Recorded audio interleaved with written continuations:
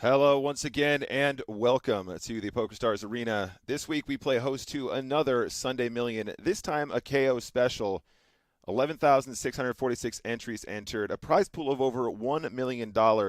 Day two is getting underway with 80 players remaining, competing for that Sunday Million badge and a first place prize of over $65,000, not including bounties. We are going to be following all the action tonight down to a winner, and the cards up coverage begins right now. He's here. Hello, everybody. How you guys doing? My name is Nicholas Walsh. I'll be your host for tonight. And joined by me today is the one and only Mr. Arlie Shaban. How you doing, Arlie? I am doing great. How's it going, Nick? I'm ready to rock and roll. 11,000 entrants, you were saying? Damn, that's a big tournament. Yeah, it is indeed. I'm so happy to have you here. It's been a long time since we got a chance to hang out. But before we jump into that, guys, we do have some business to attend to. Tonight we are going to be getting involved with some free roll action, guys. If you're a fan of free rolls, tonight is the night for you. If you wish to take part in tonight's free roll, make sure you stick around. I'm going to be giving away the password, which will be your password to enter over on PokerStars later on. The top 50 players of this free roll, Arlie, will be getting entered into the Sunday Million anniversary event coming up next week. This is a super, super high value free roll. And there's actually not going to be a particularly long amount of late reg. We want the people that are here watching today to benefit from this knowledge. So it's basically going to be like in a break coming up, maybe the second break, I'm going to give you guys the password. It's going to go live. You're going to have to jump in immediately, and there's not going to be too much late reg. There's not going to be that many runners, so you're going to have a really good chance to take advantage of that, guys. And, of course, next week's Sunday Million anniversary event is going to be a doozy. So make sure you're involved with that. Arlie, long time no see. And I mean, have we ever done a Sunday Million together before? I feel like we've done some event, but I'm not sure if it was a Sunday Mill. We did something, yeah, but not. I don't think it was Sunday Million either. I can't remember exactly what it was. Maybe it was one of the big series events. Maybe it was a stadium series. All right, guys, we're going to jump into the action. We've actually got cards in the air. Let's switch across to our first table here. And let's see how we get on. Arlie, what was your deepest ever Sunday Mill run?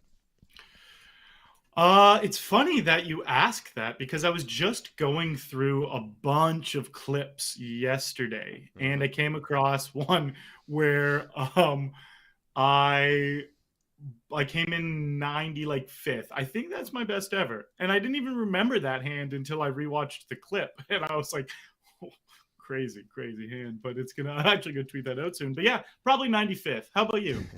Oh man, I actually have no idea. I've only played a handful of Sunday Millions. I think I usually played a lot of the special editions way back in the day, like the ones where they used to give away Lambos and stuff like that. But nothing of note. No, I don't think I made it past. I don't know. I don't even want to guess. I mean, we probably got tons and tons of runners back then anyway. But nothing of note, I'm afraid. Nice.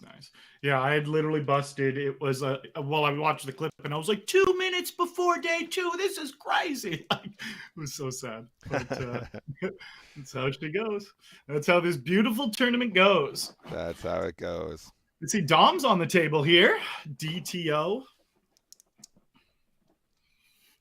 All right, that's pretty damn good turn card for Sampiao Bruno. Just the second nizzles. Felix has their gut shot, their third pair. Finds a fold. Nice. Just a sec, chat. Sorry, I'm... So, let's look around and see. You got to, suss out the table. Every time we're just getting plopped on this table, anytime you sit at a table, the first thing you should really do is look around, see who has the biggest bounties and the shortest stacks. If you cover them, you also just kind of want to gauge what the average stack is at the table, where you fall in that. So we see over here on the left, Kevin, they've got 11 big blinds. We got Vinny at the top with 10. Those are the two shorties of the table, and all the rest of the table will definitely be very aware of that. Dom is chip leading the table, which is not surprising. He's a great top-notch player, and chip leading any table in a PKO is a great strategy. You got everyone covered. Any hand you play, you could get a bounty. So that's a lot of big-name players will try to accumulate massive stacks early in these so they can cover people throughout the whole way.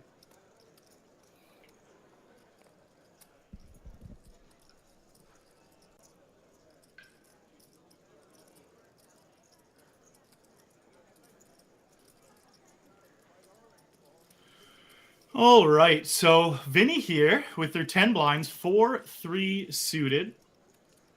They find the correct fold.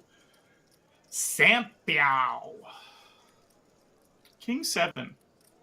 How are they going to play this King 7? They fold. They fold. They can definitely find an open there. But it's nothing too crazy. B Lex raising the ace on the button and a very nice calling hand in the big blind. And they both hit a piece of it. Volvo JC with a middle pair 10 kicker, and B Lex, the original pre-flop raiser, does hit the ace, but also the backdoor nut flush draw. Bet call is how the flop goes. Volvo still behind here, checks the turn over to B Lex, who has got to be thinking, I love my hand, I got to get more value. They bet just around half pot. And Volvo, still a very strong hand here. How is Volvo going to play this spot? They call, yeah. Pretty hard to fold and know you're behind in this spot because they can't see Volvo's hand. And Volvo does check the river back. They check the river back. And Vinny, yeah, they get the small suited connectors, a couple hands, have a 4-second think, and then fold. Sampiao looks like they're going to get some action from bit too easy. Queen Jack suited, getting 3-bet to 210,000 from bit too easy.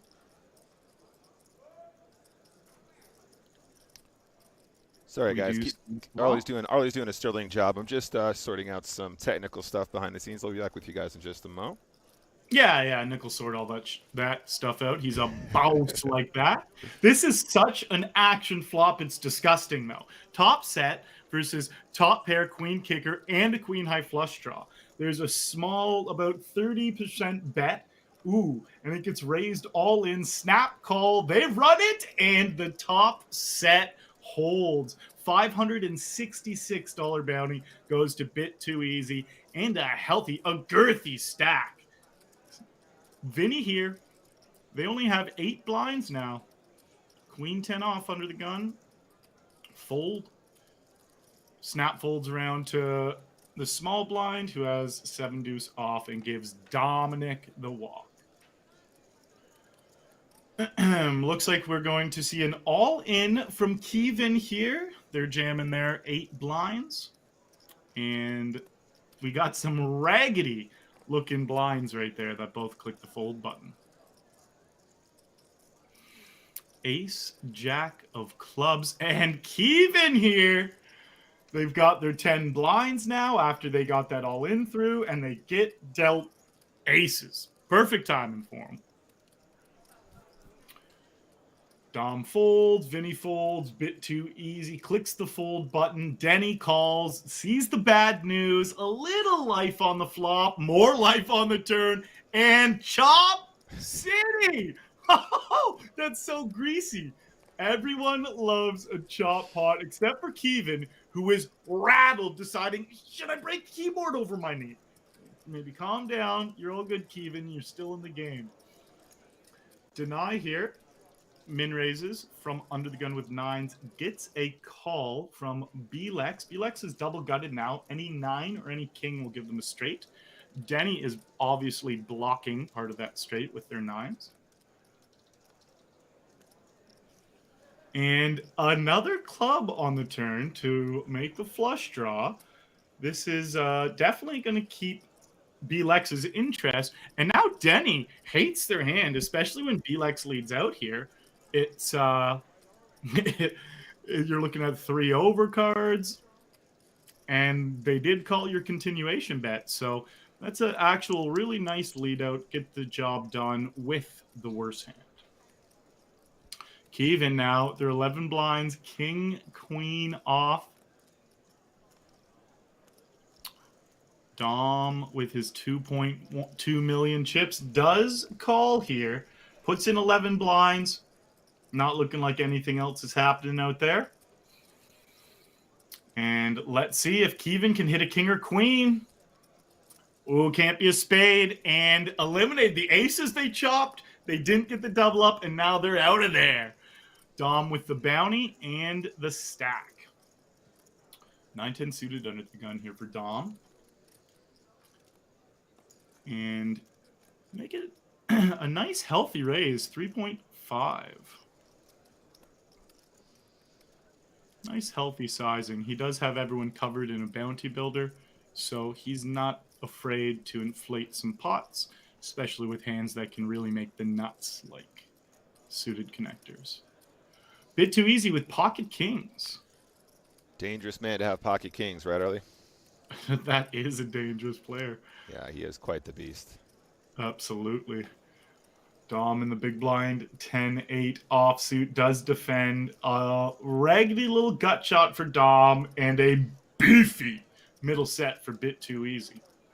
Bit Too Easy puts out a small bet. Snap fold. Dom doesn't think about it. Now, Vinny here is in the big blind with the big boy, the ace king. They're sitting very short at 6 blinds. And we are going to see some action here. Vinny rips it in. Yep. Belex finds the call and needs to hit a 10. Can't do it. Vinny gets the double to 13 blinds. Look at him go.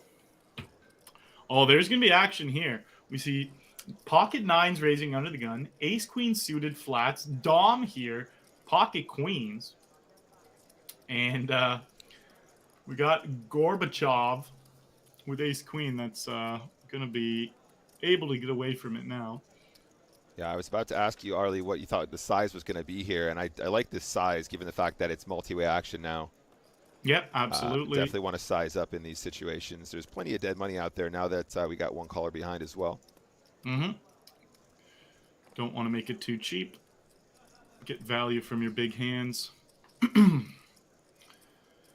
Volvo with the ace queen folds. Ooh. And interesting flop here.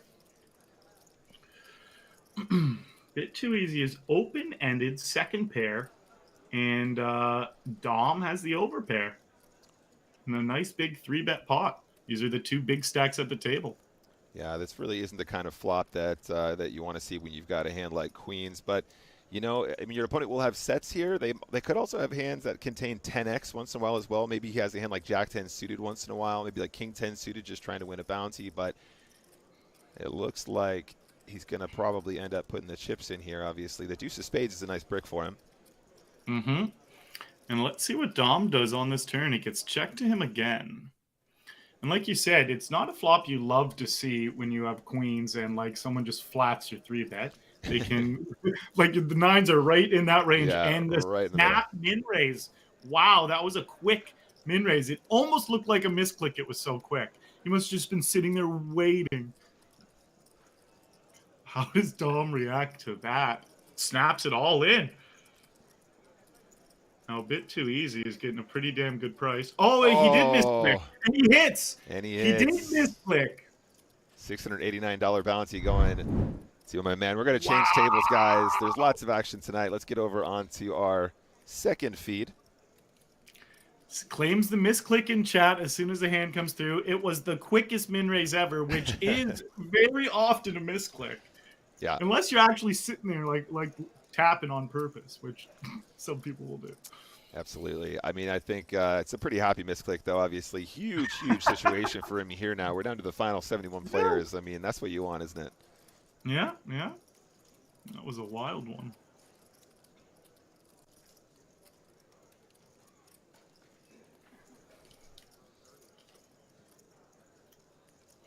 Do you think the misclick made it easier for Dom to call, or if you think it was a jam instead, Dom's just calling? I don't know. I think the way that the hand was played, I think he's pretty obvious that he's got a big. He's not going to turn over. He's not going to have like ace king suited there and just be blasting off on that kind of a flop, given the pre-flop action, right? So I think it probably is always a misclick. Yeah.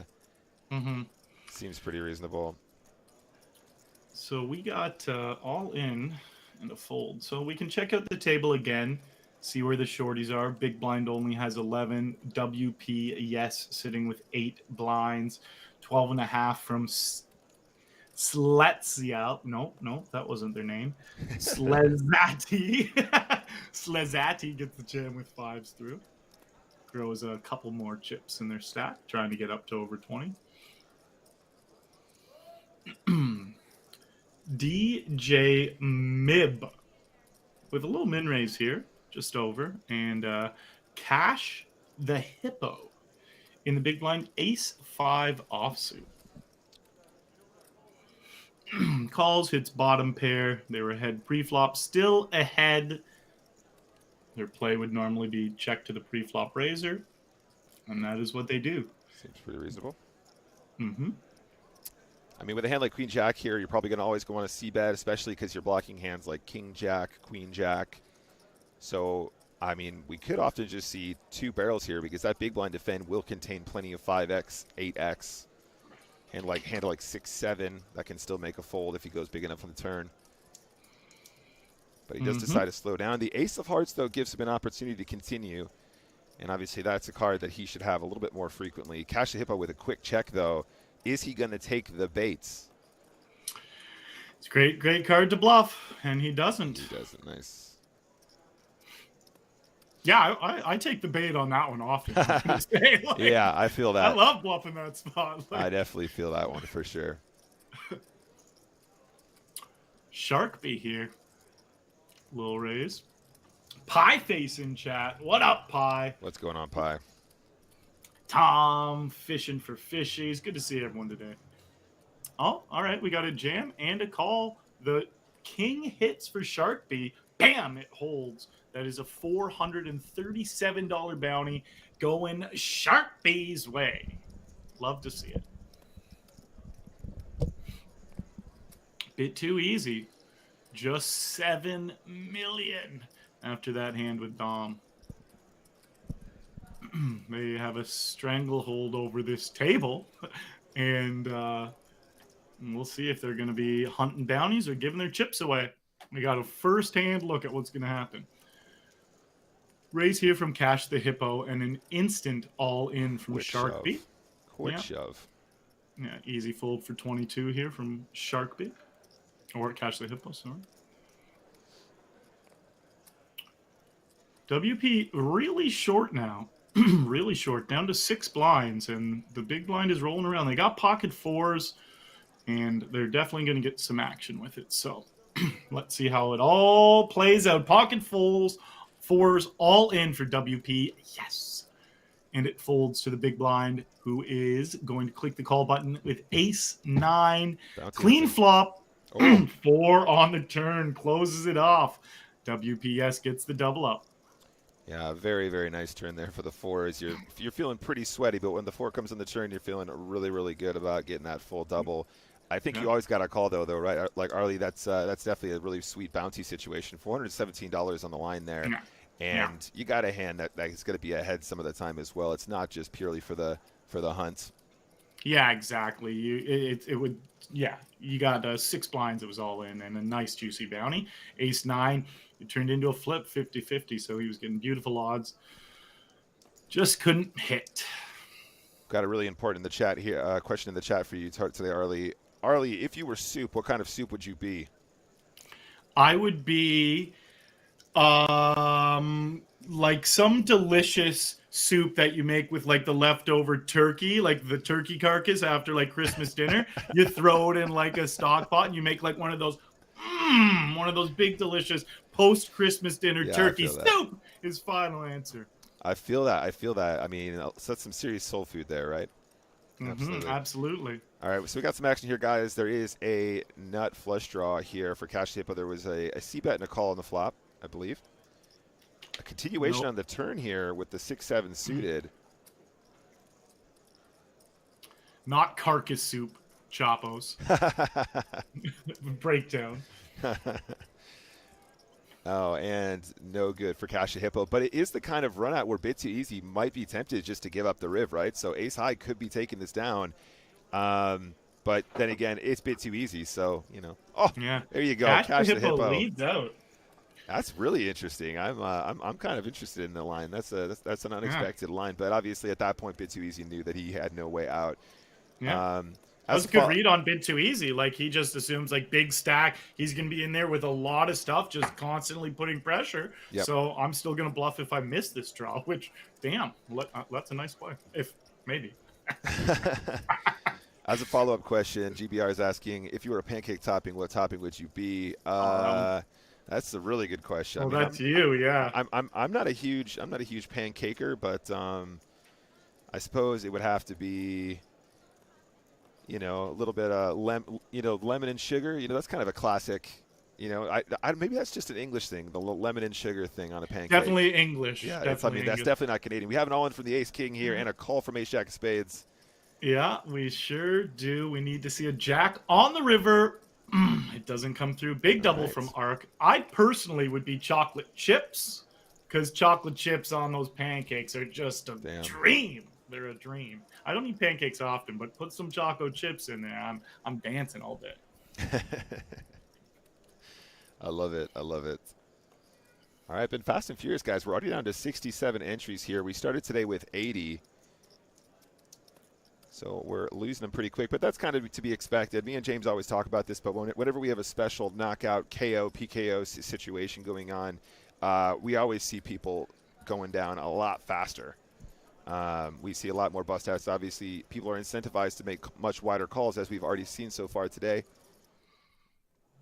Absolutely. That is, especially in these big bounty games where there's so many entrants, over 11,000. The bounties get so big by the end that people definitely love hunting them. We see a hunt right here. An ace on the flop. It's over for that hand. And after losing a bid one, Cash the Hippo doubles back up. Yeah, right back in the mix. I mean, like I was saying, we obviously see a lot more people gambling for the bounties. I mean, one of the coolest things about knockout tournaments or PKOs or whatever for me, Arlie, is when you're short, you kind of know there's a lot of hope that you're going to get the gamble off people, right? There's a lot of opportunity for you to get it in and actually have an opportunity to double. Whereas when we're playing regular tournaments, people are a lot tighter. So sometimes you're in the mix, blind v blind, or button versus big blind, and you're like, I really just want somebody to double me up in this situation, and you don't get the action just because people are trying to conserve their chips so much more. Yeah, you are way more likely to get called for sure.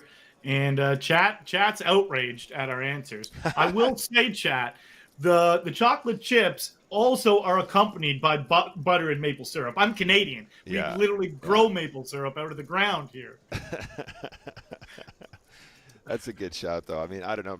Maybe I'm more of a banana peanut butter kind of guy. I don't know. Is that also a thing? I guess I don't know. I don't eat a lot of sweets.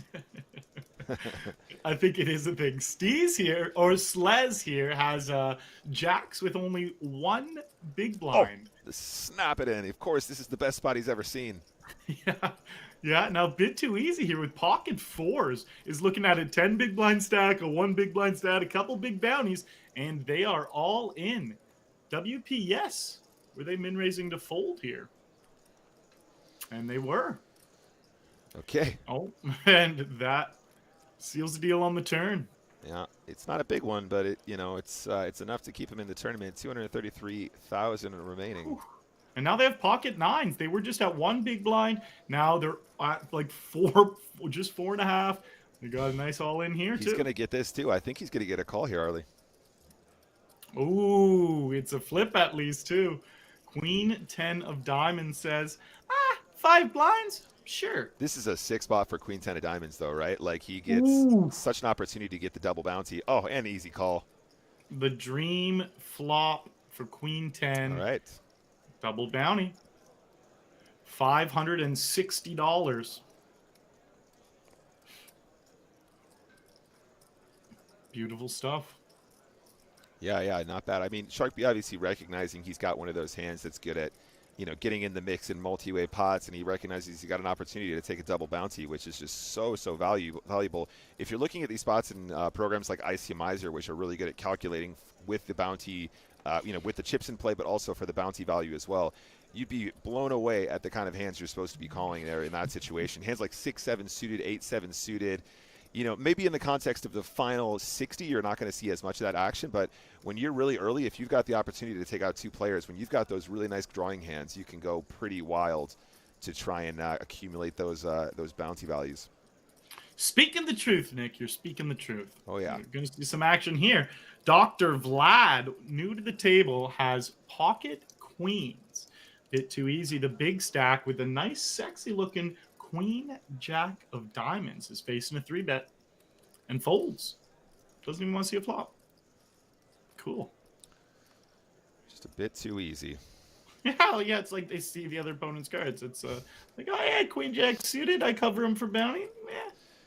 Yeah, I mean, I'm with you, Arlie. I mean, if anyone knows what they're supposed to do there, I trust bit too easy, absolutely. But definitely the kind of hand where you see a lot of people probably defending there just to try and flop summits.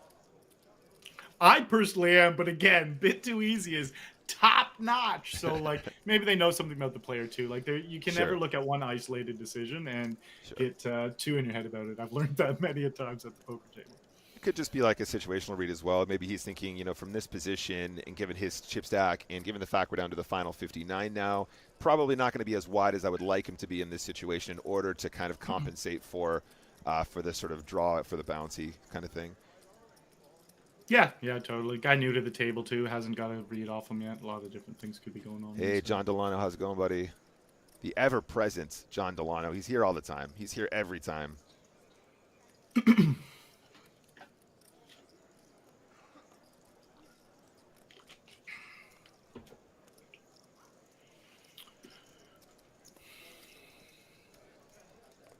Cash the Hippo, Jack 6 off.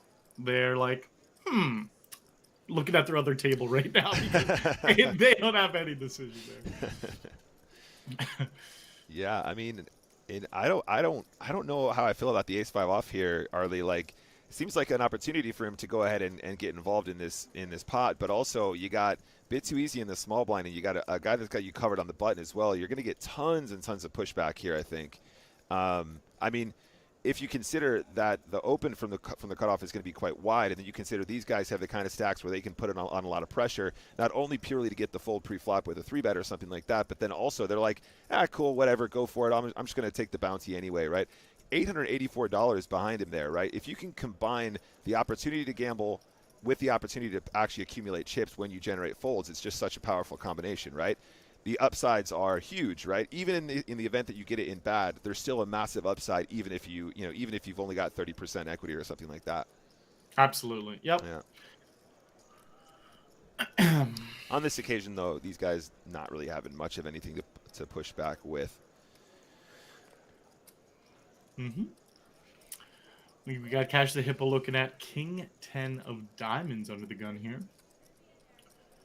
Clicks the little min raise, arc, ace, queen of spades. Calls.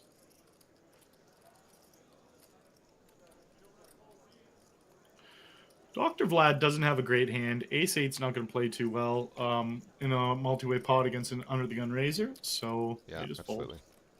Yeah, hands like ace 8, ace 7, ace 6, Ace 5 gets the pass because you end up having the wheel draw, right? But as soon as you start to get into sort of no man's land with the offsuit ace X, they just play so poorly post flop. So you really struggle to realize the equity of a hand in many situations, which is always a consideration. Yeah, exactly. And I remember when I was first ever looking at like charts and stuff, I was always so confused by sometimes you would play ace 5 and ace 4 and you'd be folding ace 8. Right. But that's exactly why. Just because you can hit the wheel, you can hit the straight, and that has more playability than a couple kickers higher that has no straights ability. Hey, QB, how's it going? So we got a question in chat here. How different does a mindset have to be in a KO tournament opposed to a normal tournament? So Nick was actually touching on that earlier, and it just it comes down to you get to gamble a lot more. The bounties get worth so much money, and bounties can be calculated into their chip value. And then you can work out exactly how often you're calling compared to folding, and it's at a much, much higher rate in bounty games. So you just have to be aware of that mentally, and you have to know that you're going to be gambling even more than you're gambling in a regular game because you have to be calling a lot wider and then just hoping you get lucky for bounties. It's one of the strategies. Yeah, absolutely. Gunther, if you want to look into it more, I really highly recommend a It's well, I want to say a piece of software. It's actually done on the in browser, but there's a program called ICMizer which helps you do some of those calculations for making adjustments not only for bounty tournaments but also how to adjust your range as you get into the money. Right. So the sort of if you're looking at a standard range that you might play on a 9-handed table cash game, it's going to be adjusted for the fact that there's increasing payouts as you get closer to first place, right? So adjustments that you're going to make for ICM in a push fold environment, and it gives you a really, really good idea about how wide you need to be gambling. And it's crazy. Like sometimes you're working with it and you're like, I don't even believe you. I just don't believe you. Like it's not even this Totally. cannot be a call. And they're like, yeah, it's actually really, really profitable. This could cause trouble here for Bit Too Easy, but he's such a champ. He knows he's not even going to go ahead and see bet here. He's just going to check. Ark, obviously, with the overpair, feeling really good about this situation, given the fact he played it so passively pre-flop as well, I imagine. It's a small bet, too, on the flop here, just under 70K. Bit Too Easy, top pair, queen kicker. Calls. And they keep top pair on the turn, and Ark, still with the overpair, also improves to an open ender. Another very small bet on the turn. Yeah, I mean, it's the kind of turn it's quite a quote-unquote wet turn, but it's the kind of turn where it's actually going to improve your hand if the 6 of diamonds, for example, falls on the river, right? So in situations where you've got the overpair and the improver, I don't think there's too much of a reason to go crazy with the sizing. So I really like the way Ark has played this. It looks like he's gotten a lot of value. This could be a killer for him on the river, though. Like the 4 of diamonds might have gotten him another call from Bit Too Easy, or something like that. Yeah. But Bit Too Easy. Yeah, kind of a scare card on the river, right, Arlie? Definite scare card, and Bit Too Easy is now just deciding if it's a triple barrel bluff or if their top pair is good. Yeah. Because there's no value betting less, obviously. So yeah, they couldn't find the fold there. They did just think it was a bluff all the way. I feel for Bit Too Easy in this situation, like especially given the fact that they checked the flop, they've kind of like underrepresented their hand quite considerably. So with Ark being in position there, he's going to end up with hands like, I don't know his exact range specifically, but king queen suited, ace queen suited, stuff like that. I don't know, that might want to just go ahead and go, oh, this is like a low flop, and he's slowing down on the flop. I think he's going to have a lot of ace highs. He's going to have a lot of king highs in this situation. So I'm going to go ahead and just bet 3 streets. So he's kind of underrepresented his hand, and then by the river, he recognizes that his opponent can just have tons of bluffs, so still makes the call. Yeah, they both underrepresented their hand, and so they were both playing it a little sneaky, and they were leveling each other a bit, it felt like. Shark B raises up 8-7 of diamonds on the button. And we got DJ folding Jack Deuce of spades.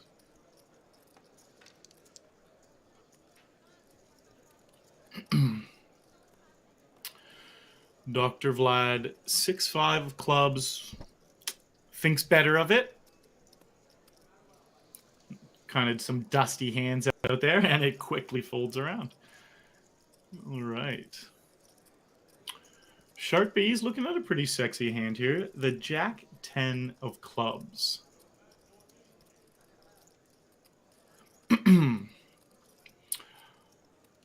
Ace-8 of clubs in the small blind from Arc X21.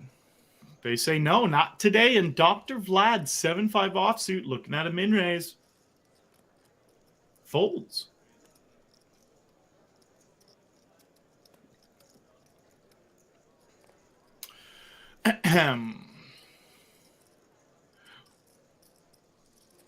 So Arc here, King 6 off, folds to Dr. Vlad in the small blind, Jack 7 of clubs.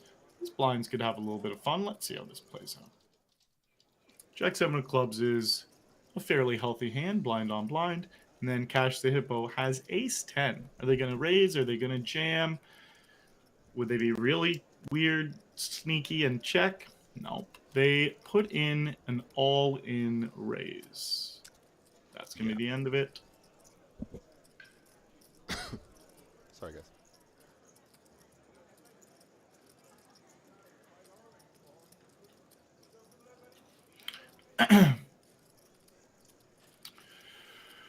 All right. Folds quickly around to Arc with Queen 3 of diamonds. They also fold. Dr. Vlad 6-7.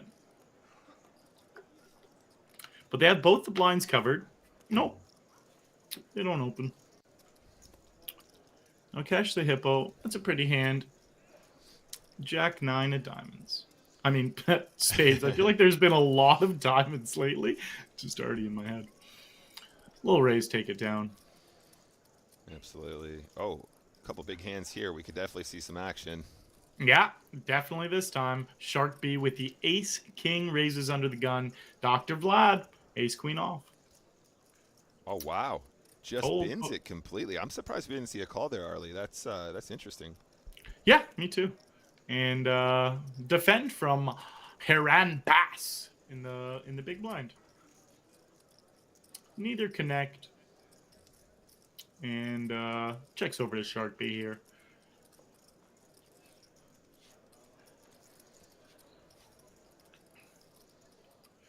Shark B's got a standard continuation bet. They decide to go about half pot. And Haran here totally misses and is dominated. Folds. Easy fold. I see kings out there twice. We are going to see some definite action here. This is going to be a great hand. Oh, yes. Right now, both of them are pumped. Like, oh, I got kings deep in the millie. This is sick. Let's go. Bit too easy is like bounty, bounty. And Arc is just ready for a juicy double. This is such a small 3-bet, though, right? He just makes it the straight 160. It's so cheeky. Yeah, almost a legitimate min click. Yeah. Or it is a min click. Because he raised it to 55. Mm-hmm.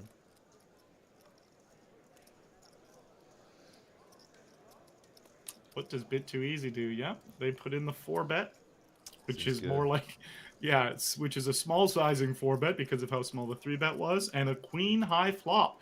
They both got to be like, oh, he better not have queens. Yeah, I mean, SPR here is 2. You got kings. You're not going anywhere. Oh, you're not going anywhere. A glimmer of hope on the turn for bit too easy. He has the king of hearts in his hand here, which could spell disaster. I mean, it's got to be really sick at this stage. Definitely. There's a couple hearts out there, but he could still hit one. He just goes for the jam right there, gets snap called. Oh, chop it up. Chop it up, guys. Everyone loves a chop out. We're going over to our other table now. Follow the action over here on table. What table are we on? Table. Good question. Good question. We are on table 780 over here. Good old 780. So 6-4 on the turn with 93.2%. Yet they just needed to dodge an ace on the river if there's even a call from Wizzo, which there isn't. Shortest stack here, up at the top, has under 10 bigs, 9, and there's not any other super shorties. Big blinds next in line, but everyone's a little bit more even on this one. Well, a couple bigger ones, but not a bunch of shorties to hunt. Ramar here, Queen 10. They're the first to open up action here. Up to 132,000 is now the price of entry. There's a chance the big blind might come along here once in a while, but he's looking pretty short. I mean, pretty much any suited hand is probably theoretically meant to be a defend, but I understand, especially given the fact that this is a bounty, that you're not going to want to be in there with the absolute bottom quite as often. It's a really difficult stack size to play well, especially when your opponent is really incentivized to punish you from position there. Yeah, absolutely, because that in other spots, especially not deep in this millie spot, would be a defend. But yeah, it's a tricky situation to play in a bounty when you're obviously not going to be doing too well on most flops. Yeah.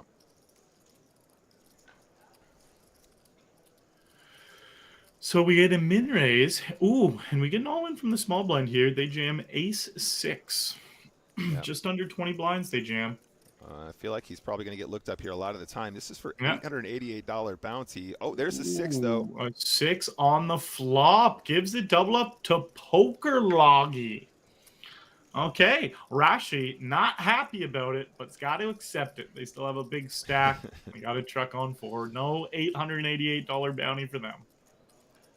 Yeah, John Delano's right. Domination rotation indeed. Another open here from Rashi. I really appreciate the range adjustment here from Rashi. Like we're talking about at length here. We're probably going to talk about it a lot more. I mean, he's not only the biggest stack at this table, but he's also in that position to win those bounties. So he's even more incentivized to widen up because the guy's got to play considerably tighter given the fact that they know that they're going to get called wider. So it's not like people can get super out of line from the big blind there and just start shoving super wide because Rashi can afford to gamble and try and win those bounties quite liberally. But just as a tournament adjustment, I really like the fact that the biggest stack at the table there is opening up slightly wider than we might have seen from that position usually.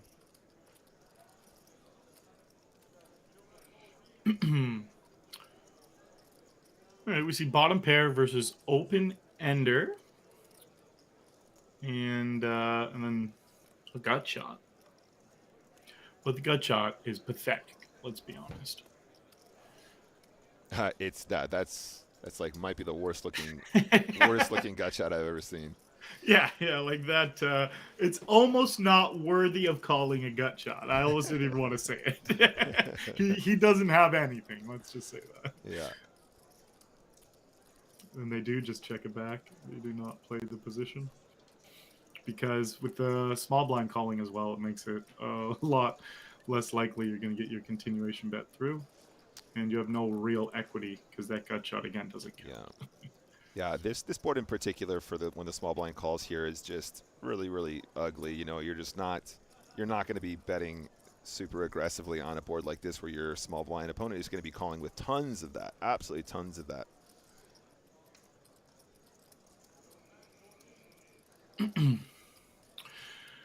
And Ramar hits their straight here. It's going to be pretty hard for them to get action. It checks over to them.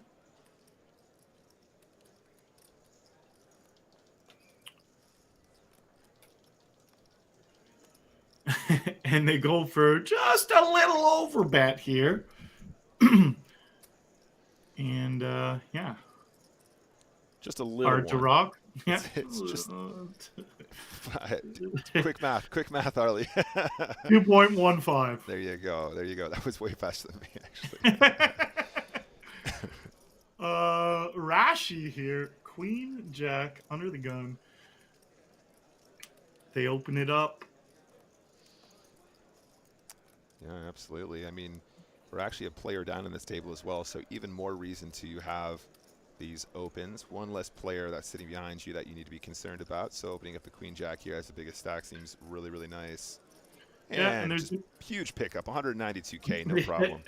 Beautiful. Yeah. There's gonna be a lot of players here who have never been in a deep spot like this before. Yeah. And if you're at all comfortable compared to them, you got to take advantage of that. And having a big stack, putting pressure on the small stacks, making some extra continuation bets and double, triple barrel bluffs because you know people are going to be scared and tighten up.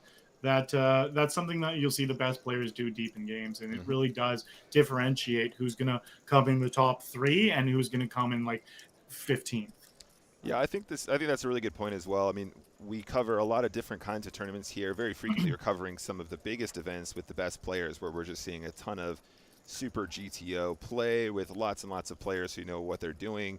But in tournaments like in events like this, it's really cool because we see a big bump in the number of players, which means we're going to see a lot more recreationals. And when we get to this stage in the tournament, you're absolutely right. We will just have players who are just not used to playing at this stage of the tournament, like having never gotten this deep. So nice turn here for Rashi. Really, really nice, in fact. I'm a fan of the lead here, but I'm not sure about this size necessarily. I feel like you're going to want to put in a smaller sizing here some of the time as a bluff or a kind of slowdown. So if you're always make it 155, it could be a situation where you're going to get too many folds when you actually have it. But it's worked out for him in this case. Wizzo goes for the raise. Yeah, Wizzo is a non-believer and is now representing a flush or 5. You're representing something powerful here, blind on blind, and we see the jam. How Wizzo's a believer. Yeah, I mean it's an interesting combo that he uses there to turn into a bluff, having no spade. But you know, if anybody knows, again, Wizzo is the kind of guy that's going to know, and I imagine that play's probably going to be super punishing in every other situation except for this one time. Yeah, right? that's the thing. Like his opponent had a flush there, and his opponent's range is going to be a lot wider than a flush, and it's going to hurt when that raise comes in and you don't have a flush. Sure. So yeah, just didn't work that time.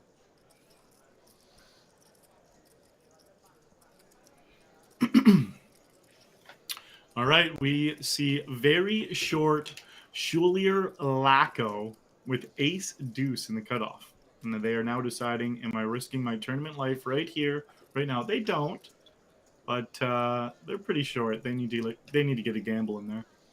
Oh, yes. Makes the raise here with 5-4 off. Starting the hand pretty short here. Mm-hmm. I don't mind this combo as a raise bluff though. I think that's pretty cool. Yeah, I actually love it. I like really just as even when you don't have a big stack, you can play your kind of worse hands, like your worse offsuit hands as a raise, and you just easily fold if they jam. Yeah, exactly. And you don't want to do that with hands you have a lot of value with. Yeah, absolutely. That's actually a really great piece of advice. I think a lot of people are kind of confused about how they want to construct their range. You're obviously going to have some really strong stuff there, but you want to have some weaker stuff too. But you don't want to have the middling stuff that you want to actually get value from in play post flop and be forced to fold those hands. So it's better to actually construct it in a way where you have the weaker stuff you don't mind just folding to a raise, and you don't feel like you could have played it in an alternative way and actually managed to glean a little bit more value from hands like, you know, King 10 suited there, for example, might be a good example. Maybe a hand like 9-10 suited. 10 deuce here. Flopping absolutely huge, and we know Wizzo is extremely aggressive. Ooh, the turn. That's going to hurt. Yeah, Wizzo now has two pair with top kicker. Yeah. Whew. Yeah.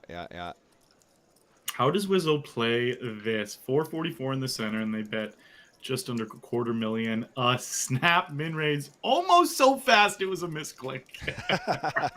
We've seen it once before already today, Arlie. Absolutely. Yeah. Oh, sorry, another misclick. And the call. That... It doesn't look like Wizzo is going to be getting away here. If he's calling this turn, I imagine he's always going to be trying to do something in the river. The river check from John Derek. Wizzo's got to be convinced he's got the best hand now. That this is such an unusual check when you've played your hand this way. Oh, wow. So Wizzo's going to go for value, or are they going to sniff it out and check? Because stack preservation is so important.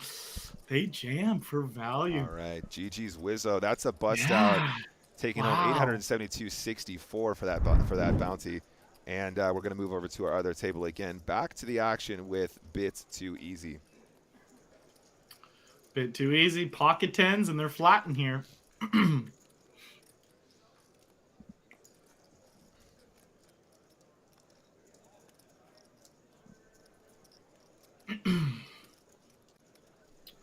All right, pretty good flop for Cash the Hippo.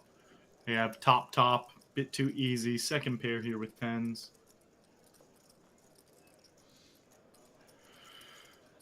Cash the Hippo checks it over. Bit Too Easy does continuation bet here. A little third pot bet. And how's Cash going to play this one? There's still Sharkbait left to act behind. Cash has got to really like their hand. And they just jam. Nothing unreasonable about that. Bit Too Easy here has pocket tens, and they do have a decision. There isn't going to be a jack in Cash the Hippo's hand every single time here. And, yeah, they make the correct fold, though.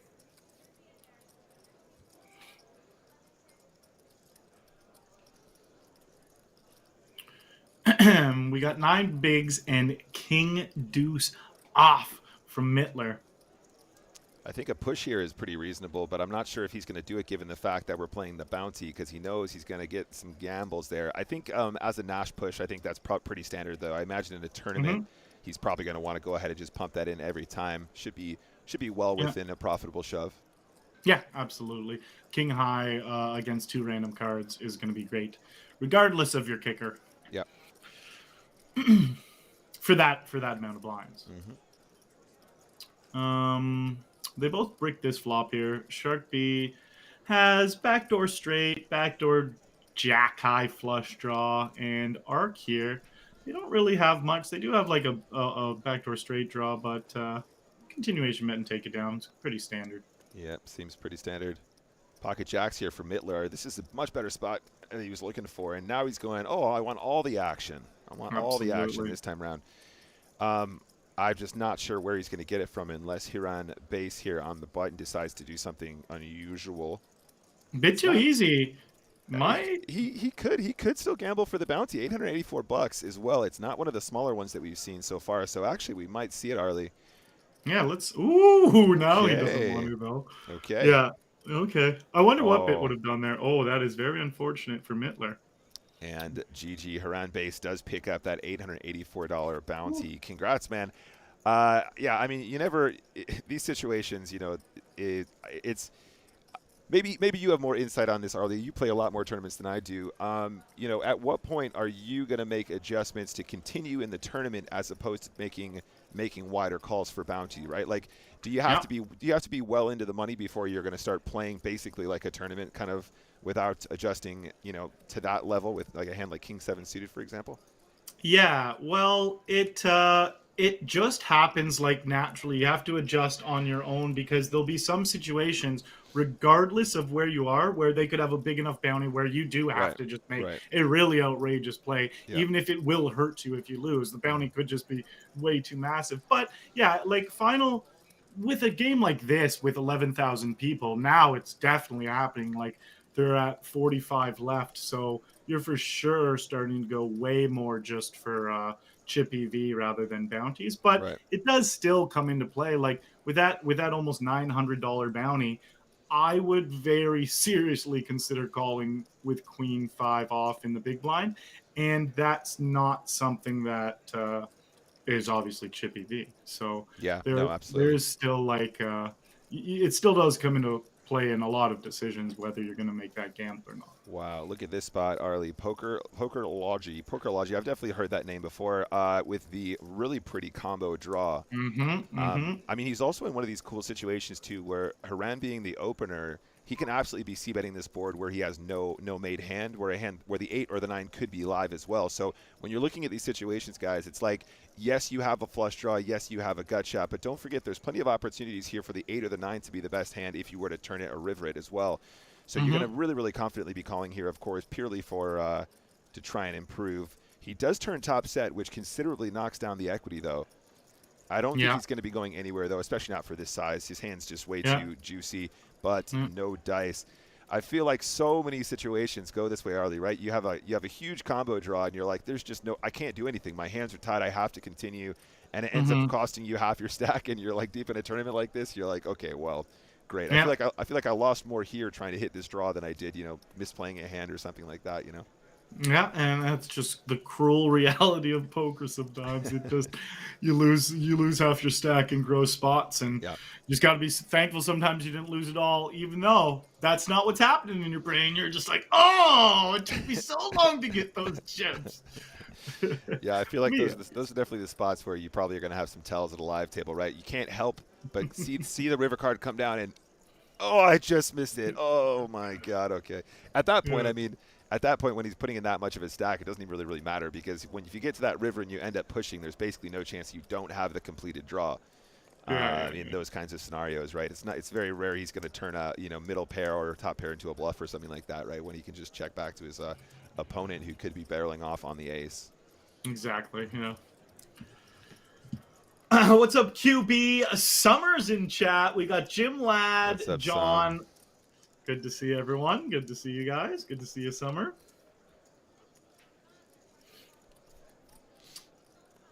Bit too easy, Rays. Take it down. That's going to be a very common saying throughout the day, it seems. Yeah, I mean, he's in such a commanding position, and he knows how to play these tournaments so well, and he just knows how to play like Final 40, Final 30. As soon as he gets to the final table, he's going to be an absolutely devastating force, right? He just knows how to navigate these final table ICM situations. And the ICM considerations with the bounties, like we're talking about, adjust things so much. So even just conventional wisdom doesn't even necessarily do it justice, right? If you're really good at playing regular tournaments and you end up on a final table with this many players, with so many big payouts there before bounties, knowing how to navigate that is such a huge value, to add. Absolutely. Well, we see a massive hand here. It's 3-bet from Sharkbee, and they flop top set, and then check it over to Ark, and Ark puts in a small bet. They check it over to Ark again, Oh, and wow. Ark keeps betting. Oh, And wow. if there's a club on the river, I wouldn't be shocked to see Ark triple barrel it. Oh, but we don't get to see that. Sharkbee decides that there's some draws out there. Could be like a king queen suited, and some flush draws. He doesn't want to risk any more free cards. All right, guys. So we have reached our first break. We currently have 45 players remaining, which means we are 44 places away from crowning our winner, who will walk away with $65,000. That's not even including bounties. Don't forget, they're going to win their own bounty when they get down to first place too. Currently, Rashi, who we've seen so much of so far, is leading the pack with 7.7 million. We're going to go on a 5-minute break. We'll get right back to the action, guys. Sorry about all the technical difficulties so far today, guys. I know there's been a bunch of audio issues and stuff like that. Unfortunately, I can't do too much while we're actually live streaming, unfortunately, but it's going to be corrected. We're going to go on a very special break now, guys, though. I've got a little bit of a plan here, which I was going to run past Arlie earlier, but I actually didn't get a chance to before. Don't forget, guys, today is the 14th of February, and it is, therefore, Valentine's Day. So a very happy Valentine's Day to everybody. I wanted to put together something special so that me and Arlie could celebrate together. And I know you guys are going to be really impressed at this. I put together a little something here. You probably won't even be able to hear the audio, which really sucks because I've got some romantic music. But I've put together a little something here. Look at that. Isn't that beautiful? There is some piano music playing. He can't hear it either. But a very happy Valentine's Day to everybody out there. We love you very much. Lean into me. Which way am I going? There it is. We love you guys very much here at PokerStars, and we hope all of you out there will be our Valentines. My Valentine's today, of course, is Summer, who's in the chat. So a very happy Valentine's Day to you, babe. I love you. And I just thought I'd do a little something. I don't know if the heart was too much, Arlie. I wanted to get some like really ugly gifts in here to make, just to really add some value. I thought the cherubs were very tasteful. I personally think it's beautiful. I don't know what you mean ugly. Like this is one of the nicest Valentines I've ever had. I am actually really enjoying today's stream with Arlie Shaban. So thank you very much for joining me today, buddy. I hope you guys are having a fantastic Valentine's Day. I guess I'm going to have to celebrate another day because I'm here doing this stream, and so is Arlie. But there you go. It's just a day, guys. It's not a big deal. But yeah. All right, guys. So yeah, as I said, we're down to 45 players. Lots and lots of action. We've seen a lot of bust outs, and I think we're probably about to see a lot more during the next blind increase. Have you studied a lot of KO material, Arlie? I know you've been putting in a lot of time behind the scenes, just in the lab anyway. So I have studied a decent chunk, but not lately, to be honest. I went in the lab for a lot of the KO stuff a while ago, and it was absolutely mind-blowing. So I got a lot of knowledge packed up in there, but the knowledge isn't too fresh. I've been studying other things recently. Absolutely. I would love to try and put more time into these kinds of formats because I do think there's a ton of value. I think when they were initially released, a lot of people were kind of anti, they sort of said, oh, it's just way more gamble. I mean, people just generally speaking tend to prefer games with quote unquote less gamble, which is hilarious because there are so many really excellent players who prefer a slightly more turbo kind of structure, even in some of like the more expensive buy-ins. They're obviously going to have a nice long structure, but some of them even like a little bit of a faster structure towards the end. I mean, I think I prefer the gamble of KOs. I don't know about you, Arlie. Yeah, so I'm both. I'm probably 50-50 rate split down the middle because the gamble with KOs is so much fun and like you get so much if you actually win up top. But I do really love just a pure, juicy, all the money's up top. You got to play to the final table and try to win it. No other way to get cash like that. Both of them are such an awesome, pure form of poker that I can't choose. Some days I want all KOs. Other days I'm like, I don't want to play one. Just focus on these other ones. I mean, that really is the beauty of it, though, because we get the opportunity to play. The fact that we get to play online poker, full stop. Where in a lot of places it's a lot more difficult to get to it is already really awesome because we get the opportunity to pick and choose what we're going to play at the touch of a button. It's right there waiting for us 24 hours a day. I love that. All right, guys, so we are going to jump back into the action in just a moment. I think the break is just going to come to the end. We are going to be rejoining Rashi, who is the chip leader, and we're going to see if he can put any more hurt out into his table, do some more damage. Let's get back to it right now, guys. This is such a juicy tournament. It's so fun to see what's going on. Why is aces folded there?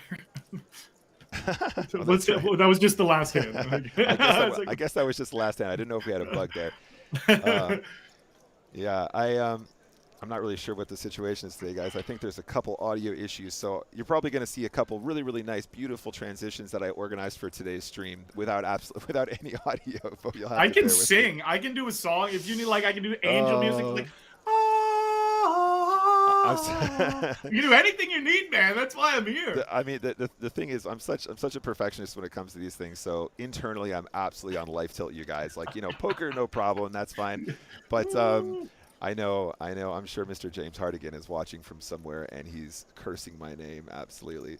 This is a really long minute break. Sorry, guys. We've come to the table a little bit early here. No worries, and it's all good, man. Honestly, stuff like this happens, and we'll crush it either way. We're gonna have fun with it, and you'll figure it out. I even changed my calendar today, guys. It's actually on February, and you guys know I prefer the dark pages on this giant calendar. So there you go. Anyway, we got something. Nice.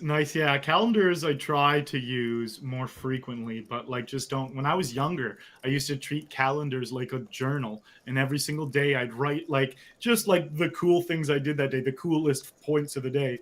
And I have calendars for 10 years where I wrote every single day what I did that day. That's really cool. I mean, my memory is so bad. I think it would be hilarious to try and do the same thing. I've got a lot of space on this calendar too. I could probably write an essay in within each box. So we'll see how it goes. All right, guys, we're back to the action now. If you have just joined us, this is the KO Week 50 event number 59, 109 No Limit Hold'em, 8 max progressive KO Sunday Million special event. 1 million guaranteed. We actually smashed it. I think we're up past 1.1, in fact. And we are playing down to a winner today. We sure are. We sure are. $65,000 plus bounties for first place. Oh, that's a juicy payout. Femo here raised up pocket nines from the hijack, and Eduardo has a very playable hand here in the big blind with Jack 10 of clubs. That's an action flop too. They do hit top pair, but Femo here has their second pair, their gut shot, backdoor straight flush draw. It goes check, check. Eduardo here with their top pair now has a second pair to go along with it. Wants to probably start extracting some value. And they go ahead and make a healthy bet, 274,000 into the 400K already in the center. And Femo's got a nice hand. It's a big bet they're looking at, and they call. Ace on the river. Eduardo has to hate that. And let's see how it goes. Just goes check. Femo's got to be pretty happy with their nines. Yeah, not a bad enough hand to turn into a bluff, so it just goes check, check. Yeah, I think Femo's got a really – I mean, he's probably not going to like that river, but he likes it in the sense that it allows him to get to showdown for cheaper, right? If Eduardo doesn't see that ace, he probably will go ahead and try and get some more value on the river. So slows the action down for Femo. But I like the check on the flop, too, from Femo. You've got so much – you're going to have the best hand there so often, and the fact that you – have the hand that isn't afraid of seeing the 7 that's going to give you the straight is pretty cool too. So it's not like a hand that you feel that you have to protect so aggressively, especially when the big blind's calling range there is going to be so wide. It might even merit you some more action if your opponent is aggressive versus the miss c-bet, or if they feel like they have to try and protect a bottom pair or something like that if they find themselves in that situation.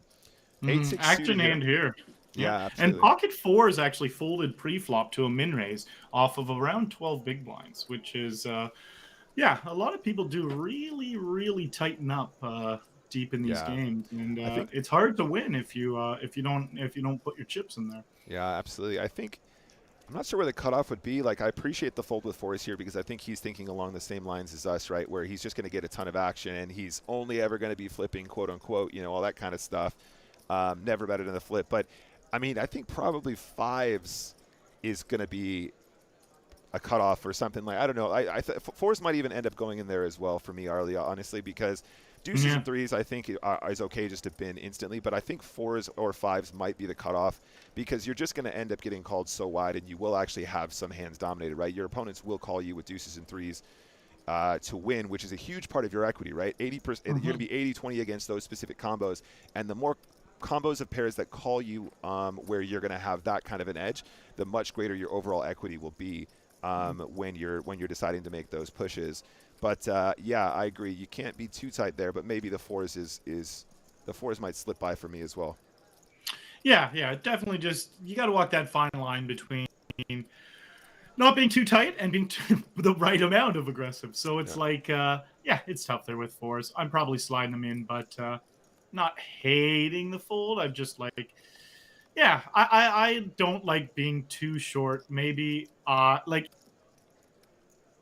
in these bounty games too. And I tend to want to gamble more on subpar situations because the value of you getting chips is so much more than just the one hand too. Like there's extra value if you can grow your stack. So I get a little gamblier with my shorter Yeah. stacks. Ace 10 ahead the whole time here, but they go and check it to Azat with the 8-6 offsuit. They check it back, and Femo here just keeps improving. Wonder if they're just going to find another check. Yeah, they do. They know they're not. They're going to have a hard time getting called by anything, Yeah. so they're just hoping one street of value at this point, and There they you get the go. perfect river. Yeah, There you go. That's what he was waiting for. Now you can bet. Now you can bet. I mean, yeah. you want to bet a size where you used to get calls from king high here as well, right? You want to try and keep the Mm-hmm. king highs in, and then maybe the rogue eights. Mm-hmm. I mean, obviously a four is always going to call here too, so that's not a worry. They go for the There. big overbet and get Oh, snap called. nice. Yeah. What? Very nice. Very Nice nice. indeed. And That's a I nice just didn't alternative. even think about it. They're like, oh, we hit my 8. And they'd go for the almost 2x or something. Yeah. And just Yeah. snap call. I really like it though as well. Like it seems, I think a lot of people with an ace there are just going, oh, I want to check just because I want to, see some more cards and try and get an action card on the river. But I think in particular when the board is double paired and you have the ace, it's even more incentive to check because if the board is like ace 5-7, ace 8-9, there are just going to be so many more ways for your opponent to have a straight draw or to have a pair that they want to continue with. Yeah. So you're probably not going to miss the bet in that situation. But on the double paired board, I think is really nice from Fimo. Yeah, that was beautifully played, especially to extract max value on the river. Like, damn. If you're only going for one street of value and you get 2x the pot, like, that is well played for sure. Yeah, absolutely. Fimo is definitely chipping up here. Coming back from the break, we've seen a lot of aggression, a lot of really good spots there. Obviously, a nice little run out for him with the ace 10-2. Rebel Fish is going to ship this, I believe. There it is. And Yeah. this could be a gamble. I mean, if your opponents are shoving pocket pairs, you're going to have tons of equity with the bounty to call, but it is quite expensive in that scenario, so I don't blame him for putting it away either. Yeah. Yeah, exactly. Like, if this is the exact same spot and there's still 500 people left, that queen 9 can be a lot closer to a call or just a call. But when there's this many people left, it's a lot. Yeah, you just got to preserve your stack a lot more and gamble for the bounties less. Absolutely. Yeah, I mean, looking at the payouts down there, bottom right, guys. Don't forget that there is 65,000, excuse me, up top, and that does not include bounty value, of course. So there's tons and tons and tons of additional value to be won. But as we get to this stage in the tournament, don't forget as well, it's like the money aggregates, right? So instead of isolated hands where you can win one stack or one bounty or something like that, as we get down to the final 9, other players will be knocking players out, which will be increasing their own bounty. So it's kind of like it filters down to the point where even if you end up heads up and you haven't taken that many bounties, your opponent will have taken quite a few, and you can obviously get a bunch of money from that last final burst. Absolutely, absolutely. The final table, we're just going to see a bunch of people with roided out bounties beside their name, and Yeah. it's fun to watch how that goes down. That was, I think it might have been a Lex Live event or something like that. They did a heads up tournament. You guys know I play a ton of heads up, so I was really excited about it. But it was a heads up PKO, and I think I ended up getting down to like the final 10 or something like that, and I won like one bounty the entire time, and then I busted, and that was it. So it was a pretty sad state of affairs to get that far and basically only win like half my bind back or something like that. Yeah, yeah. We got a big pot size bet here from Levitate, and Eduardo has the open ender, the overcard with the king.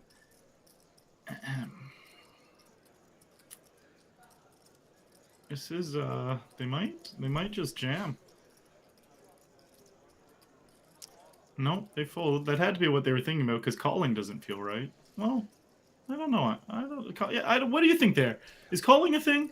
I'm not sure either, actually. It's a tough spot. It's a really, really tough one. With the pot size bet, that's what makes it so tricky because yeah. it changes things so much. It does, absolutely, yeah. And I mean, we've spoken about this before, guys, as well. Like, I think a really cool way to think about the bet sizing. Obviously, you just look at it in terms of a percentage, right? Like that's basically how all players communicate with each other about how they're going to size their bets, because we almost always make it like, you know, between 0 and 100% of what the pot is, and sometimes, you know, like a little bit more slight overbet or double pot and stuff like that is a thing as well if you're looking at GTO. But it's always really cool to start learning how the sizings also are associated with pot odds as well, right? Mm-hmm. So if somebody bets full pot, you know that after you've called, you're going to get there's going to be like three times whatever you're calling in there. So you're going to need about 33% equity to directly profit from that call, for example. If they're going for half pot, it's going to be about 1 in 4. So you're going to need about 25% pot odds in order to profitably call with a draw, for example. That's assuming you're not going to win anymore in the river. But once you've memorized that stuff, a lot of people, Arlie, I'm sure you get this a lot. They say, oh, you play poker, so you must be really good at math. You could just memorize all that stuff just based on, like, you know, just looking at how much they're betting in proportion of the pot. I think when you start getting your head wrapped around that kind of action, it becomes much, much easier to make more informed decisions, because you can kind of get a feel for how much equity you're going to need in order to make a call directly profitable going from street to street. Yeah, exactly. And then the big thing comes with, we're going to see some action here. Sorry, really quick. Pocket 10's all in here. This is a great spot for Ray. She's not scared of anything. Looking clean on the flop so far. Queen of clubs, though. Ooh, and a straight on the river. Wow, yeah. All right, it's GG. Rashi becomes richer now, 7.9. I think he's still in the lead as we speak. Let me take a look at that. King, queen suited for Rashi right there. Yeah, and then you can start differentiating or exploiting or going a little bit off of GTO as well. Like right there, you don't have with the King Jack. You could potentially just call, even though you're not getting the right direct odds, because you could be confident that you could still bluff them off a lot of rivers on certain board textures. Yeah. So that's when like the knowledge of GTO or just the knowledge of pot odds in general will really help you decide your decisions. Like you don't always have to follow them, but knowing them helps you deviate. Yeah, no, that's exactly right. And I think it's just a really interesting conversation to try and, if you're always thinking about the hand in terms of, you know, equity to win at showdown, equity that you might be able to get them to fold on later streets, you can start thinking about your decisions as a combination of the two halves of that, right? So you go, okay, so I've got a pretty good draw here. It's not great. If I get there, I'm probably going to win I'm going to get a full double, so it's probably worth me going for it. But also, there's a lot of rivers, for example, that I can represent really strongly. So some percentage of the time, you know that you're going to complete your draw. Let's say it's like 33% draw or something like that. So 33% of the time you're going to double your stack, but then the rest of the time you go, maybe 50% of the time I can bluff here as well if it comes a scare card on the river. And you can start to really develop powerful strategies as a result of that. I think that's a really, really, really, really cool thing to start thinking about if you guys are trying to improve your poker. This is an interesting turn, though. The 4 of hearts, after a small bet on the flop, Rashi now. Oh. Oh, this is a crazy river, especially because Oh. like Femo doesn't have the hearts here almost ever. Because Rashi's blocking them, but also the way the hand played, betting the flop, and Oh, there's not man. many heart combos. So Yeah. I wonder if Rashi goes all in, thinking they might just have a 9. Yeah, SPR is quite low here as well. So Rashi's got to just be licking his lips, thinking, "Let's, come on, let's get that bounty. It's $600. It's like basically a cert. Yeah, You're just not going to be losing here often enough to not try and go for this value. I think, right? I mean, Fimo absolutely could just be sitting here with a 9, maybe an overpair. Maybe he has like yeah, aces with the ace of hearts or something like that, yeah. and he is going to get the full double. What a hand for Fimo. I think that's going to put him in first place at does put him in first place. There you go. He is the chip daddy. Yeah, that was just not the turn card he wanted to see, and definitely not the river. Because when you're floating that flop and that's the turn, you're like, okay, I'm staying in. There was a healthy bet on the turn, and then the flush comes in on the river. Like it's so sneaky, Yeah, and there's not going to be as many boats in your yeah, opponent's range as yeah, there is just like 1-9. yeah. You've got so many reasons to believe you have the best hand there. It's just really really crazy. That you're even gonna get away from it, right? And he's just sitting there with the absolute perfect flop. The perfect flop Yeah, boat. yeah, exactly. Ace Queen versus Ace 10. The 3-bet gets 4-bet, and Levitate takes that one down. Yeah, Fimo. Quite the hand. Levitate raises Ace 6 of hearts, folds around to Rashi, who once was chip leader, aka 15 seconds ago. And now they're going to have to tighten that range quite Yeah. drastically, but they still have a big, healthy stack. They're second in chips at the table. But, oh, wait, no, third. But yeah, it's a big difference Yeah. being third than being a big chip leader at the I tables. love that comment as well, Arlie, because it's like put that in a book of things not to tell yourself right after, like when you want to continue playing poker. Right? Like you're like, okay, taking a big beat. I'm not gonna think about the fact that I was literally the chip leader just 15 seconds ago anymore. I'm gonna put it out of my head. Let's put that in the book of things that we're supposed to put out of our mind and just carry on with the game. Right? It's so funny. Yeah, yeah. All right, pocket eights here from Eduardo opening up. Making the call from position here. It is a really tough one to play here, right? Pocket eights, because you kind of there's going to be a lot of tough decisions post flop, right? Because you're just not going to flop an overpair that often, and you're not going to flop a set that often. But you also don't want to play it too fast either, because Fimo can really go to town unless you just flop a Ooh. set. The one outer Yeah. flop set here, by the way, ladies and gentlemen.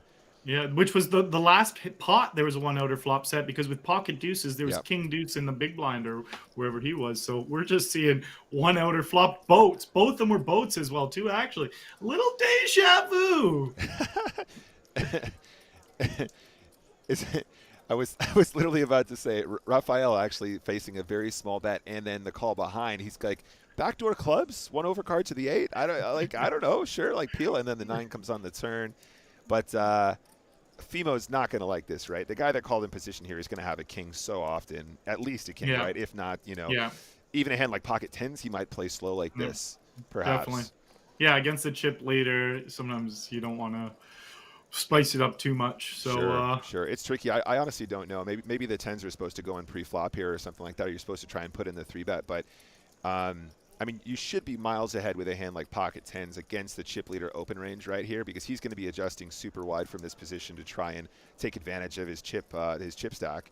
yeah, And you try and, definitely can 3-bet the tens there. yeah, I don't think it's horrible to not do it as well. yeah, yeah, And yeah, a lot of people in this spot won't be 3-betting it just because they're scared deep in the game and they don't want to. The tens are people look at tens and jacks so scared they want to play them real passively or just like jam and pray. yeah, absolutely. All right, guys, so if you are just joining us, this is the KO Week event number 59, Sunday Million Special Edition with bounties.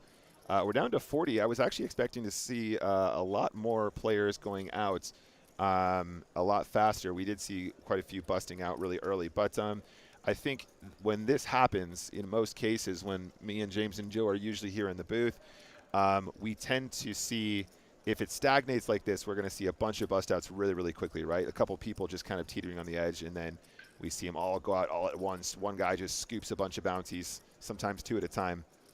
Eduardo has decided to open up here. I kind of like the game awareness here, Arlie, because I think he's aware of the fact that the people that he's got to be really concerned about playing back at him are going to be out of position in this scenario, right? Fimo in the small blind in this position is very different than if Fimo was on the button. Opening a hand like Ace-9 off from this position, knowing that there's going to be a chip leader in position, is such a different scenario to where you've got 2 short stacks. You know, Dashish and Raphael here as well. Obviously not going to be getting 2 out of line, so I think you can effectively steal their position quite often. Yeah, absolutely. Perfectly said, Nick. I agree with that. The position is such an important part of poker, and a lot of players understand that, but they may not take it into consideration in all of their actions. But yeah, the big stack there being in small blind and you knowing he can't have position if you raise, it's a big factor to take into consideration. Yeah, I think the earlier that you raise there as well, the less likely that Fimo is going to get out of line, right? So Ace-9 off, probably a little bit on the wide side there from Eduardo, but it's like, you know, if he was opening from the cutoff, Fimo is going to have a ton more 3-bets and stuff like that because he knows the cutoff range is going to be considerably wider than that specific position. Absolutely. Raphael here opens up the pocket 9s, and they have a flop that's good for their range, but not for the hand. They continuation bet, take it down. That is classic. That's what you're going to see a lot of time in poker. It's very standard. We're going to see it so much today. Any game you're playing, you're going to see the pre-flop raise, a big blind call, big blind check, and then the pre-flop raiser just c-bets, takes it down, and yeah. It's just because the majority of the time you miss a flop. So the continuation bettor knows the vast majority of the time they put in a little bet and they win the pot. Yeah, absolutely. I was recently started Pads on Pads, the learning material from Patrick Leonard, and the very first chapter, which I think probably surprised some people, was literally all to do with playing in position against a big blind, because when you play tournament poker, so often you're going to raise, there's going to be a bunch of folds, the big blind's going to call, and talking a lot about bet sizing and what bet sizes to you on what specific flop textures. And he's like, I'm just going to start here. I know it seems a bit weird, like, you know, a lot of other people would start kind of from maybe a more linear, you know, I don't know, we're going to talk about ranges and stuff to start with, but he's like, I'm just going to start from the assumption that you kind of know the ranges, and I'm going to talk about the position that you're going to find yourself in like 90% of the time, and proceed from there. I really, really like that, and it's really interesting how much adjustment can be made depending on how boards run out and how to play those flops really, really effectively, because you're just going to win so much money like that. So Raphael hates this flop. They hate that there's a flat behind them. They do still find the continuation bet, and Eduardo here has the gut shot. They can't ask for a lot with 4-3 off, so we'll see. We'll see what they want to do with it. I actually like a little raise. Yeah, I think a little raise is very powerful. Because you're going to have a 2 in your range, way more than Raphael, and you have a gut shot. You have some equity. It's not a 0 equity raise. So I like this play by Eduardo. No, I absolutely love this, and Ace King recognizes that this is a spot where there can be plenty of bluffs and just slams it in, picking up the pot. But I love it from Eduardo, and you know what? You don't feel great about it, right? Because you're kind of just trying to rep a deuce effectively. But if you're not check raising in those situations where you've got the gutters, you're probably just not doing it often enough. And you just need to be taking advantage of those situations. I think it helps as well that Raphael had an awkward stack depth to play there as well. If he's super deep, you probably want to be doing that a little bit less, because he'll just peel with ace king all day long and just be like, yeah, I mean, this is going to be I don't know, are you even going to check raise a deuce in this situation? Are you going to call a little bit more often? So it's much easier for him to float, which is why I think Raphael decided just to put it in, because he didn't want to see any more cards to come and then be in an awkward SPR, low SPR situation. Yeah, Raphael was just a non-believer, and it makes sense, because a lot of the time the people are going to be doing exactly what we were just talking. 6 of diamonds. Definitely a wide raise, but this is what you see when you're chip leading or you're chip leading the rest of the people in the hand. Yeah. I like this as an addition, like widening up your suited king X openings, like king deuce suited plus or something like that, and then some of your bigger suited queens as well, queen seven suited, queen six suited, that kind of thing seems reasonable. Try and include Yeah. those suited combos before you start including more of your unsuited combos, because just by hand distribution and like the number of combos that you get offsuit versus suited, you're just going to probably end up going a little bit too wide, a little bit too often, and when you're trying to construct ranges and widening up, I think it's really cool to remember that there are only 4 combinations of any suited hand, right? So it means that you're going to make slight adjustments instead of over adjusting and then putting yourself in too many awkward situations with hands that just don't play as well as their suited counterpart. Mm-hmm. Yeah. Mm-hmm. Absolutely. Eduardo here opens up with the Queen, Jack, and Femo.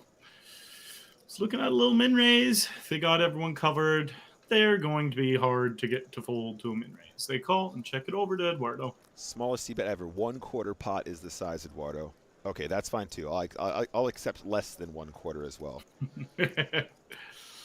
Yeah, teeny little bet here. It's going to give them the information they need. I love No it need though. to do Yeah. any more. Yeah, Yeah, absolutely. it's that's another one of those situations, guys. On those ultra dry boards, where your opponent's range in the big blind is going to be so wide versus your initial open. You just go so small, and they're handcuffed. They can't really do anything at all. I mean, it's a really weird board to try and check raise bluff. I think unless you really have a good handle on what your opponent is doing there. So Yeah. teeny tiny bet, just get the fold, and you do it. You just get such a good price on your bluff there.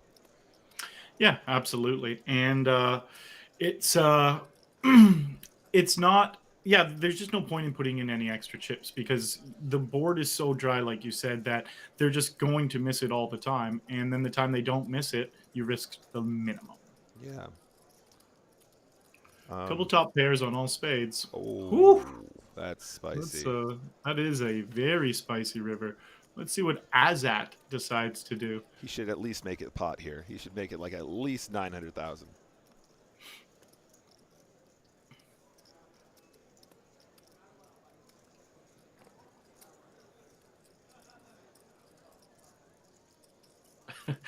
Using their time bank. Okay, 640. I think I do prefer the larger sizing, but I think 640 is also totally fine. He's going to get tons of calls in that scenario from like 7 and a queen, that kind of thing. So it seems good. Yeah. Got some pretty nice value on that river. Yeah. Raphael, nothing he could do there either. Just played it properly the whole way. Levitate versus Luciano. Couple breaks on the flop here. Luciano has the pre-flop betting lead and a couple backdoor draws, and Levitate has the best hand, but only ace high. And it's a quarter pot bet that does get called. Levitate's ace high improves to a gut shot, and Luciano's queen high improves to the best hand with a pair of jacks now. Second pair, but Levitate also does have the ace of diamonds, which, if a diamond comes, could also be used to bluff. Half pot bet from Luciano here. Gut shot for Levitate. Ace high still. They're looking at a second bet from under the gun.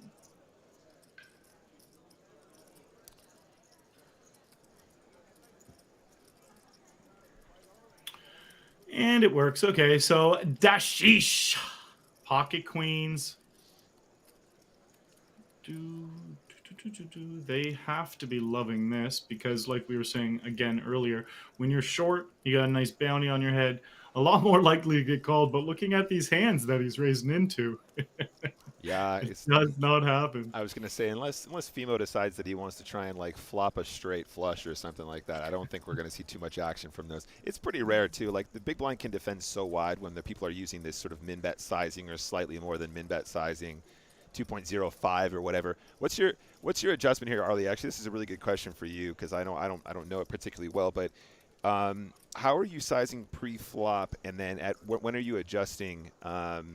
So like over, I'm assuming down like between 130 you probably have a size, and then under 30 big blinds you have a different size, something like that. Yeah. So what I do is I change it a little bit based off of if I'm the chip leader or not, or if like I'm second or third. Okay. If if I'm leading or second, I'll always be choosing a bigger sizing because I'm just always trying to swell up pots. Okay. Bigger sizing leads to bigger C bets. But if I'm short, then I'll again, that just depends on the hand and situation. It does change a lot because if I have a really big hand and I'm playing against recreationals, I'll play that different than if I have a really Sure. big hand Sure. and I'm playing against pros. Yeah, of course. So the pre-flop sizing is a little bit fluid. Yeah, no, absolutely. I mean, it's also interesting to note as well, guys. I think a lot of people get sort of bogged down initially thinking about, you know, I have 60 big blinds, therefore I'm going to use this size. I have 30 big blinds, therefore I'm going to do this size. When actually, in many cases, it's more important to know what the effective stack size is with the players behind you as well, right? If you're sitting with 100 big blinds and everybody behind you has 15, you know, if you're using a larger size there, you're obviously going to be putting too much into the pot where you could be using a more effective small size, getting the same number of folds or even more. And then obviously not swelling the pots where you're going to end up having to put in really big C bets against stacks that can easily just like call pre and then just check shove. Stuff like that from the big blind. Mm-hmm. Yeah, very well said. So we do have Rashi in the hand. They instant check back this flop against Eduardo, and now Rashi does hit a little piece. Eduardo puts out a nice 90K bet, and it is snap called. Might go for more. They might go for value again here. I mean, I think your opponent's not going to have a king here too often, so you're probably going to get called by, you know, Jack X. Sometimes, you know, I mean, maybe Yeah, even something like that. Yeah, I like it. I like it. I like going for some value too. Nice. And the only logic in my mind behind checking there would be just because there was some draws on that turn, straight and flush draws, and you just give them a chance to bet if they if you had a sense that they might be chasing. Yeah, absolutely. We're going to the other table now, guys. We're back with Bit Too Easy and Flipmaster. Just while we're here, guys, as well, pull up some information that our team has put together for us here. Flipmaster was initially the chip leader at the start of today.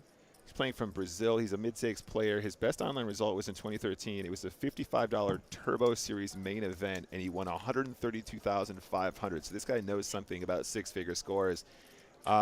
He has previously had third and fourth place finishes in the Sunday Million, which again just blows my mind. We've spoken about this a lot before, Arlie, but you know, just people that can consistently, and I would say that, I mean, consistently meaning that, you know, they've gotten extremely deep in a huge field tournament multiple times, you know, even if that's only been, you know, 3 or 4 or 5. I would say that's pretty consistent, although we've seen some people who are just have unbelievably consistent results, even more so than that.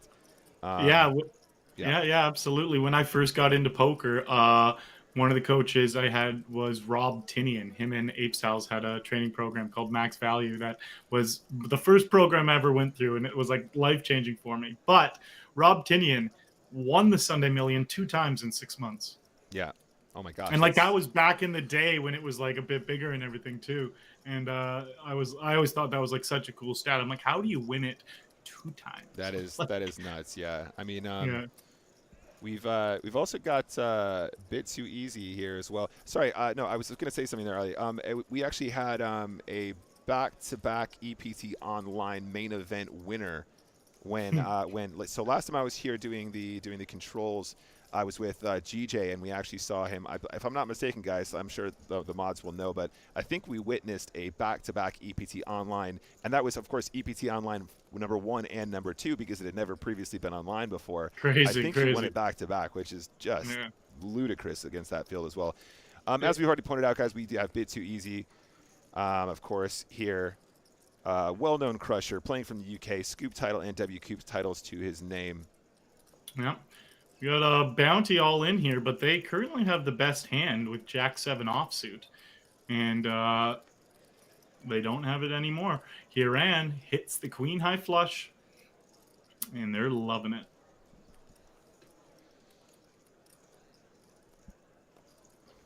They do put 270,000 in the center, a little under pot, and they take the bounty. Yeah, I mean, when you're gambling for bounties here, you see that run out, you're like, oh yes, this is what I'm talking about here. Feels so good to pick up bounties at this stage of the tournament. You know, people's bounties are just so inflated. You know, they've gone through so many opponents at this stage, right? Remember, guys, we started with 11,646 entries today. Ooh. So these people have been accruing these bounties for some time now. Mm-hmm. We got the exact opposite queen tens. And they might play a little hand here.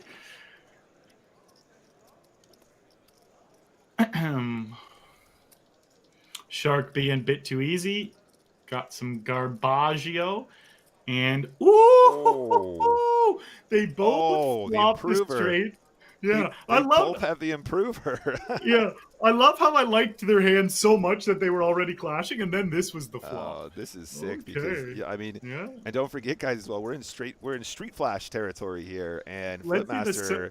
There are two cards in this deck that will give Flipmaster a straight flush, and it will also give PokerLogy a queen high flush as well. So, Well, PokerLogy is blocking one of those with the oh, queen. look at the run out!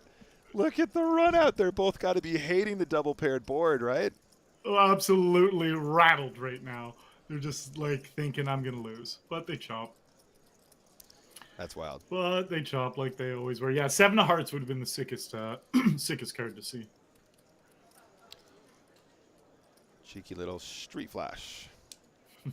I'm gonna organize. I'm gonna get organized next time, guys, and I'll have all the audio issues sorted out for the next time that I manage the Sunday Millie. Don't worry about that. But also, I am absolutely gonna get my button set up so we can get some memes on the go.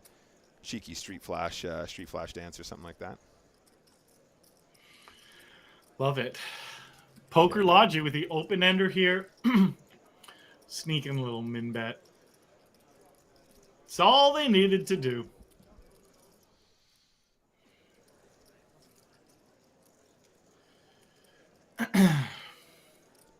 Okay, got PokerLogy this time with the open again, playing from position. I like this with 9-10 off. Sure. Yeah, definitely. They have an open, and they get 3-bet from the King Deuce, which I also like. King Deuce suited. It's a big stack from Flipmaster. It's just a nice hand to bluff with, and if you do get a call, you can still have a lot of equity with a suited king. Obviously, you're not looking for a call, but it's better than doing the 3-bet there with King Deuce offsuit. Mm-hmm. Flipmaster gets called from Eduardo and also from Hiran Bass, and that's an action flop. Couple flush draws out there. Also connects pretty hard with what Hiran Bass's range would be, more than the others. So let's see how this gets played. Oh dear. Ooh. Oh, that's gonna be spicy. Absolutely. They're two healthy stacks as well. And Eduardo, no business in this hand anymore. Let's see if they realize that. Yeah, they just check. And Hiran Bass is absolutely loving having the second nuts and is definitely going to want to start to put some chips into this pot. Yeah, You don't want to just check it all the way down. Yeah, you gotta. I think a lot of people, especially when they start playing poker, they recognize that when they have a really strong hand, sometimes you want to play it a little bit sneaky, and you want to give your opponent the opportunity to bet into you and stuff like that. You don't want to represent too much strength, right? That's pretty much poker number one, poker 101, excuse me. But in situations like this, you need to start inflating the pot if you ever want to get enough value from these hands, right? Because poker is a game of trying to lose the least in bad situations and then win the most in good situations. But if the pot isn't big enough, you can't size those bets the way you want, and you're not going to be able to get too much. But he's done a great job here. The sizing on the turn I really like, and then on the river, it gives him the opportunity to put in nearly 1 million chips, and he's always going to get the call here for sure. Up Absolutely. to 6.3 million for Hiran Bass. Yeah, very nicely played. Definitely had to bet the turn. And if he knew his opponent's hand specifically, maybe he wouldn't have to bet the turn. But he got it, and he played it right there. If he knew his opponent's hand specifically, just check, call, check, shove. Easy game. Yeah. He does not have cards up like we do, so he actually had to play proper. That's right. All right, guys, just a reminder, we're still some way away from our next break, but during break number 2, I can reveal I will be giving away that free roll password, which you guys are going to want to get involved with. We're giving away 50 seats to the next week's Sunday Million special event. So make sure you stick around and make sure you're paying attention. Make sure you got your audio on so that you're here and you can jump into that. It's super, super high value, guys. This is a very high value free roll, and the way it's going to be run today is we're going to give you that password. Basically, the tournament's going to go live, and then there's only going to be like 10 minutes of late reg. So make sure that you guys are paying attention. I don't want you guys to miss it if you're going to want to jump in. And, that shorter late reg means there's not going to be as many runners, so more opportunity for you to find your way into next week's Sunday Mill. So stick around. Pay attention. Guys, 50 seats. That's $5,000. Nick wasn't even authorized to do this. They're just typing here in the chat on the side, like, what's how you're giving away free money? Get in there. What's happening? That's unreal. Yeah, it's pretty wild. It's I've gone rogue, you guys. I created the Valentine's Day graphic against the terms and conditions of my contract. They said absolutely no Valentine's graphics. I did it anyway. Now I'm giving away seats to Sunday to a free roll and that they weren't even going to run. And now that some guy at PokerStars HQ has got to run around and set up a free roll on the fly now because I said it. That's the power that we wield here. Me and Arlie are the kings of this channel.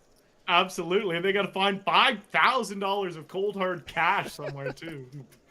Insanity. Oh, we see a King 8 offsuit from Haran. That's definitely getting frisky with their big stack, but you'll see a lot of friskiness and bit too easy, having none of it with a very nice hand.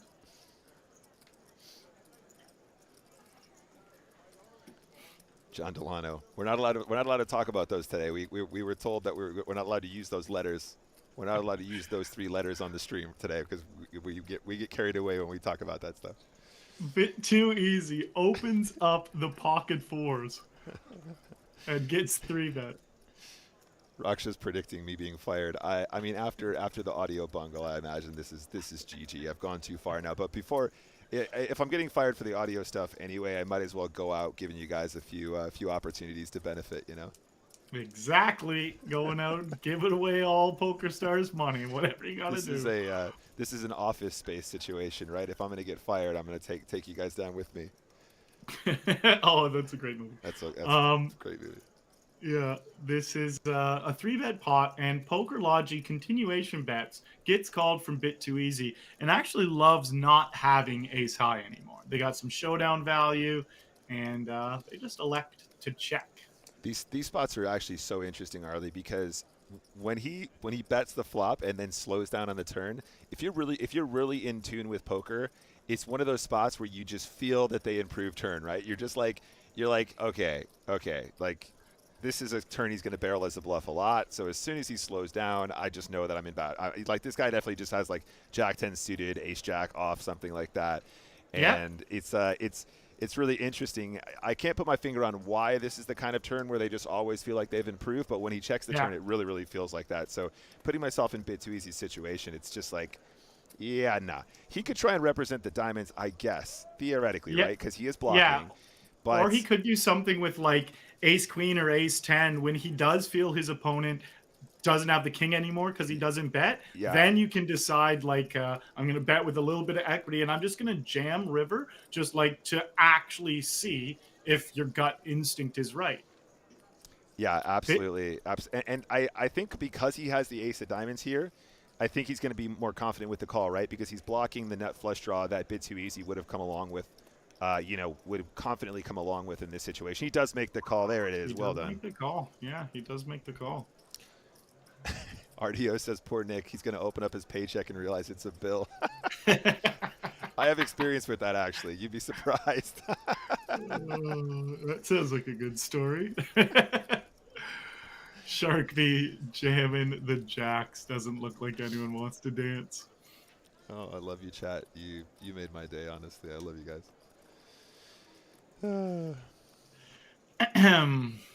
All right, the blinds have some playable stuff, and PokerLogy with pocket deuces does raise up. It's going to be interesting to see Haran and PokerLogy do their little dance here. Bit too easy is now not one of the bigger stacks, but Haran and PokerLogy seem to be playing a lot. Flipmaster has a stack comparable to theirs, but hasn't been mixing it up as much. Maybe it's just the cards they're getting. We will see over time. But everyone checks around the flop, and it's great for Eduardo to see that ace on the turn now. Haran with the pair of kings and the gut shot. Yeah, checks. And PokerLogy hates everything they see. Yeah, and should be a pretty clean win for Eduardo. What type of value are they going to go for, or are they going to play it sneaky again? Does feel like the time for some value, especially with the king or the jack on the river, knowing that you are now aces and jacks with a king kicker instead of having the 9 kicker. But with Haran folding, it's going to be hard to extract value from PokerLogy here. Yeah, I think this small blind in particular, the fact that Eduardo is in the small blind, you can already immediately give him a pretty specific kind of range, and that's the kind of board that's going to connect there a lot. So, you can get, if you're playing heads up and you had deuces and the board ran out that way and there wasn't too much action, you can call quite confidently, right? You're just like, I got 2 pair. Like, this is actually not that unreasonable. But when you're playing full ring poker, people's ranges become so much more well defined, and they become a lot stronger as well, generally speaking, right? So it's just not a really great spot to try and make the hero call there. Yeah, well put. 3-bet pot from PokerLogy. We've been seeing a lot of these, Arlie. We've been seeing a lot of these, like both players have the same hand, but one player has the improver, and it's not a huge amount of equity, but in poker that's quite a lot. 68.2% to win. I mean, effectively, he just has the same hand, but with the flush draw, of course, that gives him about something like 33% equity on the flop if he sees 2 cards, right, Arlie? Something like that? Yeah, and he just decides to rip in for 6x the bet, and that's just a fine play. He's got the ace-high flush draw, backdoor straight, and backdoor straight draw, but gets the same hand to fold. Nice big 3-bet pot goes to bit too easy. Just a bit too easy.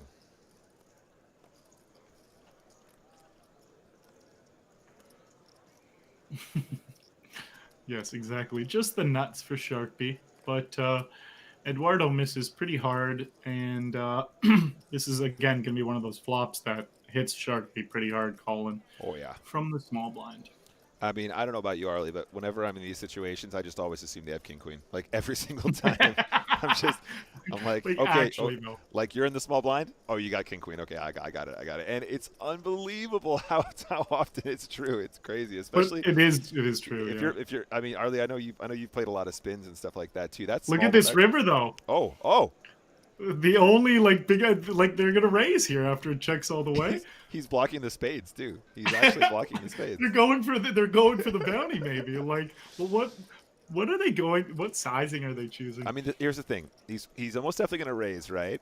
But then when Sharkbee gets raised on this river, it's like, well, he hasn't really represented a flush at any stage here, right? So it's snap call. That's it. That's it. Sharkbee's like hitting the full double, which I love. That's my point, right? So even though you're sitting there with a hand like king, queen, and your opponent is showing tons and tons of strength, he hasn't really played his hand in a way which would suggest that he had the flush draw on the flop or the turn. Yeah, so exactly. He's not really ever going to turn up with that. So he basically effectively has the nuts. And that's one of those little things that you pick up over time when you're playing poker that makes you more effective at understanding what the effective hand strength is supposed to be in any given situation.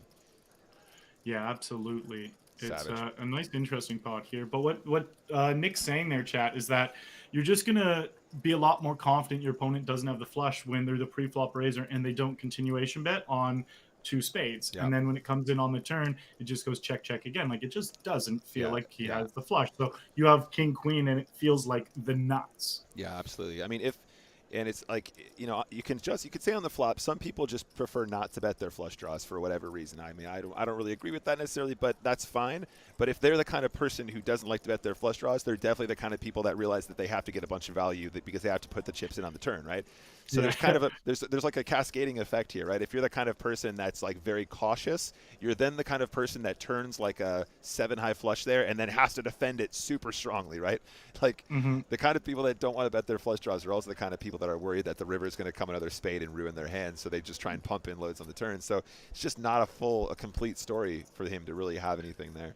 That's gonna want to make you want to fold the nut straight. Exactly. Bit too easy finds the pot-sized all in with pocket aces. And the ace of diamonds sitting over there or the 10 of diamonds is sitting there and being like, well, if my 10s aren't good, maybe this diamond still is.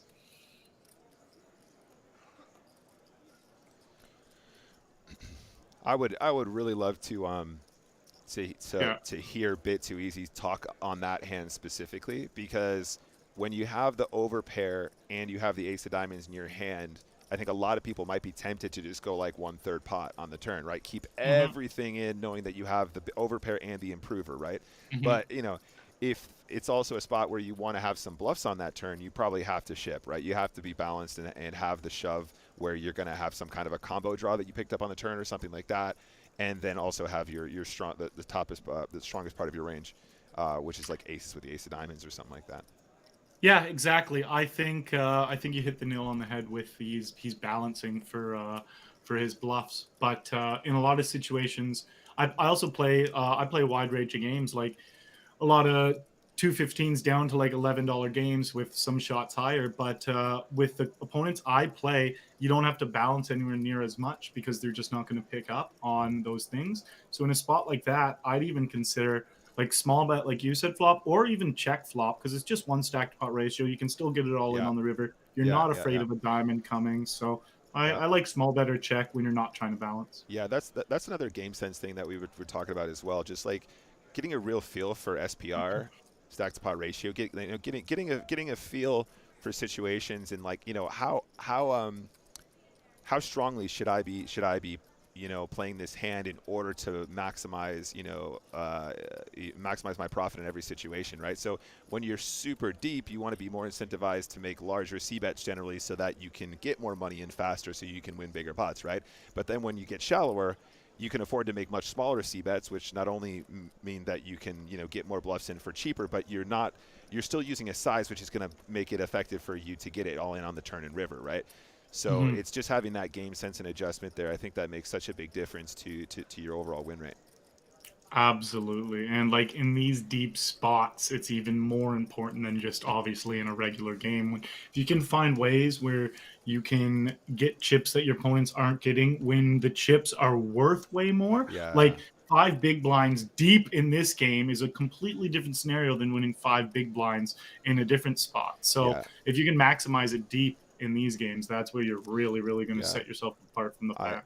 I absolutely love that phrase anyway, right? Just when people say, I'm getting more money than the next guy, or I'm getting more I'm winning money in a situation where other people just don't even realize that there's like a value bet to be made there, or like there's a call to be made here. And I think that having that mindset and getting really excited about even some small wins that you're making, right? Like, oh, on the river, I got him to call an extra two big blinds, but like most people would have just checked. Those spots are like way more important than, oh, I had aces and I made a big call on the river and I was wrong. What did you, like, hey Nick, what did you think about that hand? Should I have folded aces? And you're like, probably not. In most cases, in most of these big situations where you lost a big pot, you probably did the right thing. It's pretty rare that people are going to be making huge mistakes with hands like aces, right? But if you're Yeah. winning like two more big blinds here and there, that's what makes your win rate, right? That's what turns you from being a break-even player into a really profitable one. But people really overlook them because they're not big and flashy and exciting hands necessarily. Yeah, yeah, exactly. Exactly. Bit Too Easy does hit top pair and middle pair for Poker Logi, who does continuation bet. It's going to be a pretty standard call here from Bit Too Easy. Jack on the turn, Bit Too Easy checks. Poker Logi just checks back. Yeah, very reasonable. Now Bit Too Easy. It's going to feel decent about their hand that when Poker Logi checks back the turn, doesn't really feel like they have any sets or two pairs or big aces. So Bit Too Easy does go for value here. Go for 572,000 into 950. And Poker Logi does see some missed draws out there and knows Bit Too Easy is very capable. So they're thinking here with their nine, like, they're probably not going to be value betting a jack here. So, and he does call with a nine. He did not believe Bit Too Easy, and it's very reasonable not to there. Bit Too Easy is going to have a lot of busted draws, exactly how that hand played out, but this time he just had the ace.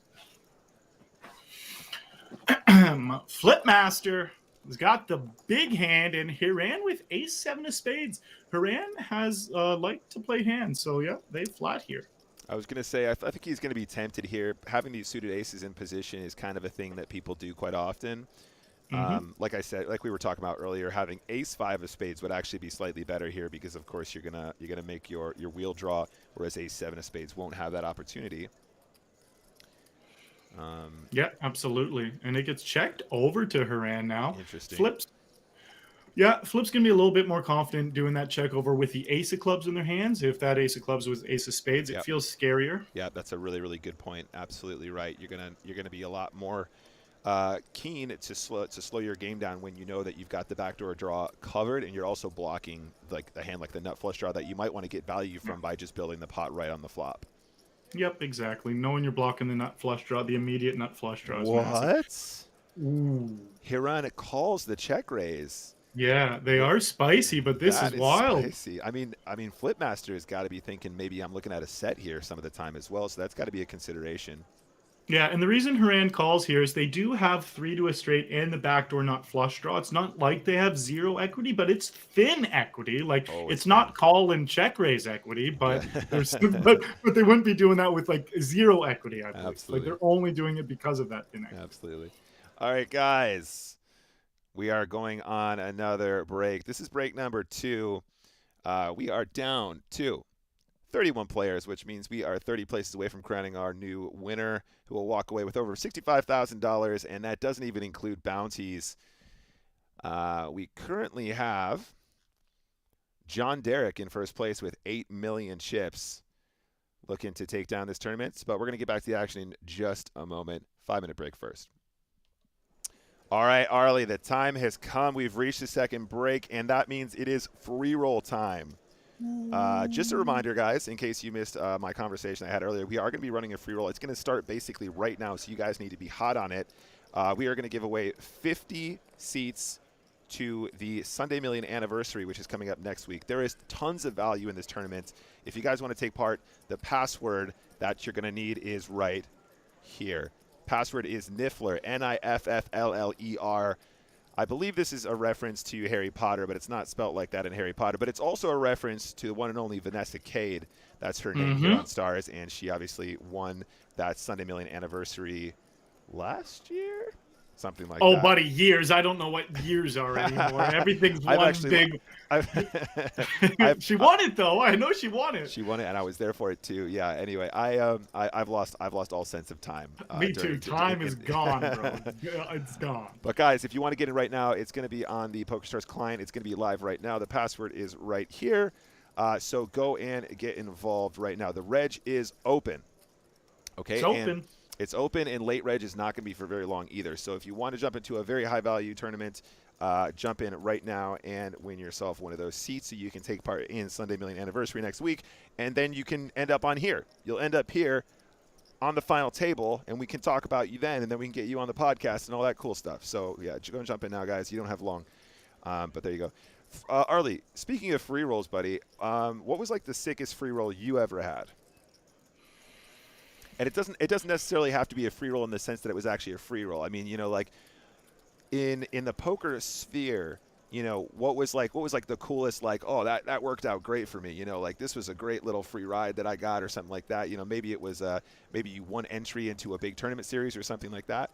Yeah, well, for me, I had the luxury of winning a platinum pass from PokerStars. Of course. And I did go and play the 25K in Bahamas. That's right. And did get eliminated on day 1, but thankfully I had swapped with some people who made some money, and it was a crazy, wild experience. Yeah, a little swap with Felix, a little swap with Spraggy, and actually some other people as well. So I was just like cheering on the crew. That's really tight. Was that the first time that we ever met, buddy? We were sitting in that extra room that they had on the right, and we were playing spin and goes late into the night or something like that. Absolutely, man. I was grinding those spin and goes all night in the Bahamas, and kept getting raided from PokerStars from the huge stream from like 20,000 people they raid. I'm like, I'm streaming all night. This is crazy. That's right. Yeah.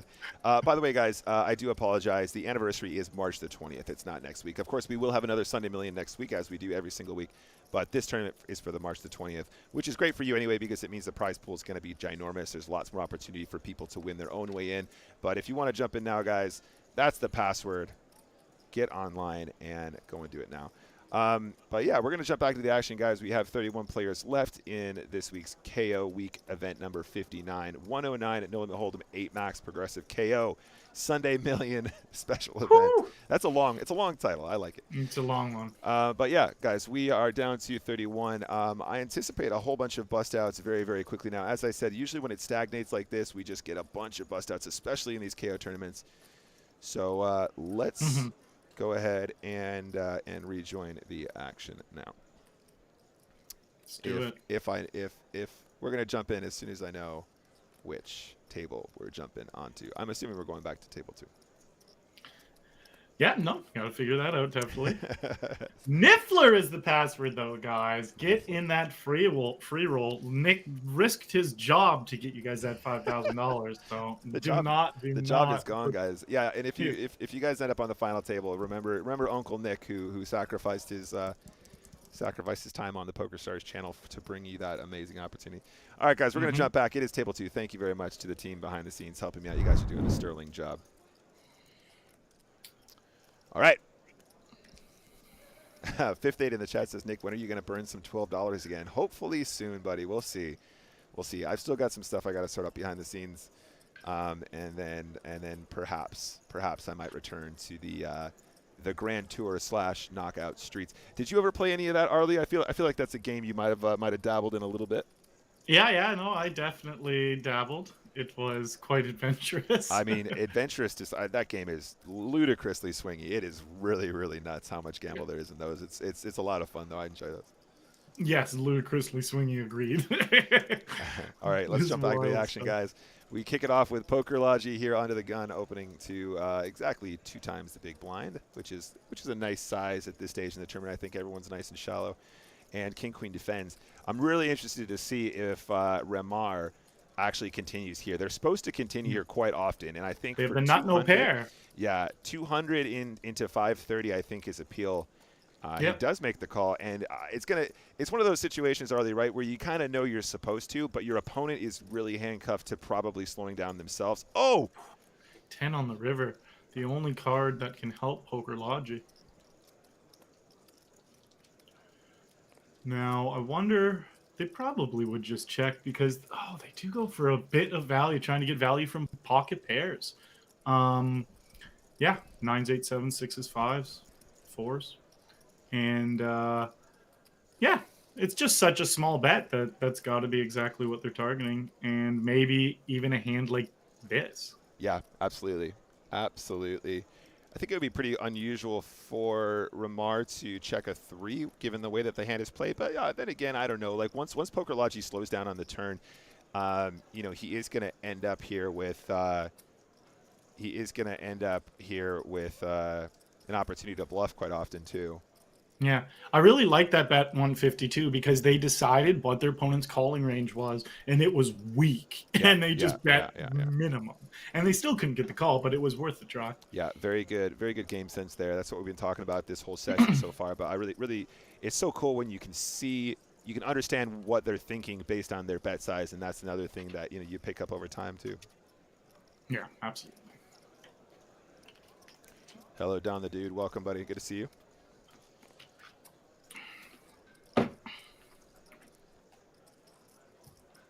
Guys, please don't spam ! Pass in the chat. The password is Niffler if you want to jump into it. Okay, guys, Niffler, Niffler, if it's still open. But as I said, this is for the keen. This is for the sharp. You guys had to be sharp on the sharp and quick. Sharp and quick for the people here. I tell you what, guys. Let me sort this out for you really quick. I'll put this. I'll get this one up on the screen for you on this one as well. There we go. They're writing it in chat together. It's There you go. perfect. Sorry, guys. I was thinking that we probably weren't going to have too much time, so I just put it in the one scene, but there you go. It's on the screen for you guys to see there now as well.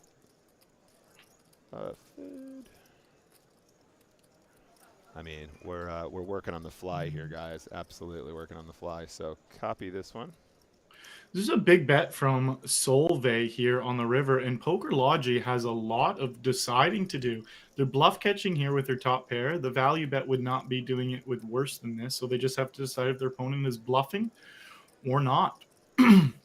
And having the jack in your hand, it's actually a great card for bluffing. You're blocking the nuts, the king jack, and you just don't have anything, so you're only going to win by the bet. You bet the turn, and then bam, it does work on the river. Nice bet there from Solvay. What would you say is your most frequent like river value bet size, Arlie? You know, because I think that's in many cases, right, people have a pretty standardized c-bet size. It's going to be usually around 1/3 if you're deeper. Sometimes it's around 1/4. You know, obviously that's still dependent, right? On the turn, a lot of people like to use kind of a 50%, 60% sizing. That's quite a frequent kind of balanced turn size. What would you say is your most frequent, like, you know, river? I'm trying to get, you know, again, it's of course that's kind of a silly question because you're gonna be adjusting depending on each situation. But what I mean to say is, you know, like, is there a size that you find yourself using quite often that's a balanced size that you use as a bluff? That you also try and kind of use for value as well, if there's one that crops up more often than not. Yeah, so if I'm trying to balance a bit between looking like value or bluff, or if I'm trying to be a little bit confusing, I like around half pot. Like there's Okay. gonna be a lot, like you were saying, there's a lot of different situations where Sure. it changes, but there's a lot of times where I'll bet half pot with like a bluff because it looks like I'm just going for not outrageous value. It's like you're giving them good odds, but you're giving it with a bluff because they're looking at it like, oh, he's giving me good odds. Yeah. I shouldn't call. Yeah, like it's. I think I kind of agree. I think I'm probably around 60%, not too much of a difference anyway. Yeah, but I was thinking over 52 actually. I think the reasoning is sound too, because you want a size that's not so easy for them to call, but it still looks like you're still looking for a call without making it too big. And the reason I asked that question specifically is I think I do find myself probably using a more unbalanced, larger sizing when I'm bluffing. But again, against the right opponents, it doesn't matter, right? Bigger is scarier against those players, and they're not necessarily thinking about the sizing in a way where they're trying to get more information. Yeah, one thing that I've learned, it's actually super important to do really obvious things against players who don't know that's what you're doing. Right. Because like you can get max value from something that looks outrageous, but you're like, well, this guy doesn't know this looks outrageous. Like min raising off of super short stacks with aces, where you can't get away with doing that with people that are good. Yeah, exactly. You know, that's a great example too. Yeah, no, I completely agree. All right, guys. I think late reg is probably ended now, so I'm gonna go ahead and hide this before anyone gets upset. Solvay is deciding with 9-5 off here because there was a $1,300 bounty they were looking at. That's an interesting spot too, because it was about 8 lines.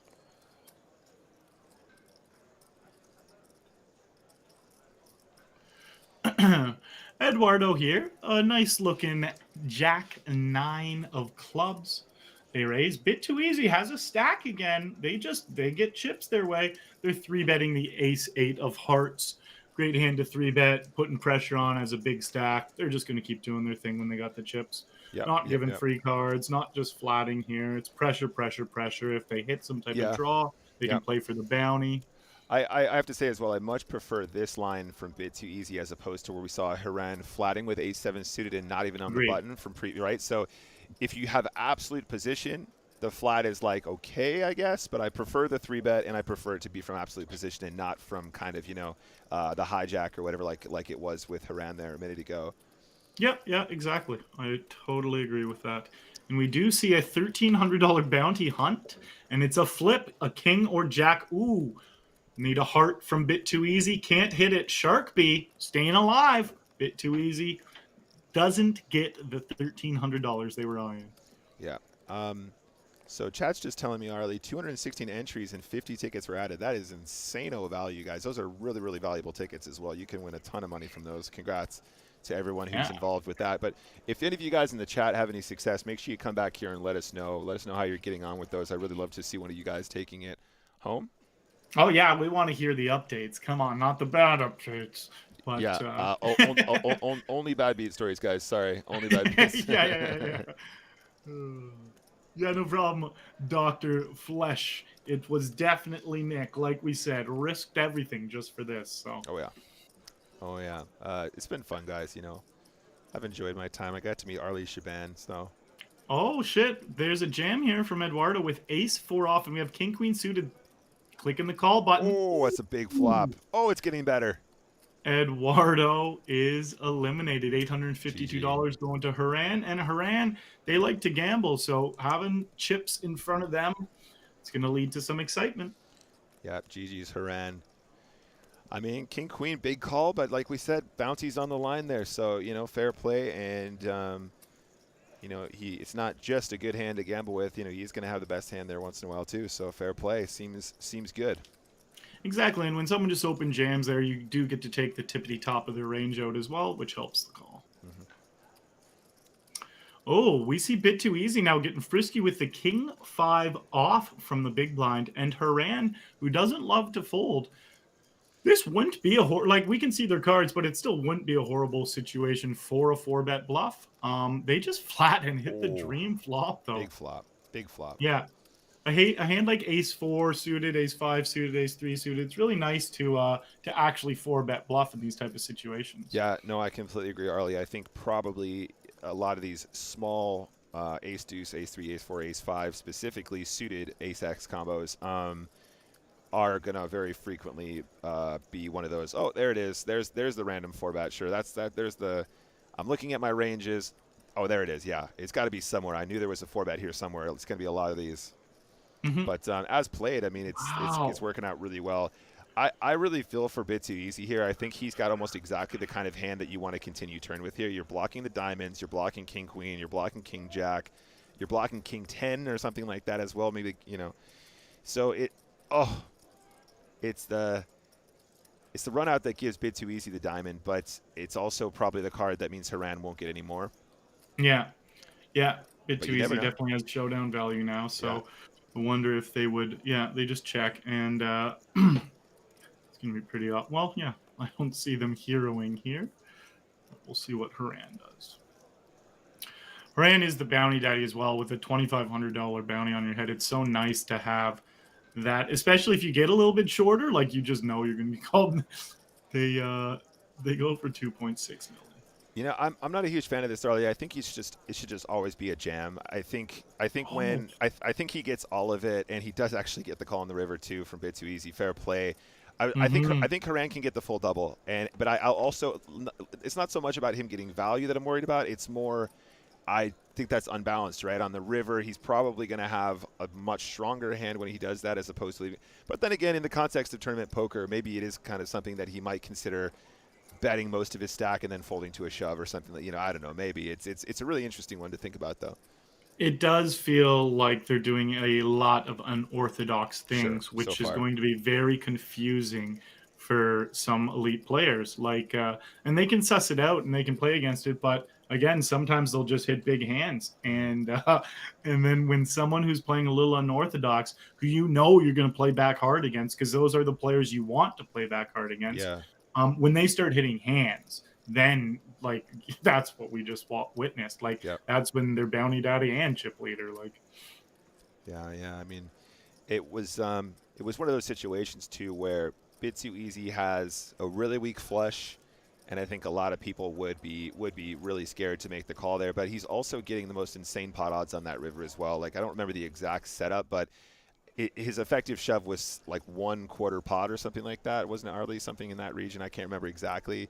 So he's really only got to have the best hand like 1 in 5 times or something like that to make it profitable. So is he going to have the best hand 20% of the time plus? That's the question. And when you river a flush, you're probably getting in that region, yeah, for sure, depending on your read of your opponent, I suppose. Yeah. Tom in chat says, if they were having a slice of pizza, could they be called bit too cheesy? Oh, you know my. what? Not bad. And if they were a really bad person, it's a little bit too sleazy. Hey, Tom. And you're banned. That's it. Raksha, do it. Raksha, pull the trigger. That was it. That was the final Tom, you're straw. banned. Can one mod ban another mod? I honestly don't know. I don't know either. That'd be hilarious if they could. Test it out. Test it out.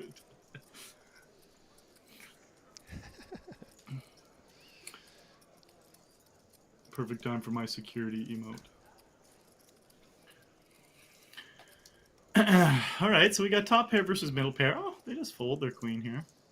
Nice. Oh, that emote's really cool.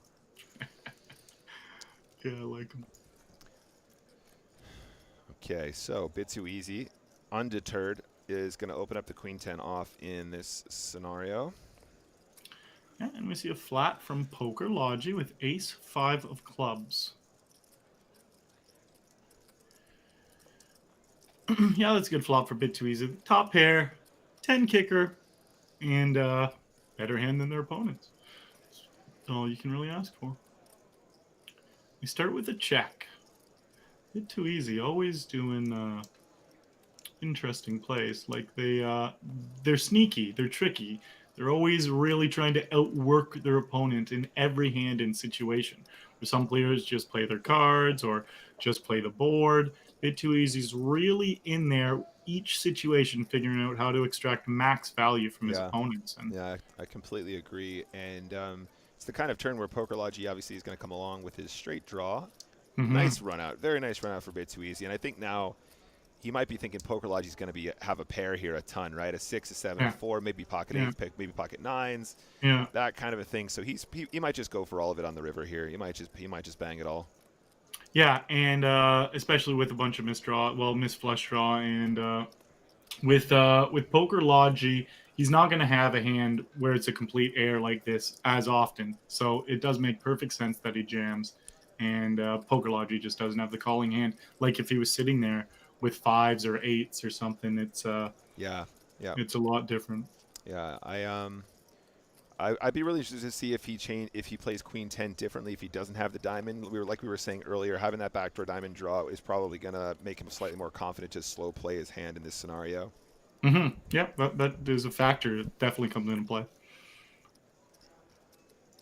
Solveig, ace king of spades. It's just such a pretty looking ace king, just like the spades. Something about him. It is damn pretty.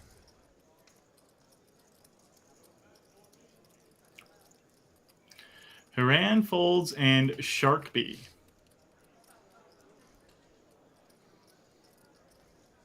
Ooh, action. Major action this hand. 3 big hands.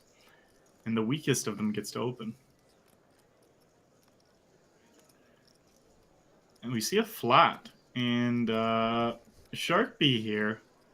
3-betting anything other than an all-in is just the most suspicious thing ever. So you should jam. This is legitimately kind of one of those situations. If I'm playing like a $20 game and it's legitimately recreational, so I'm with this extra call, I would jam. But I might 3-bet smaller than a jam, just like 8 blinds. And be like, they're not gonna know. Like, yeah, totally. Yeah. But here in this spot, I would jam against players. Yeah, no, but they're like, oh, we're getting amazing odds. Like that's a thing we gotta call. It's like, well, not when they're never gonna know. They're never gonna know. So Ramar here is gotta like his jacks and does jam. Haran's getting out of there, and Ramar's gonna need to get lucky to be good old Sharkbee. And another flopped top set that has happened. Normally it was the jacks doing it today. This time it's the kings. Ramar immediately with a nice hand. Okay, ace queen of spades, looking really pretty. Yes, it is. Hello, Richie Rob. How's it going, bud? Richie Rob is the man. He's been helping me with some tech things lately, as he does. The Richard Robert. The richiest of all the Robs. Oh, look at the flop. It's absolutely stunning for ace queen of spades here. Top pair, top kicker, and the nut flush draw too. Why not? Sure. Yeah. It's just one of those situations where you have a whole lot of everything. And if there wasn't a 7, if that 7 was like a deuce, this is a board that I might consider just checking back. But yeah, he bets, takes it down. In fact, there's a 7 there too. There's more straight draws that the big blind can have. It's like, maybe put something. You want to build the pot too, so. Hey Richie, I was thinking about you because went to the casino on Tuesday night. Had a very similar outcome to our session at the Hard Rock. Did not did not end well. I know you'll appreciate that little inside joke for me and Rich, I guess. I'm just glad there isn't more video, but Richie probably actually has more of it, I guess. All right, ace king with a top pair. Yeah. Oh, they're gone. They get moved. The action player. Famos. Solveig doesn't really like the looks of queen 4 off, but they cover both of the blinds. Oh, Richie. Yeah, Richie saved my life that night. Queen jack in the small blind. He's got a decent number of big blinds. Decides to go for the raise. I think I like that from the queen jack at that stack depth. And the blinds are going up now, guys. 80,000 at 160,000. Beefy. Beefy, absolutely. Still 29 players left. There is a big... Oh, it just changed to 26 as I was saying that. Yeah. Okay, 26. I was saying it was stalling at 29 for quite a while, but an all-in from PokerLogic against Bit Too Easy. They've definitely been clashing, but both of them are shorter than they were before. They've been clashing with each other and still losing chips.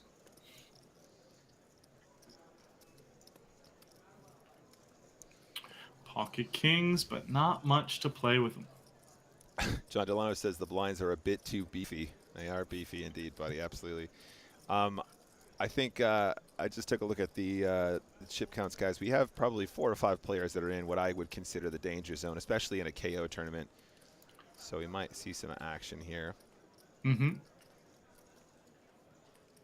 So they limp. This is the only way they were going to get action off these specific hands. So it's kind of brilliant that they do it. I don't have too many limps here with kings, if I'm honest. So this is interesting.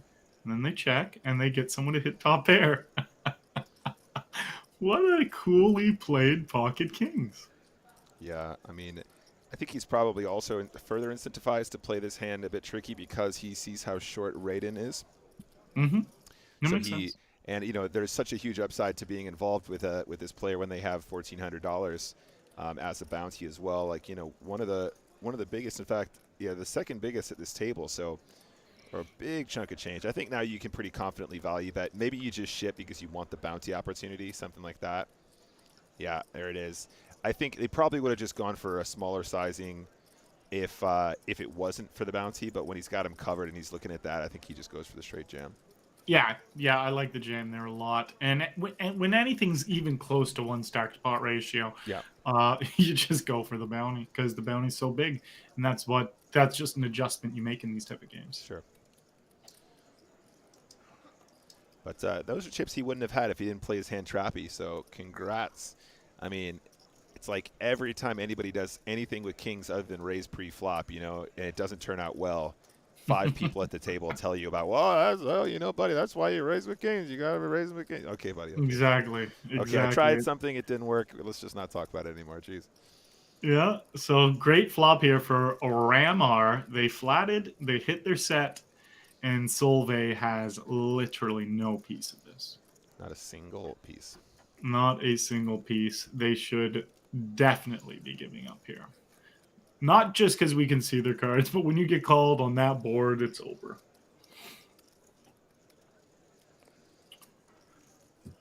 Ramar still sees some draws out there, but yeah, isn't too worried. Puts out a small-ish bet, just looking to get called or somehow raised. They just want chips to go in.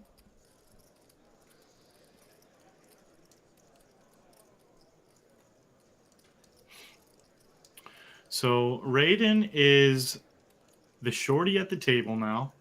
They are pretty damn short. 8 blinds, less than 8 blinds. Yeah, looks like we had a table balance, guys. So Yeah, we are down to 24. nice. Bit So too easy limping in. 24 left, Nick. 3 tables remain. 3 tables. Solvay, yeah, nice raise there with 9-6 off. Just no problem if he gets jammed onto full. So why not try and just end it right there? Yes, indeed. I'm not your bro. Sitting here with 7 million, probably going to want to play this King Jack off, I imagine. Representing the Wu-Tang Clan. They sure are. I'm not yo bro. I'm not yo bro. Oh, okay. They come in with the 3x raise. Apparently from Ukraine. Yeah, very interesting sizing. Initially just assuming recreational, but we will see. Ooh, that is a really chunky raise, isn't it? Absolutely. Yeah, 3x. You don't see those too often. Well, I see them a little frequently, but maybe not 23 left in the millie.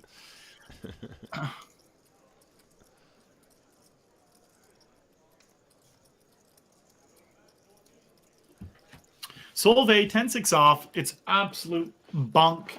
So Ramar here with the Queen Jack off. Gonna be the one to start off any action here. They limp in, hit top pair, and they go with a half pot. Yeah, good enough. Yeah, not many good hands this one either. Probably just get around to Poker Logi.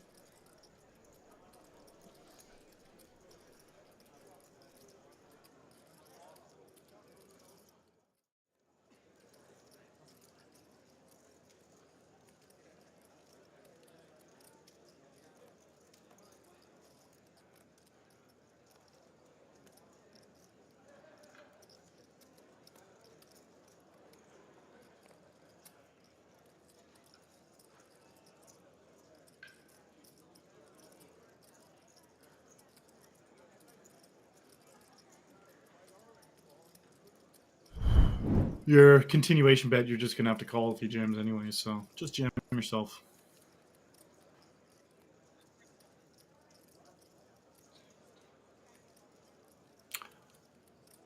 We needed...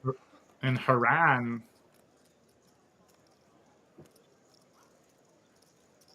Yeah, we get to see Haran interact with some of these guys. This will be interesting. And Flipmaster, not looking good. They're down to the one outer.